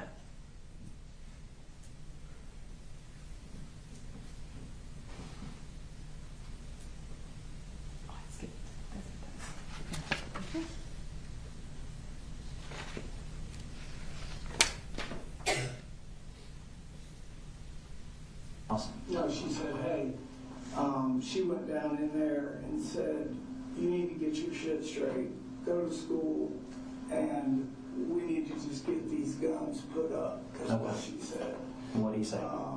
And that's when they went from bad to worse. And she said she was going out of his bedroom and he pushed her, and she hit the door of the wall and the side of her head. And I'm like, okay, I'm on my way home. So, yeah. Remember, this is just one day after Colt told the defendant that the blood would be on his hands. That was August 14th.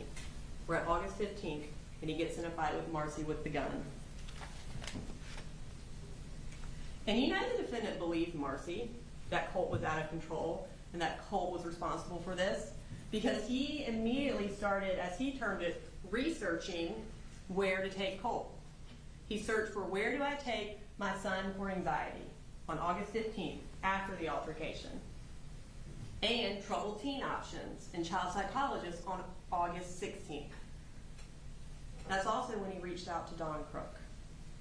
Colt was so angry about the thought of someone taking his gun away that he pushed his mother.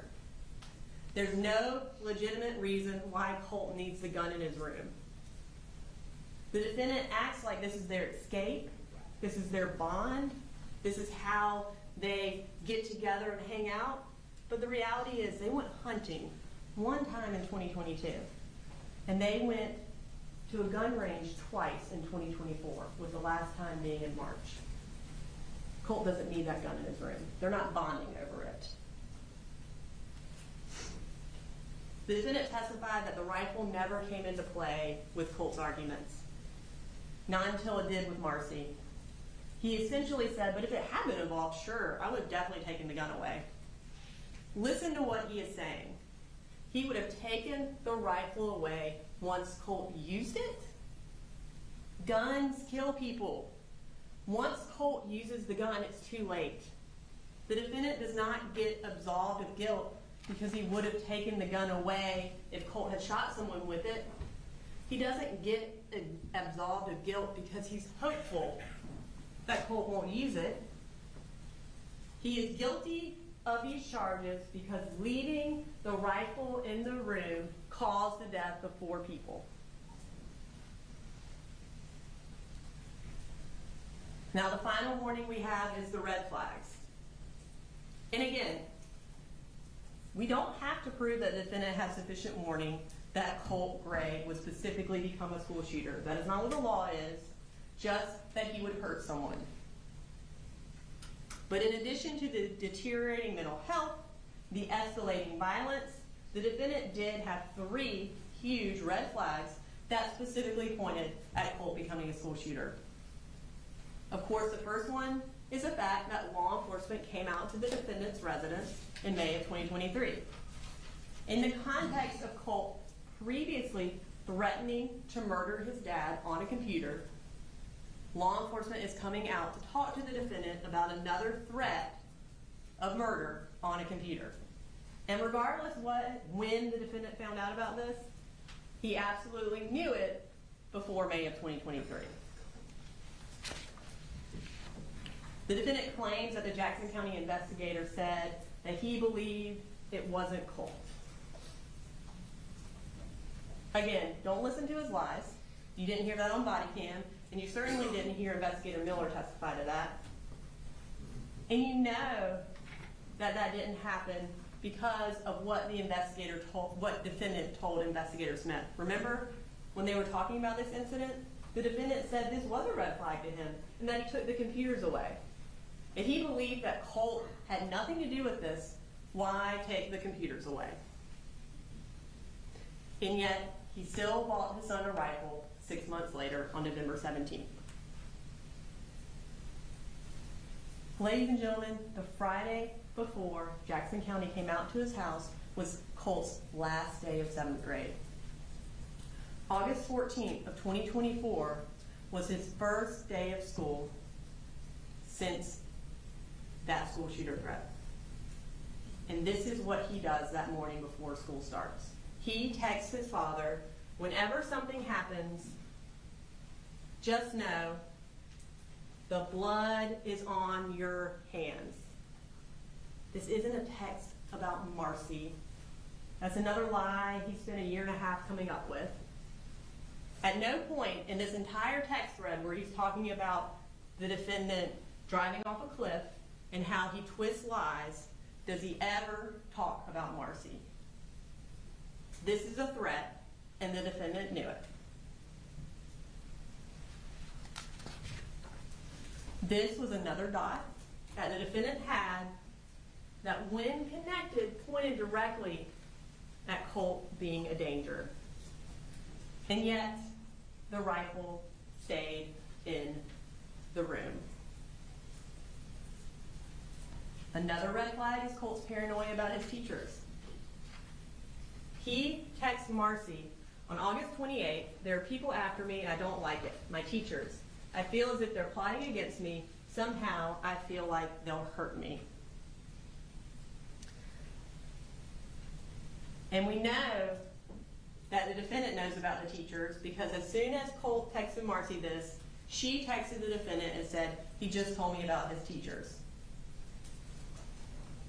The defendant also told Investigator Smith about the teachers and said specifically that Colt thought math teachers were out to get him.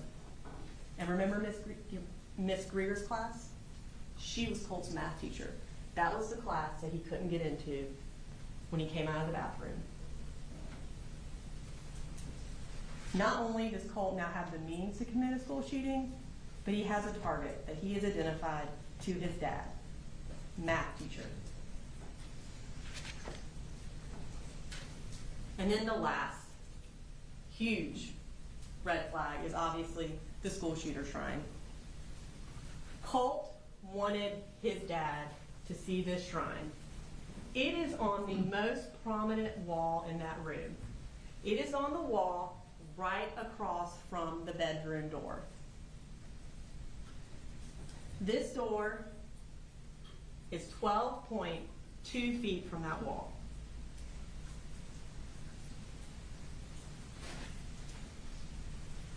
Every time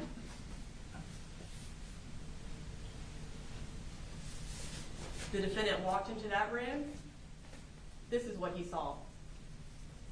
Every time the defendant walked out of the bathroom, this is what he saw. And on September 4th, when he walked into the room to see if the rifle was there, this is what he saw. Were you in the back? This is what he saw. You can read the headlines. You can see that these are all the same person.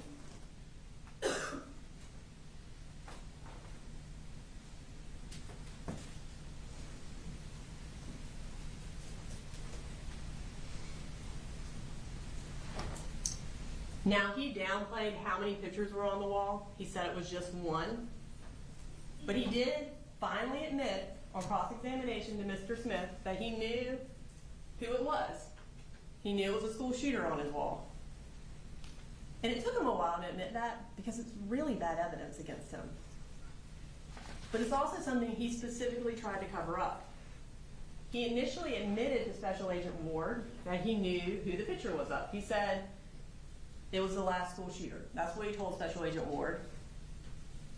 But then he realized he's being investigated. And at that point, he goes into cover-up mode. He told Jenny to specifically lie about knowing about the school shooter shrine. And you know how we know she's telling the truth? Because right after he tells Jenny to lie at the treehouse, he walks from the treehouse to talk to Investigator Smith. And when he talks to Investigator Smith, he lies and says he doesn't know who was on the wall, and that Colt never told him. Did he? So he never told you? He never told me who that was. Never did? He never did. He just lied. He lied, and he told Jenny to lie. And one of the most accurate things the defense said when they were direct examining the defendant is that the defendant would have taken the shrine down if he had had time. But he didn't have time.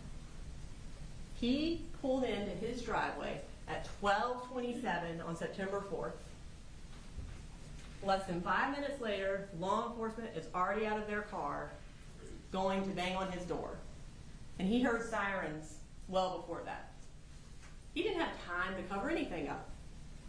He had time to come up with a lie, and that was it.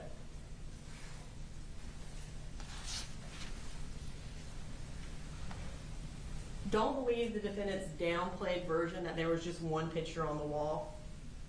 Colt had pictures of Nicholas Cruz on his wall dating back as far as April 15th of 2024. And the particular version of the shrine that was there on September 4th had been there for months, according to Jenny, 3 to 4 months. And the photos that Colt took of his shrine corroborate that it had been there for a while. When you flip the mirror images, you can see that the photo that was taken on August 9th, August 28th, and September 2nd looks exactly like how the shrine was on September 4th. It had been like that for months. It wasn't just one picture, it was 12 pictures and 4 articles.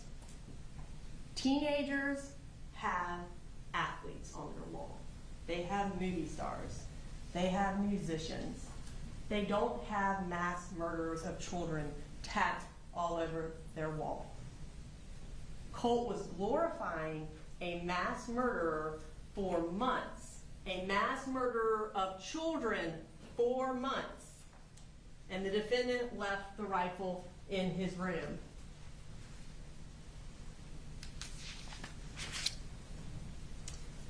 The defendant claims he didn't see this coming. Any reasonable or even unreasonable person would walk into that room, see that, and know exactly what Colt was capable of, and would take the gun out of his room. At the moment a reasonable person saw this shrine, that is the moment they would 100% connect the dots and know that it was Colt who made the school shooter threat. It is when they would connect the dots and know what he meant by the blood is going to be on your hands. And is when they would know who the target was going to be, his math teachers, his school, just like he threatened online and just like his idol, Nick Cruz.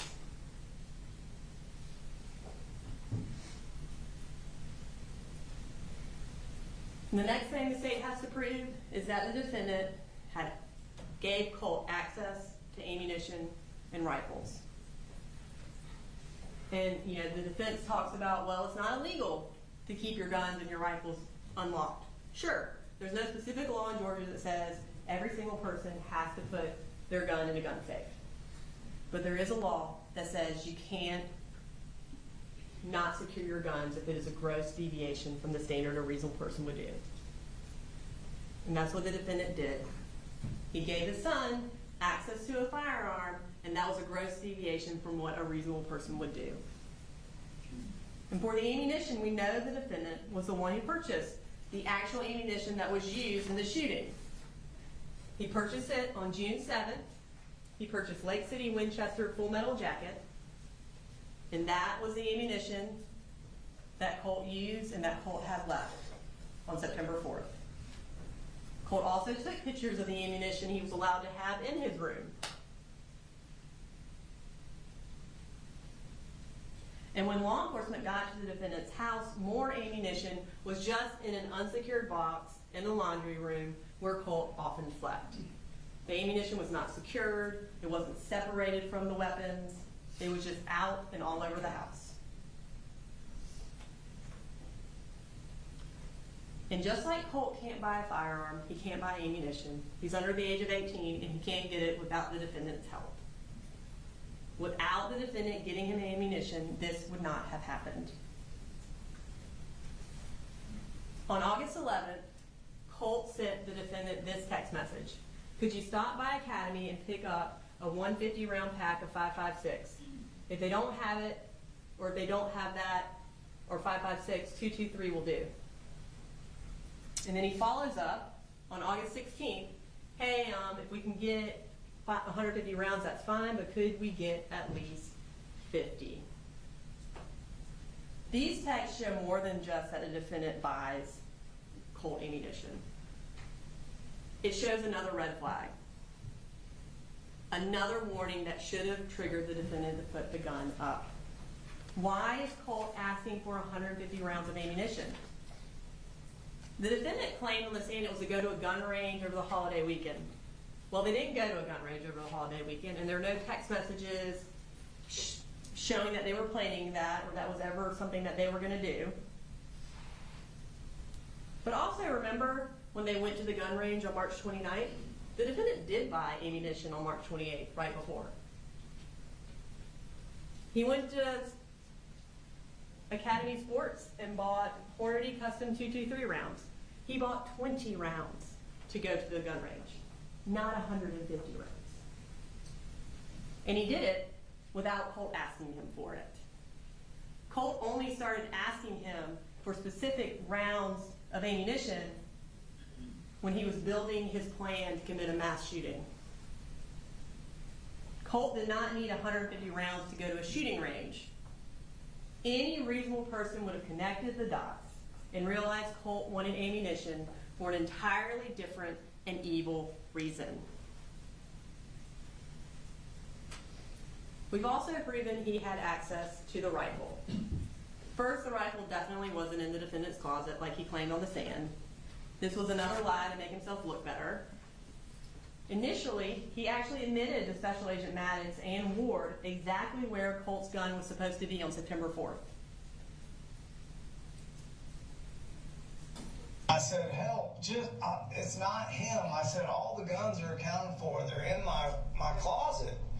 And I said, except for the one Colt put that laser in. I said, I'll call you in a minute. So as soon as I got here, I opened that door, Fox News, I left the TV on, and sure enough, there's Apalachee High, and I'm like, Jesus Christ. I go down to his bedroom, and I just stuck my head inside there, and there's his 2 guitars, and it's laying over there in the corner, and it's not there. Okay. The rifle was supposed to be in the corner of his bedroom, and it wasn't. Not in the closet, like he said on Friday. But that makes him more guilty of a crime. So he claimed on direct examination on Friday that he kept the rifle in the closet. He said, I quote, I moved everything out of the way. Like he was, I think he made hand motions at some point on cross, that he's moving everything out of the way to go check for the rifle in his closet. But during cross-examination, when confronted with the picture of the closet, which clearly does not have everything thrown out of the way, he was like, oh no, I just pulled the blankets apart, and then they fell back down. Ladies and gentlemen, the thing is, just keeping the rifle in the closet isn't much better. Colt still had access to it. It wasn't secured. But he doesn't have a gun safe, so it's the only lie he's got. So he tries to make himself look better by saying it was in the closet. Don't let the defendant pull you into his fantasy world. You know Colt kept the rifle in his room based on all the photos Colt took of the rifle in his room, based on the defendant's own admissions on September 4th, and based on text messages that Colt actually sent the defendant. On August 15th, when they're talking about this altercation with Marcy, Colt says, try to grab my gun. He didn't say your gun, Dad. He said, my gun. And then he says, I don't know, she backed me into my room and started talking about, oh, are you going to get your gun? Even though I wasn't. And then she grabbed it. My room. Marcy grabbed the gun when she was in Colt's room. He's telling his dad, the defendant, my gun is in my room. The defendant knows where it is. That's where it stays. That's where it's always stayed.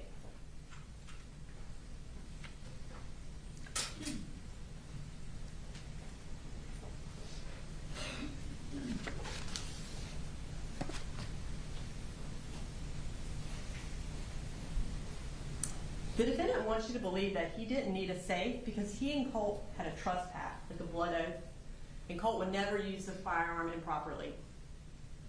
But he didn't believe that. If he had believed that, he wouldn't be looking for gun safes. And if he had believed that, he wouldn't have told Marcy that he was going to put up the guns. It's been like that, like our guns have always been. But what did Marcy ask you about the guns?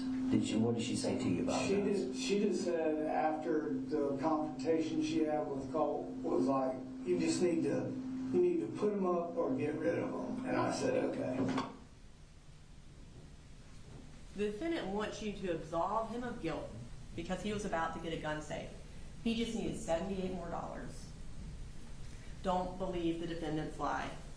In the month of August, he brought in almost $9,000. He got 5 paychecks for $1,429. He got Zelle after Zelle from Jan and Deborah, and that totaled $8,882. He certainly could have found $78 to buy a gun safe, but the truth was, it wasn't his priority. His priority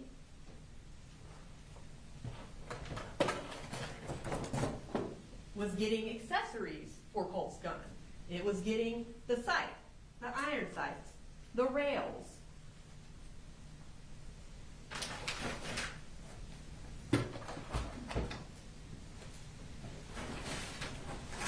It was getting a school shooter vest that looked exactly like the one Nick Cruz had in his photo.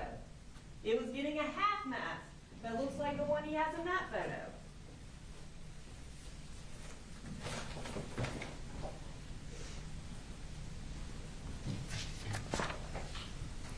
And the truth is, if securing the gun had ever been a priority for the defendant, he could have just used a gun lock that came with the guns he bought. You saw Sarah Van Holm put this in the rifle. It took 10 seconds. 10 seconds would have prevented all of this. But he didn't bother. Finally, for the second-degree murder and involuntary manslaughter charges, the state must prove that the defendant was the proximate cause of the deaths of Mason, Christian, Coach Aspinwall, and Miss Earmy, that their deaths were reasonably foreseeable.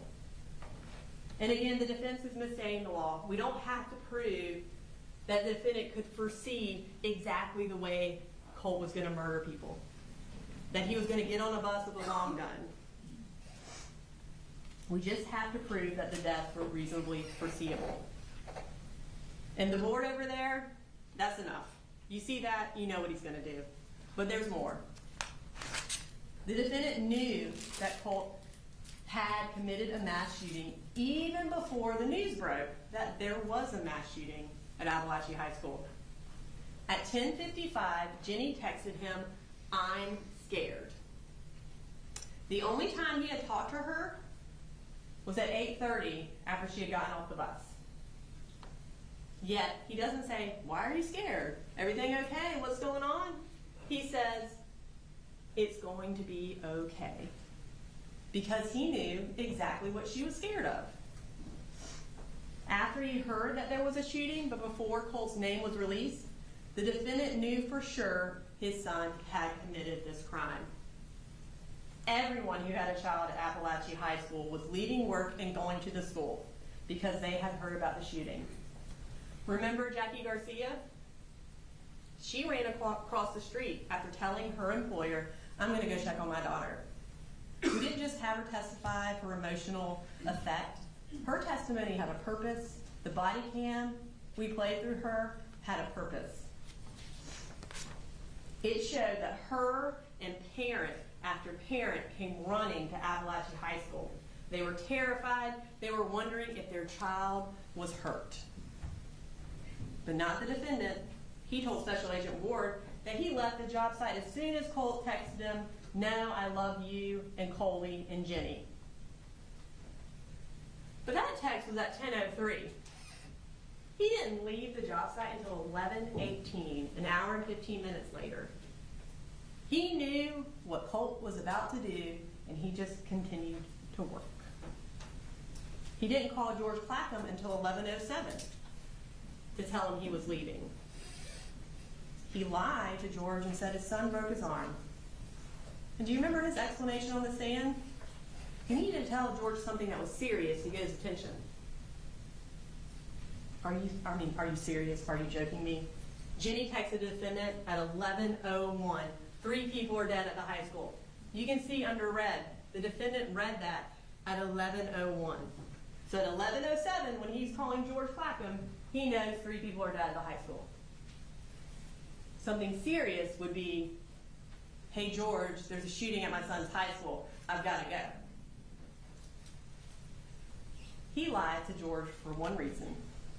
He knew his son was the shooter. He did not need to hide the fact that his child was at a school where a shooting had occurred. He needed to hide the fact that his son was a school shooter. So he lied. Instead of going to pick up Jenny, who was begging for him to come get her, who was scared, he goes to QT and gets a drink, and then he goes home to confirm what he already knew, that his child had murdered people. And even more chilling, even more evidence they knew what Colt had done, is that as soon as 01, she told him that. And you know what he never did again? Until police got there and he knew Colt was alive? He never texted or called Colt again. After 11:01, his last text to him was at 10:50. Hey, can you give me a quick call? You saw the texts and calls he was doing after he said, I'm sorry. It was constant. But never again after 11:01. Do you know why? He thought his son was dead or in custody. He knew he couldn't answer the phone.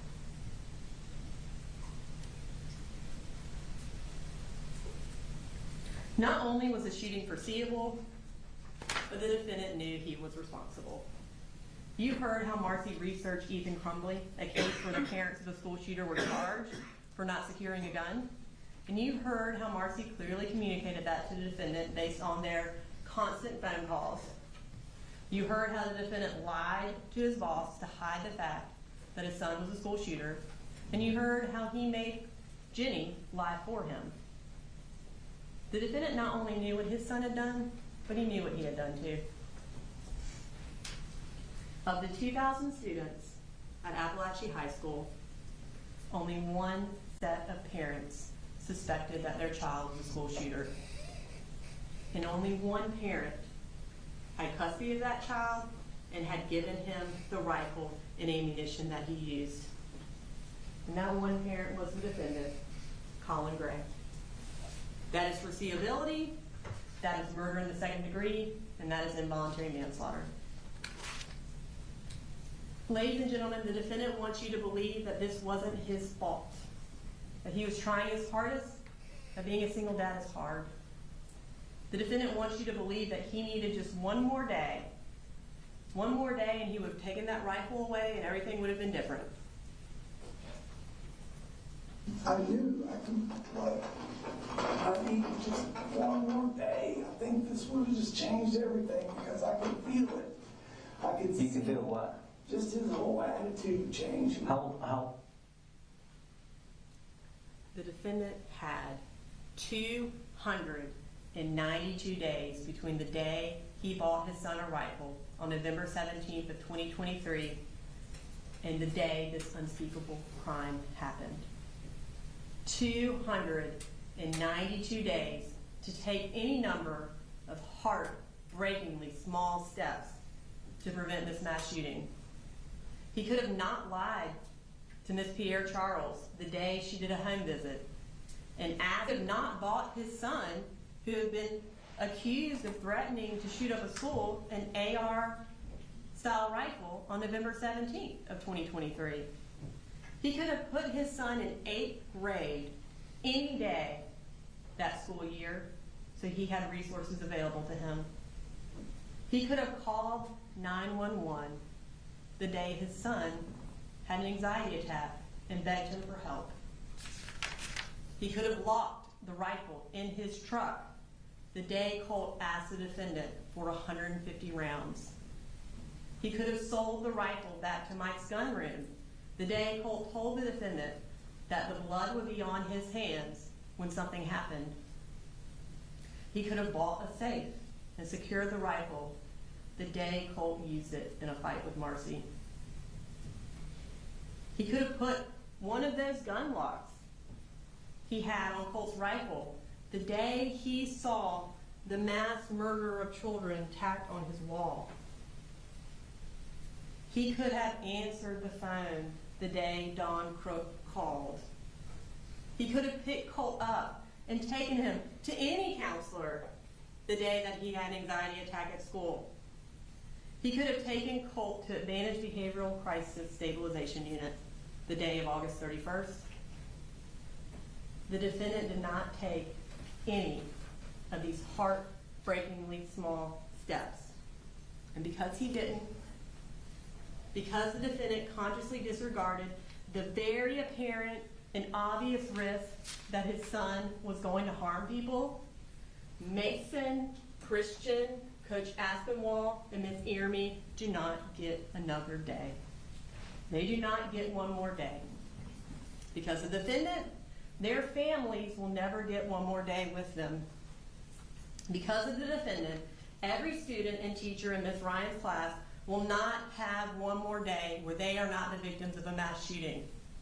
One more day where they don't have to fear something like this happening again. Ladies and gentlemen, do not give the defendant one more day to peddle his made-up excuses for why he did nothing to stop this tragedy.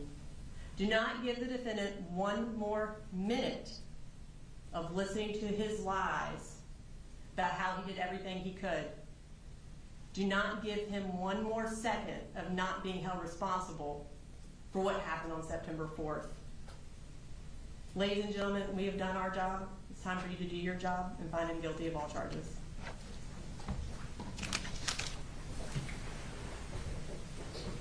Counsel, are we good to proceed with the charges? So, ladies and gentlemen, you've been told a couple of times that I will give you the charge at the end of the trial. What I'm about to do now is give you that charge. It is instructing you on the law. We're considering the case of the state of Georgia versus Colin Gray. The grand jury has indicted the defendants with following offenses: murder in the second degree. There's 2 counts of that. Cruelty to children in the second degree. There are 20 counts in the indictment. 2 of those counts have been removed from your consideration as those kids did not testify. So you'll see 18 counts. Involuntary manslaughter, there are 2 counts there.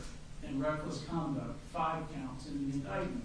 You will have the indictment with you in the jury room during deliberations, and you must read it. You will also be considering the alternative charge of 2 forms of involuntary manslaughter with the second degree murder counts, and a second form of involuntary manslaughter with the 2 involuntary manslaughter counts.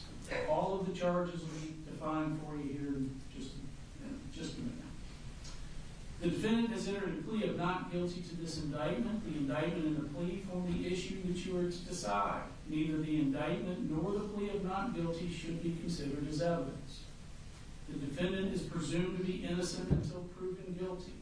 The defendant enters upon the trial of the case with a presumption of innocence in his favor.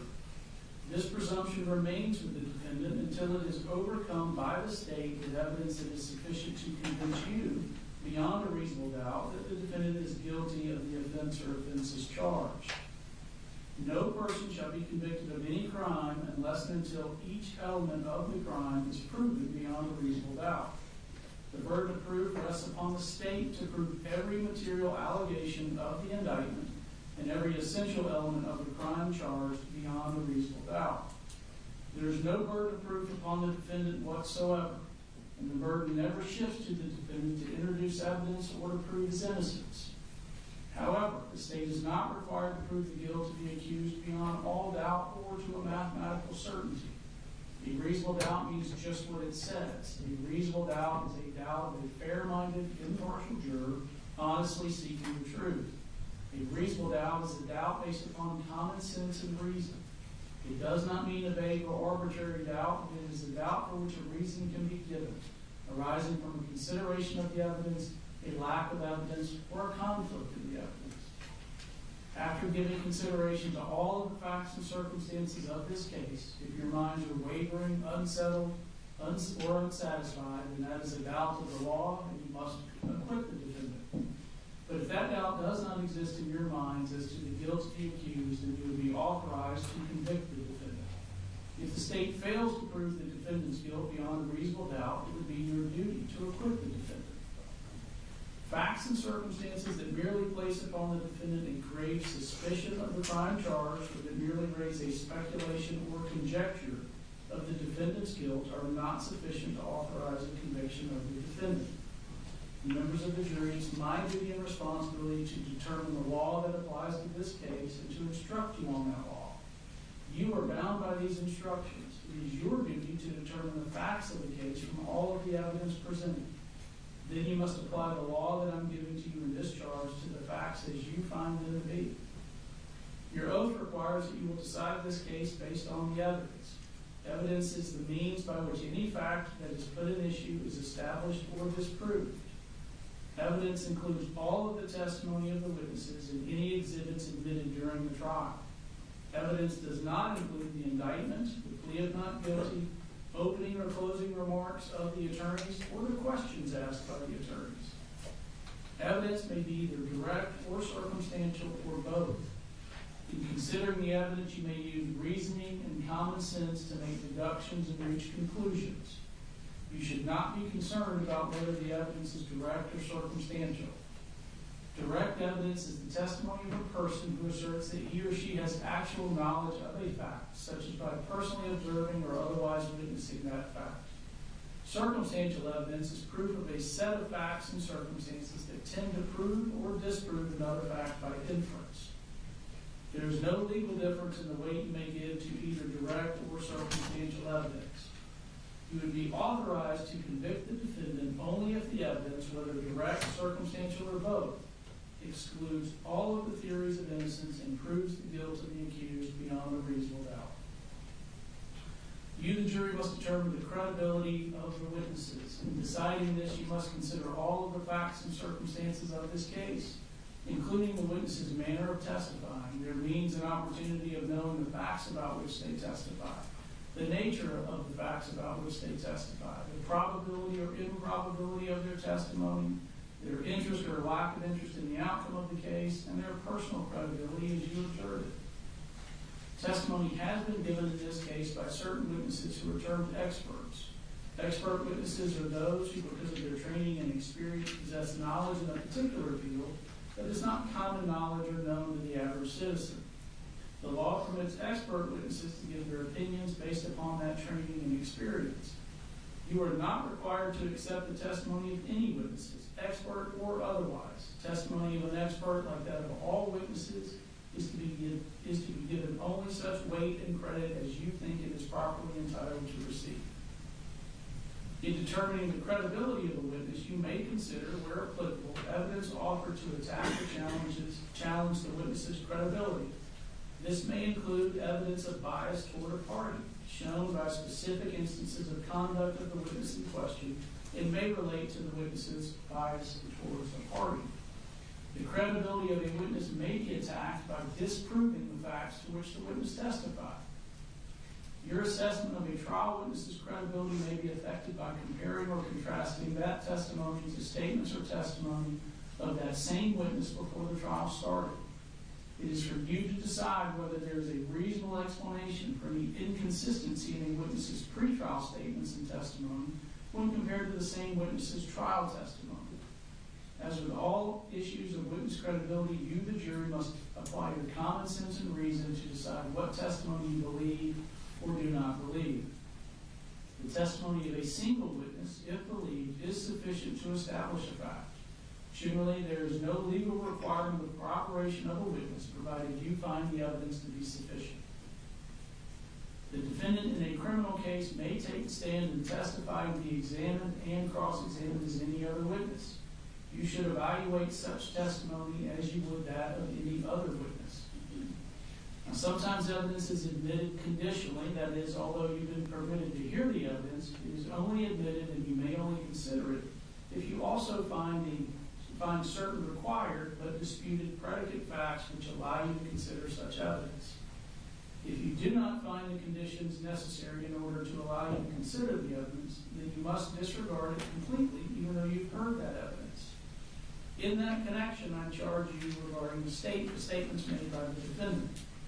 A statement that the defendant allegedly made has been offered for your consideration. Before you may consider this as evidence for any purpose, you must determine whether the defendant's statement was voluntary. To be voluntary, a statement must be freely and willingly given and without coercion, duress, threats, use of violence, fear of injury, or any suggestions or promises of leniency or reward.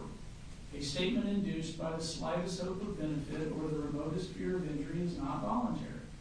To be voluntary, a statement must be the product of a free will and not under compulsion or any necessity imposed by others.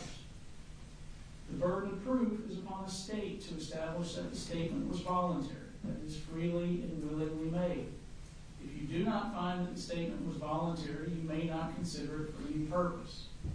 If you find, as mentioned above, that the defendant's statement of general rules for testing the believability of witnesses and decide what weight, if any, you will give to all or any part of such evidence. When a count in the indictment charges the defendant committed a crime in more than one way, you may convict him if the evidence shows that the crime was committed in any of the ways charged. Now, the law provides that criminal action shall be tried in the county in which the crime was committed. Venue, that is, that the crime was committed in Barrow County, is a jurisdictional fact that must be proven by the state beyond a reasonable doubt as to each crime charged in the indictment, just as any element of the offense. Venue must be proved by direct or circumstantial evidence or both. I'm going to define the various charges for you here. For murder in the second degree, the state must prove that the defendant caused the death of another, irrespective of malice, by committing cruelty to children in the second degree. For cruelty to children in the second degree, the state must prove that the defendant caused cruel and excessive physical or mental pain to a child under the age of 18 through criminal negligence by consciously disregarding the substantial and unjustifiable risk that his act would harm and endanger the bodily safety of another. Criminal negligence is an act which shows a willful, wanton, or reckless disregard for the safety of others who might reasonably be expected to be injured by the act.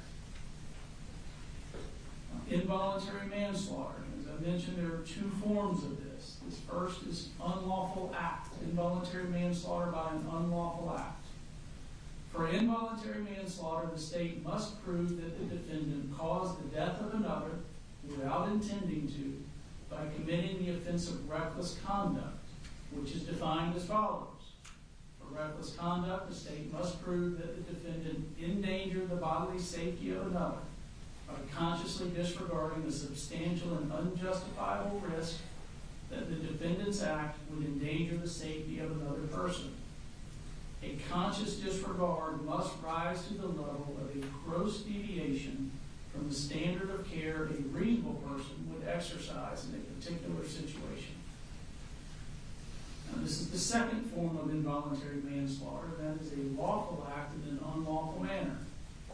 For involuntary manslaughter, the state must prove that the defendant caused the death of another person without intending to by committing a lawful act in an unlawful manner that was likely to cause death or serious bodily injury.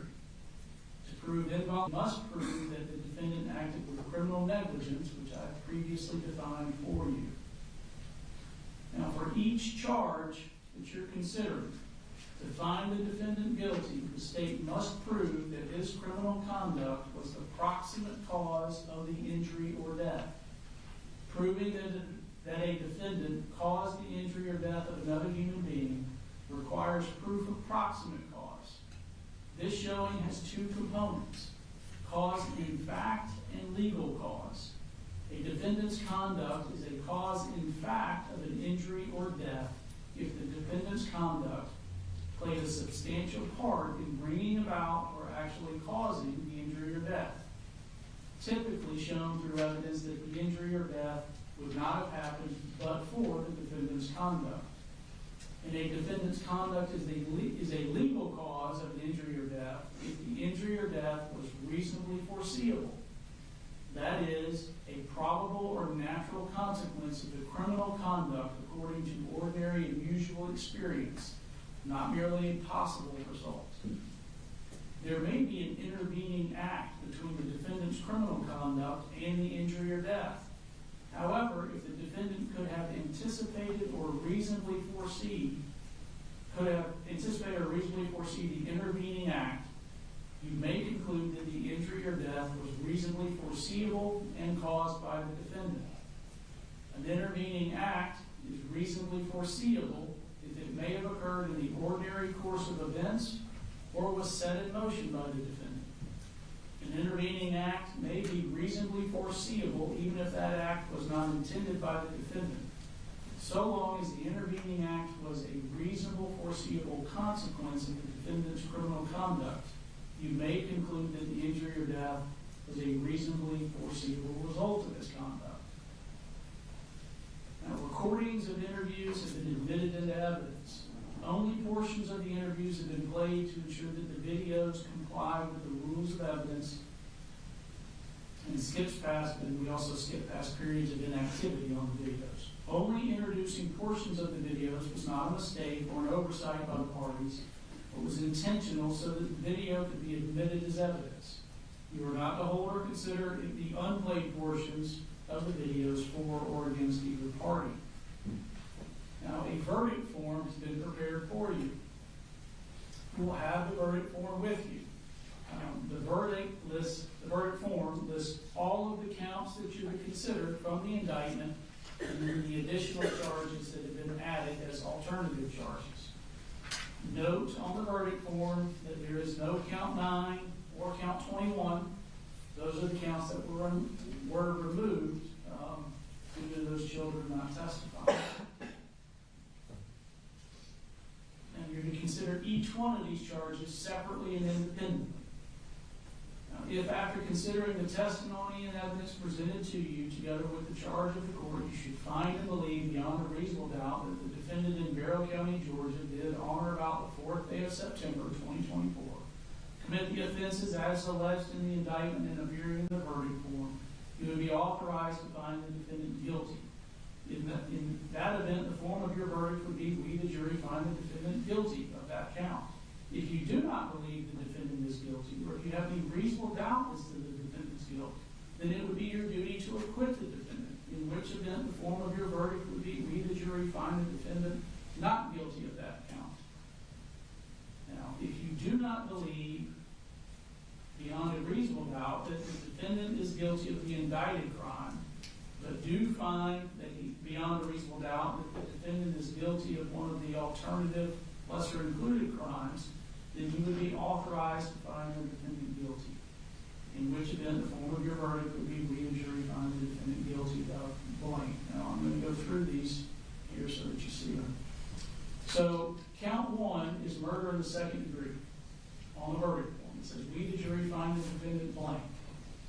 Below that is an or as to the lesser included offense of involuntary manslaughter by unlawful act. We, the jury, find the defendant blank. Again, it's guilty or not guilty. Or as to the lesser included offense of involuntary manslaughter by lawful act. We, the jury, find the defendant guilty or not guilty. Whichever charge you think is appropriate, that's the charge that you would enter your verdict as I instructed you on the lesser included. So count 1 has those 2 lesser included. Count 2 is cruelty to children in the second degree. We, the jury, find the defendant blank. All of a sudden I'm missing count 2, page 2. All right. Count 3, murder in the second degree. We, the jury, find the defendant blank. Or as to the lesser included involuntary manslaughter by an unlawful act. We, the jury, find the defendant blank. Or as to the lesser included involuntary manslaughter by lawful act. We, the jury, find the defendant blank. Again, consider each one independently and enter your verdict according with your findings. Count 4, cruelty to children in the second degree. We, the jury, find the defendant blank. Count 5, involuntary manslaughter, unlawful act. We, the jury, find the defendant blank. Or, as to the lesser included offense of involuntary manslaughter by lawful act. We, the jury, find the defendant blank. Count 6, reckless conduct. We, the jury, find the defendant blank. I'm not going to go through all these, but count 7 also has lessers involuntary manslaughter by unlawful act, we the jury find the defendant blank, or as to the lesser included offense, involuntary manslaughter by a lawful act, we the jury find the defendant blank. Each of the other counts is listed on the indictment, we the jury find the defendant blank, and again, enter not guilty or guilty in accordance with your verdict. Whatever your verdict is, it must be unanimous, that is agreed to by all. The verdict must be in writing and signed by one of your members as foreperson, dated, and returned to be published in open court. By no ruling or comment that I've made during the progress of the trial, I intended to express any interest upon the facts of the case, upon the credibility of the witnesses, upon the evidence, or upon the guilt or innocence of the defendant. Your verdict should be a true verdict based upon your opinion of the evidence according to the laws given to you in this charge. You are not to show favor or sympathy to one party or the other. It is your duty to consider the facts objectively without favor, affection, or sympathy to either party. In deciding this case, you should not be influenced by sympathy or prejudice.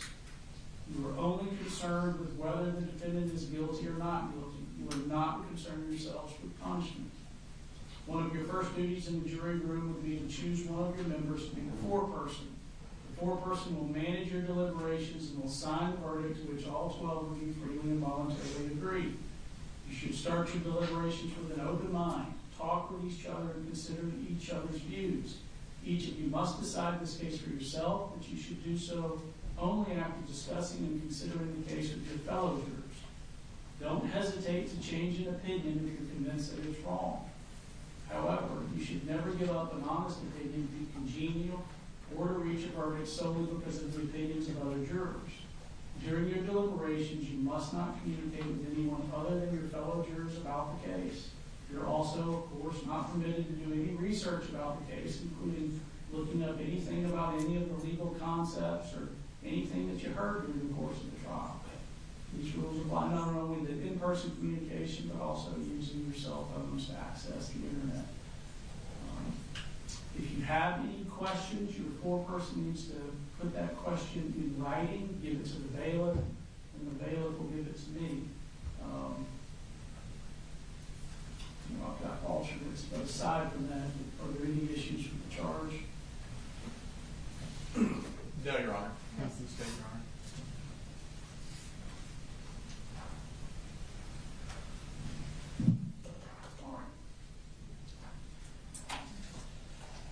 So we're going to send out, we're going to have to still go through some of the evidence that is not permitted to go with you, so that'll take a few minutes.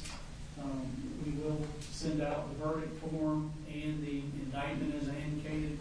The lecture foreperson, we'll send that out, and then we'll send the evidence in as we get through what's able to go back with you, okay? Juror 122, raise your hand. Juror 130. Juror 139. Okay. If you three will just stay there for now, if the rest of you will go ahead and retire to the jury.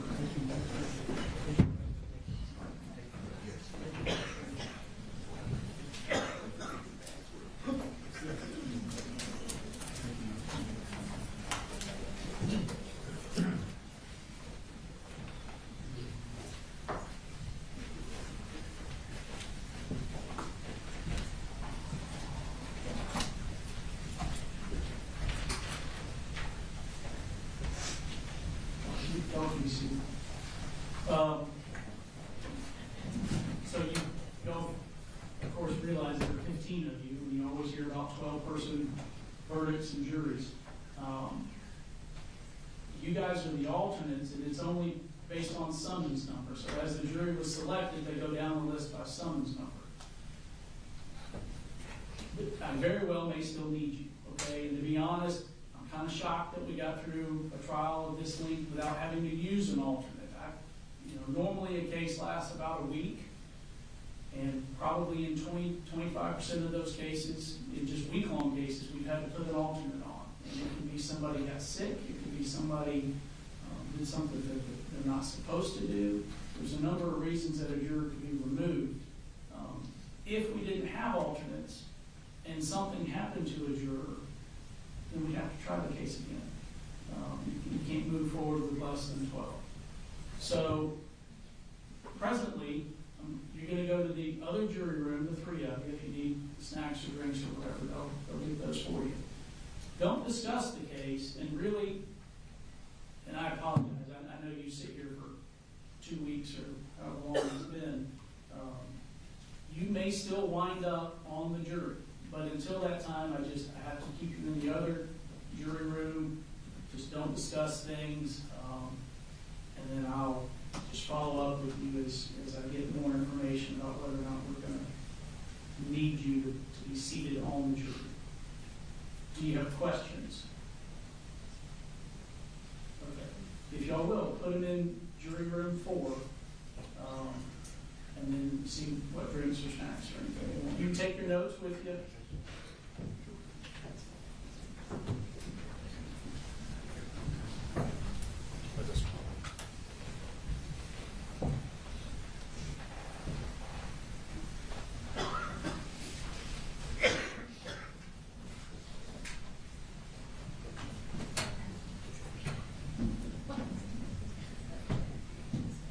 Is there a problem with the verdict form, Your Honor?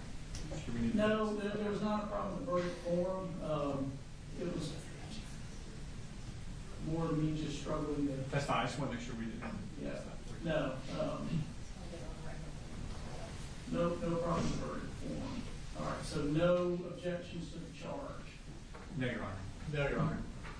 All right, I'm gonna paper clip the verdict form to the counts of the indictment so that can be kept separately. I know we need to address what goes back.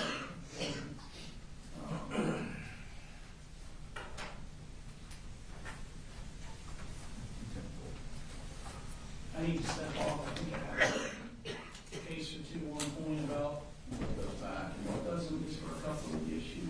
So I'll grab that. Anybody needs a restroom break, go ahead and take it. So we'll resume in just a minute.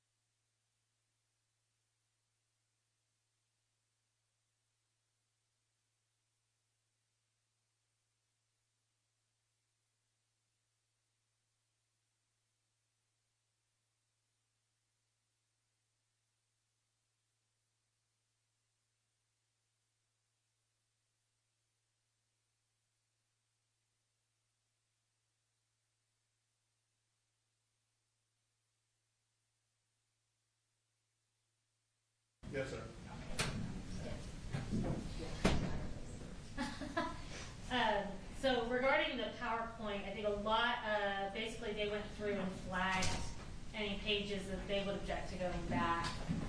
I'd say well over half, probably 75% of the flagged pages were where we had red boxes around relevant dates, times, names, things like that. Once we saw that, our office went back and took all those red boxes out. So we now have a version that does not have that. So I think that resolves a large percentage of it. Mr. Berry's pointed out one slide where we had an FBI press release that was in reference to a text message that was sent by Marcy to the defendant, but we're fine taking out that press release because the slide was just the text of the press release. Okay. So we will take that out. There was one additional highlighted one that we had missed that we'll take out.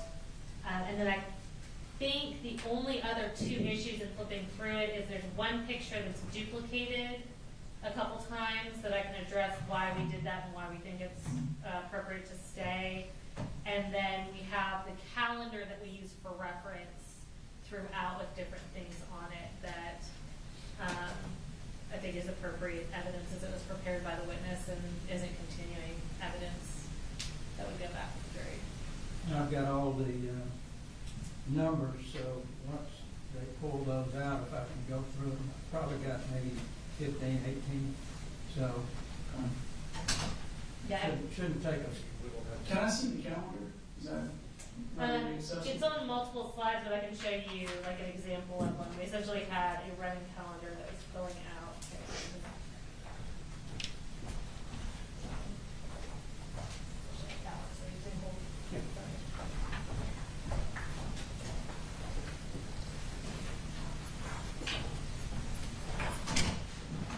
Judge, our contention would be that a visual aid, that is a calendar that helps orient the jury, that investigator Gilliland prepared. I think it'd be more akin to, and I'm thinking to reference specific case law.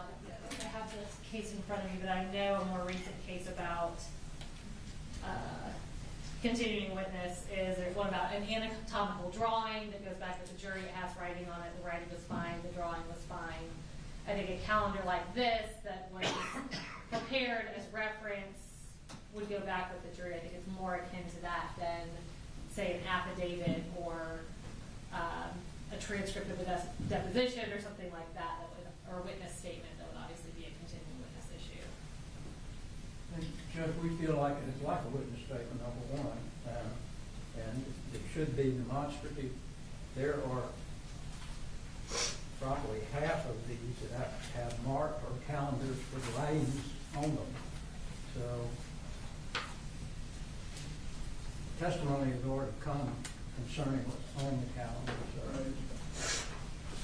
Let me, Number 71. 71, do they need a minute? And yes, and they're discussing it. Okay. And they'll let us know. All right. And Judge, the case I'm citing, I believe it was Davis versus State, which is 371 Georgia Appeals 469. It's a 2024 case. I'm sorry, give me this side again. Yeah, it's 371 Georgia Appeals 469. It's a 2024 case. It says, typically the types of documents that have been held subject to the continuing witness rule include affidavits, depositions, written confessions, statements, dying declarations. Importantly, it's inapplicable where the document issue is original documentary evidence or when the document is non-testimonial in nature because it was not a reduction or substitute for the person's oral statements or So testimony. this would not be original documentary evidence. A text message is. Sure. Um, But this also would not be a substitute for Investigator Gilliland's testimony as it's referencing a specific date to a specific incident, not memorializing what she testified to as like How many calendars are there? Probably a 15, few. maybe 20. There's one for each date we talked about in August and September. 4 person training. All right, what I'm gonna do is bring the foreperson in and let's see what they want to do. And you would just put them right here at the beginning of the jury box. Come right. No, Right. in the box, yeah. Out of view. No, it's 4:30. What, y'all discuss discuss whether or not you want to start tonight or come in the morning? What's Yes, the decision? we would like to be handed the case today. Okay. Let me ask counsel this. So, the charge, the pattern charge says, don't deliberate until everything's been sent back. I don't really know the basis for that. I've never found where that comes from. Statute, case law, I don't know where it comes from. Do y'all want me to give them that instruction, or are you okay with, here's the verdict form, here's the indictment, if y'all want to start deliberating, go ahead while we sit through this? Are we only arguing right now about the PowerPoint? I think there's more things to argue about. I would say yes to the PowerPoint, no to the other evidence. Does that make sense? Yes, go ahead without the PowerPoint until we can get it settled. Okay. Because that's it's a summary of other evidence. So the evidence that's in the PowerPoint is in here too. Okay. But I'd like to see what this other stuff is before they start deliberating. All right.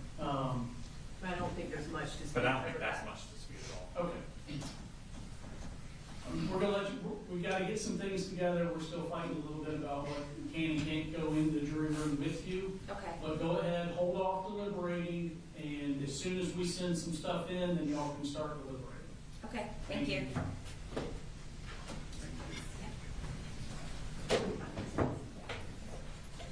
Jury. We'd rather kind of iron everything out than have everything go back at the same time. I understand. Yeah. After brief discussion, we are going to concede the calendars so that the jury can get the case quicker. So we've started working on that in our office. Okay. Which I believe just leaves. Let me give you this back. One of the. A duplicate photo. There's a photo of Colt Gray. The court can see, and you may recall this procedure in her closing. Colt Gray pointing the laser at the camera. He texted that photo to the defendant. We have it in the context of the text message when that was, showing that photo in the context of when the text message was. We also have it one other time in the context of the purchase, the Amazon picture from Amazon, as well as the line item purchase. So Twice. yes, sir. Well, all right, y'all correct me if I'm wrong. Is there anything other than really the continuing witness that keeps stuff out of the jury room in deliberation? No. No. That's the only thing. Well, the photo's not continuing witness, so it goes down. And I will let them, if y'all want to go back through and make sure there wasn't something I missed, but I think between that, the calendars, the red boxes, and anything else we can see that should cover it. And that's the unedited. And Mr. Hobbs, did you say you had an objection to? I do. This is the one without the red I box. can do it whenever. Okay. So Judge, in the extractions of the different cell phones that have been put into evidence, obviously there are text messages and Google searches. We are objecting to those going back to the jury under the continuing witness. I will concede there is case law that they are documentary evidence. However, I do not feel that that law is correct and it needs to be changed. If I were to walk into a library and write a note saying, how do you dispose of a body, and hand it to the librarian, and then subsequently prosecuted, and that note came into evidence and was read by an investigator, there's no doubt that would be continuing witness and would not go out with the jury. The modern day equivalent of that very same scenario is me typing the same search on my phone. However, the Court of Appeals Supreme Court has said that goes out as documentary evidence. We feel that that rule is not correct and should be changed, and we would ask that the cell phone records, specifically in regards to the Google searches and text messages, not go out with the jury under the continuing witness rule. Now, let me make sure, but you do not have a case that says text messages are prohibited from the barred by the continuing witness rule. No, Judge, we feel that case is coming. It hasn't come yet. Okay. Yes, sir. one other thing too, Judge, sending all of those out, there are a lot of those that were never used. So sending out things that were never brought to the attention of the jury is just throwing everything out there and letting them go through whatever number there is that they have. I know they looked at 60,000, and you don't want to be sending 60,000 messages back. Yeah, what is y'all's position on what? So we obviously did not print out the entirety of the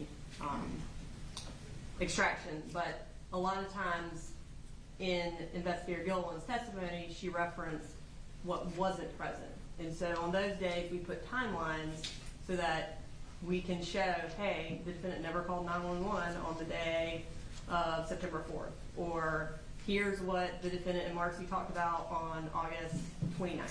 So there are timelines in there that weren't necessarily presented, because you can't present the entirety of the timeline when we're talking about the absence of something. But the jury would have to be able to, it was admitted into evidence and it is admissible and it's relevant, and I think the jury would be able to look through it to determine the absence of evidence. We did go through and get rid of anything that, like, there were some text messages between Marcy and Colt that were originally in there, but that the court excluded. We took those out. But I think anything in there currently is relevant and admissible, and it was evidence that the jury can consider. I don't think evidence has to be published specifically to the jury in order for it to go back with the jury. I looked for case law and there's nothing that says that. Here's my concern, and again, I don't know, I only saw what the jury saw. My concern is, and this is why I was kind of phrasing it, the foundation's been laid, it's been authenticated, for, let's say, 60,000, the phone dump, 60,000 pages. You've authenticated the phone dump. But that does not mean that all the parts of the phone dump are still admissible, even though a foundation's been laid.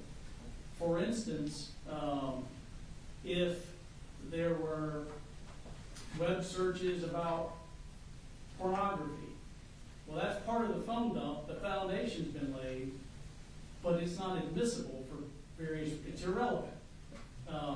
So that's my concern, that we've got, I don't know how many pages of documents that the foundation was laid for, but if a particular message or search or something wasn't presented, then it may not be admissible for a variety of reasons. And I understand the court's position. Our condition is that we only extracted and put in the notebooks what was relevant and admissible, and that what Investigator Gilliland testified to. But some of what her testimony was the absence of information. And so on those days, those timelines are present. We don't believe there's anything that would be inadmissible in them. The timeline, so a timeline extraction on a phone essentially is something that happens, is the part of the extraction that isn't just text messages. The text messages come in the bubbles. And then the website searches, you have the pictures. A timeline just shows what you're doing with your phone at each second of the day. It's all in one document. So it's like the defendant calls Colt. Are these the timelines that she testified about, or are there other? Testified, and when Investigator McCorkle testified about these coming in, the only days that we put in was information she testified about. So for example, August 29th was the day where a lot happened. And a lot of the information was either the absence of information or what Marcy and the defendant were doing. So that timeline is in there because that day, what happened that day is relevant. But we don't have August 28th, for example, we don't have like August 28th and August 27th and August 26th and August 25th. We don't have those timelines in there because not everything that happened that day was relevant. But if she testified about the absence of information, then that whole day of what the defendant did is in there because it's relevant what he did that day. So like September 4th, what he did that entire day is relevant. So that whole day is in there. But not the whole day of July 31st. All the things she testified about. Yeah. The problem is she's created, this is an investigator created this document. And so I don't understand how it could not be continuing testimony. If the investigator created that and then they're putting her creation into evidence saying this is what I created. Well, tell me if you, I mean, it's somewhat like you have voluminous records and someone creates a summary of the voluminous records, that summary is admissible.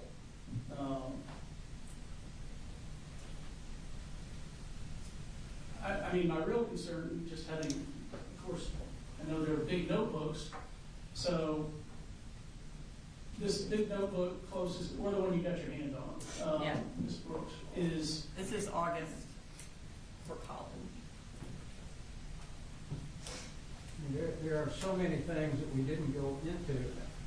I always thought that you had to, whatever you're going to send out to a jury, it has to be something that you've gone over in the court and determined whether or not it was credible, whether it met the standard to go to the jury. There's so many of those that were never used, never talked about, nobody ever said anything about. I don't feel comfortable in sending something to the jury that nobody's even ruled on. If it's text messages that they pulled out and we talked about, then that's one thing, but just to send a whole ton of messages back there that have, we don't know whether they've got any probative value, not, other than the state saying, well, we think it fits into the probative value, but I don't know how that many text messages can be probative. And I think our disconnect is not publishing is not the same as not going over. There was, I said not publishing something is not the same as not going over in testimony. Investigator Gilliland went over multiple things in testimony about what was in the text messages, but like I was saying, a timeline that has what the defendant did on a particular day is going to be like 30 pages. You can't publish to a jury 30 pages to show he didn't call the school this day. But we have that in the notebook to show he didn't call the school that day.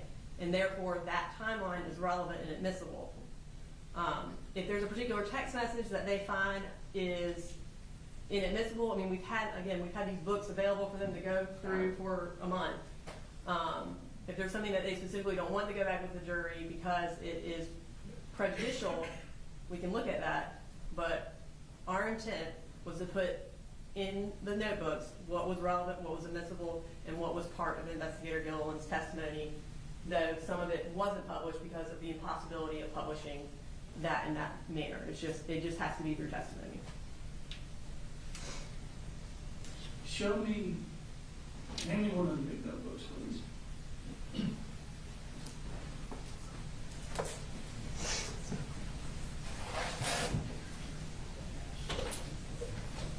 This is, most of them are small like this. This is the only big one. And if there, you can kind of see, if there are certain,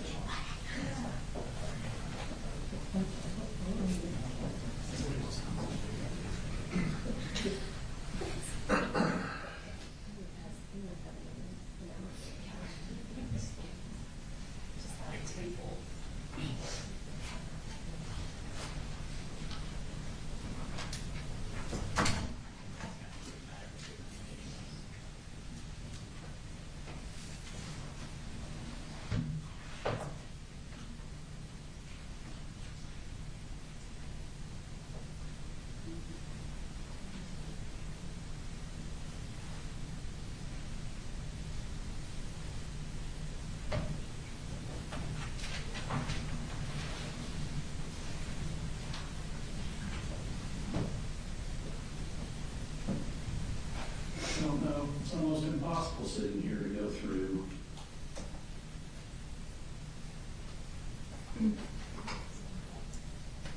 And my understanding is that the text message tabs, the picture tabs, the web history tabs, those are all presented. The only information that wouldn't have been presented in its entirety would be the timeline tabs. But I think if the court wants us to, we can take out some of those tabs that, I mean, like I said, I think September 4th is relevant because that whole day is relevant, and I think August 29th and August 26th, because those are the days that actually Gilliland testified to the absence of information. But if you want us to take out some of the other timelines, that's the majority of what, those are the only items that wouldn't have been presented in their entirety. I mean, I just, so that you understand my concern, you know, there are a lot of text messages in here that we did not, that I didn't see. So there could be a text message in here that says, obviously this would be relevant, but hey, Colt, are you going to go do the school shooting tomorrow? I didn't know, nobody knew that was in here. I believe we would have found it. I believe you would too. That was a bad example, but just an instance of something that, you know, take something prejudicial. You know, I'm gonna, you know, I tried to murder Marcy, but she got away. You know, it is just buried in the text messages that I don't know that a jury would look at it, but it never got to be, I'll use the word vetted on whether or not it was relevant, whether or not it was improper character evidence. Well, if the court, like I was saying, I think September 4th, we essentially went through all of those text messages, so I don't think there would be any prejudice for that whole day. I agree. Every text message shows admissible, goes, I mean, obviously admissible goes back. But if you want to take, I do think the 26th was the day where Colt was at the panic attack day. He was at school. And our contention is that the defendant didn't call the school, that they called him. And so I do think we need to keep that day in there. And we have Marcy's timeline from the 29th, which I don't think any of her searches would be prejudicial to the defendant or any of her text messages. So the state would be fine to take out the other timelines other than the 26th and September 4th. Okay, if you want to hide this back. And then if they have a question, they can come and. Sure.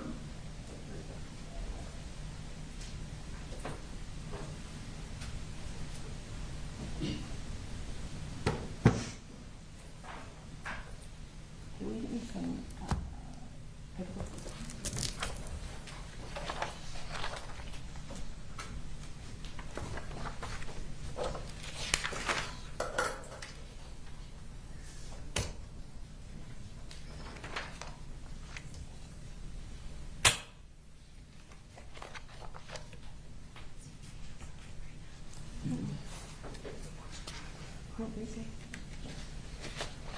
Judge, well, she's doing that. There's one more thing in the PowerPoint that Mr. Berry put to our attention that we would dispute. There's screenshots of the defendant's location data, I think primarily, but maybe not entirely, on September 4th. The state's contention is that those screenshots, one, aren't subject to the continuing witness rule, but also are showing where the defendant was at different specific points in time. I think Mr. Berry felt that they were duplicative. But similar to the other one, I think they're relevant and also specific. Do you believe that they're continuing witness? Continuing witness, and also there's 4 or 5 of the firehouse itself. Then they do have timelines, and I understand what they're saying, but I do think it's continuing witness.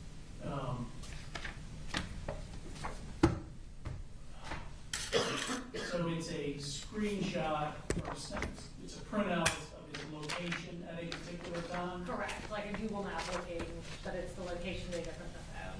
Yeah, I don't think location data from a phone is subject to continuing witness. And there's more to it than that. I need to look at it or discuss it, but just location data extracted from a phone is not continuing testimony.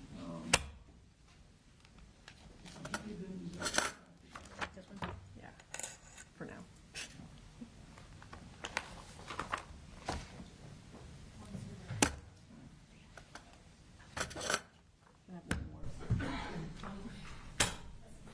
Maybe bring me two.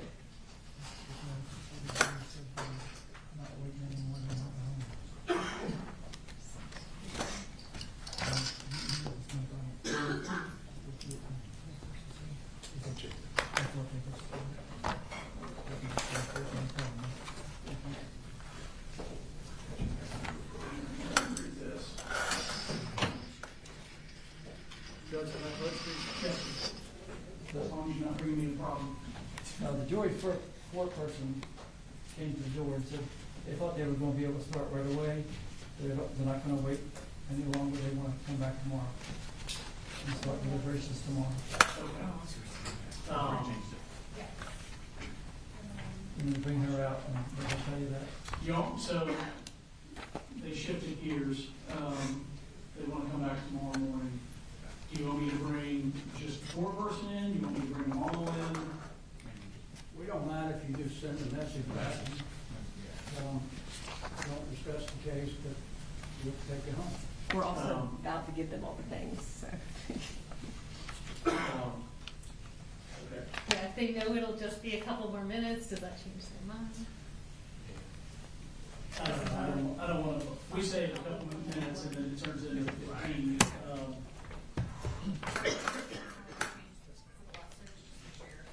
Give me the four-person, please.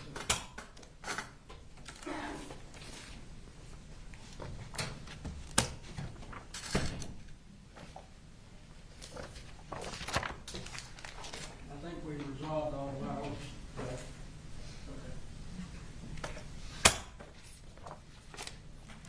I'm just trying not to look like I'm taking out evidence.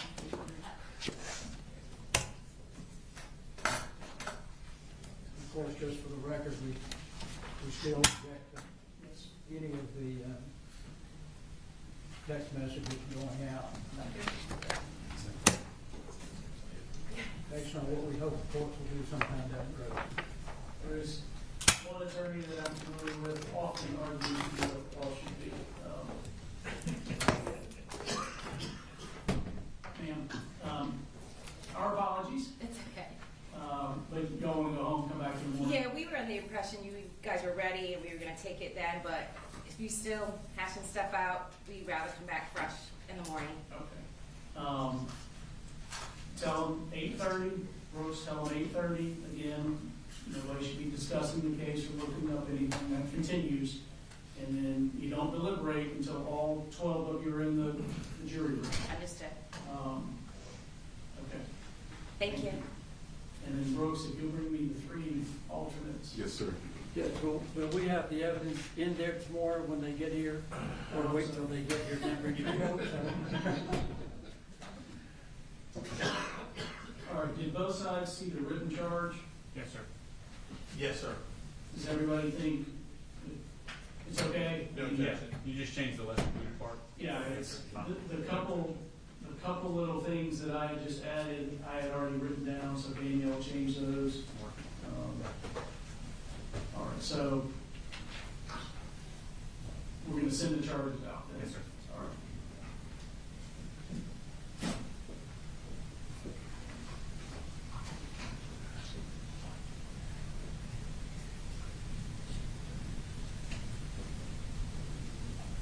All right, so then we need court exhibit. Packet, you need one of them, and then this one. Final one, you just. Terry, you put them in the box, and you got them there? Oh, you don't? Yes, sir, we get. Okay. Yes.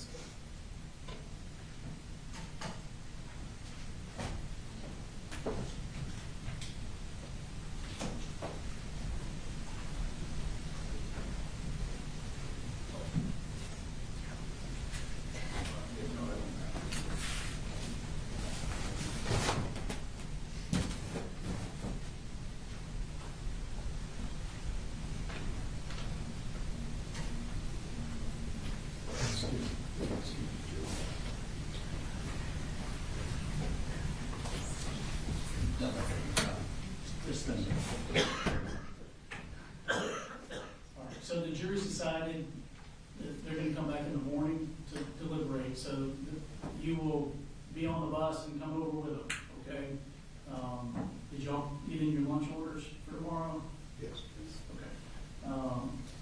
So when you get here in the morning, they'll just put you in deliberation 4, snacks, drinks, whatever you want. Continue to understand, though, you're under the same rules. Don't look up anything about the case. Don't get on social media. Don't talk to anybody about it. We could still lose jurors for any number of reasons, okay? Anybody have questions?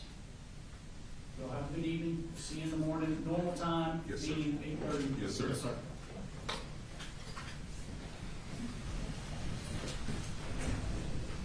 Yeah.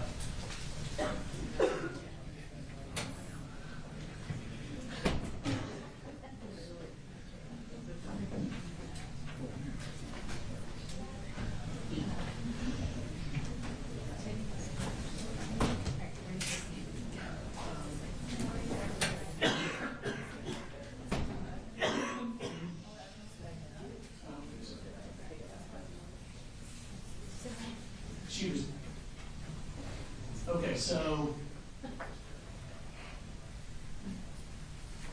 we fight about anything else going out.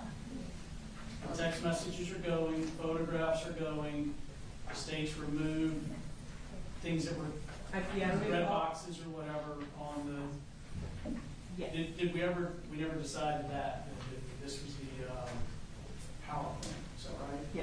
Right, so we gotta decide that one. I think, Well, we've got PowerPoint. We've already gone through that, so I think. I think you've ruled on, either we've consented or you've ruled on everything in the PowerPoint. Okay.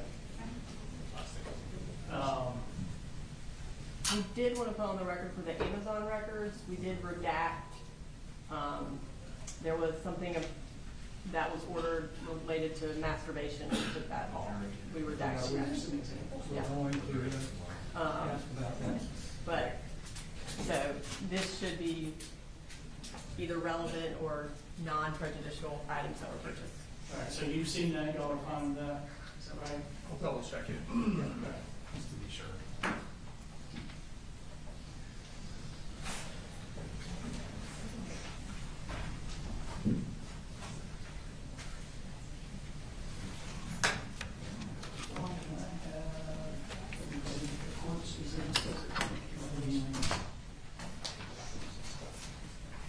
Obviously, one of them says court, just the white one that says it's fine. Yeah.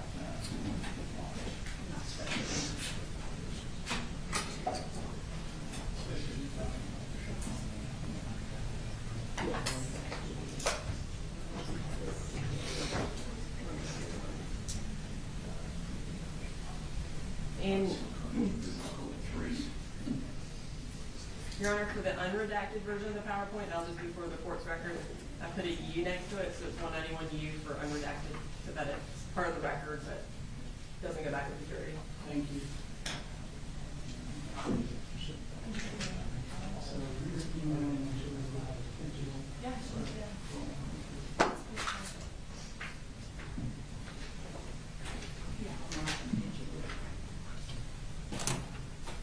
So one is the preliminary packet, and two is this final charge. Which is fine.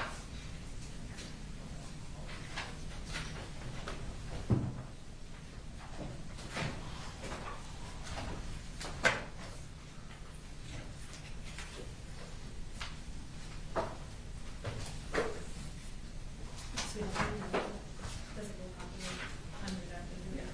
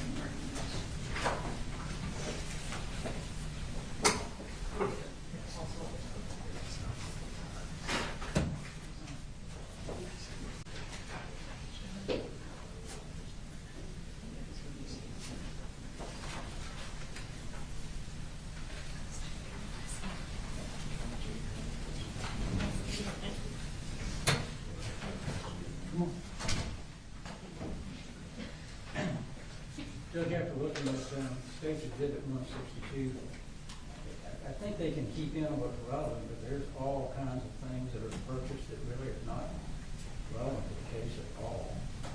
I know they redacted a few things, but. Is there anything prejudicial? Well, Because part of their argument was, well, I don't know, I haven't seen her exhibit. Can I see it? Sure. But yes, Your Honor, part of our argument was that he chose to buy things other than gun safes, and so I think anything that is non-prejudicial that costs money would be relevant.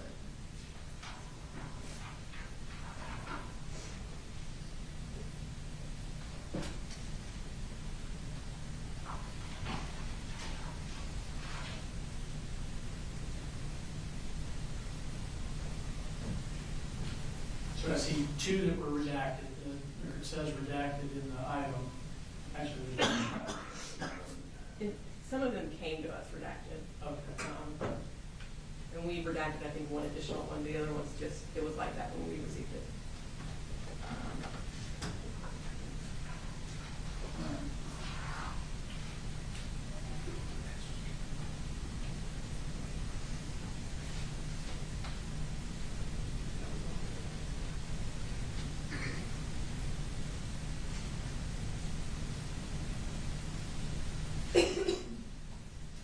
Again, if there's a particular entry that you think is prejudicial, we will point that out, otherwise We'll make a copy of it, take it home tonight, Judge, and we can do that first thing in the morning. I would otherwise allow that. Well, Jerry, You can make a copy of it. Anything else?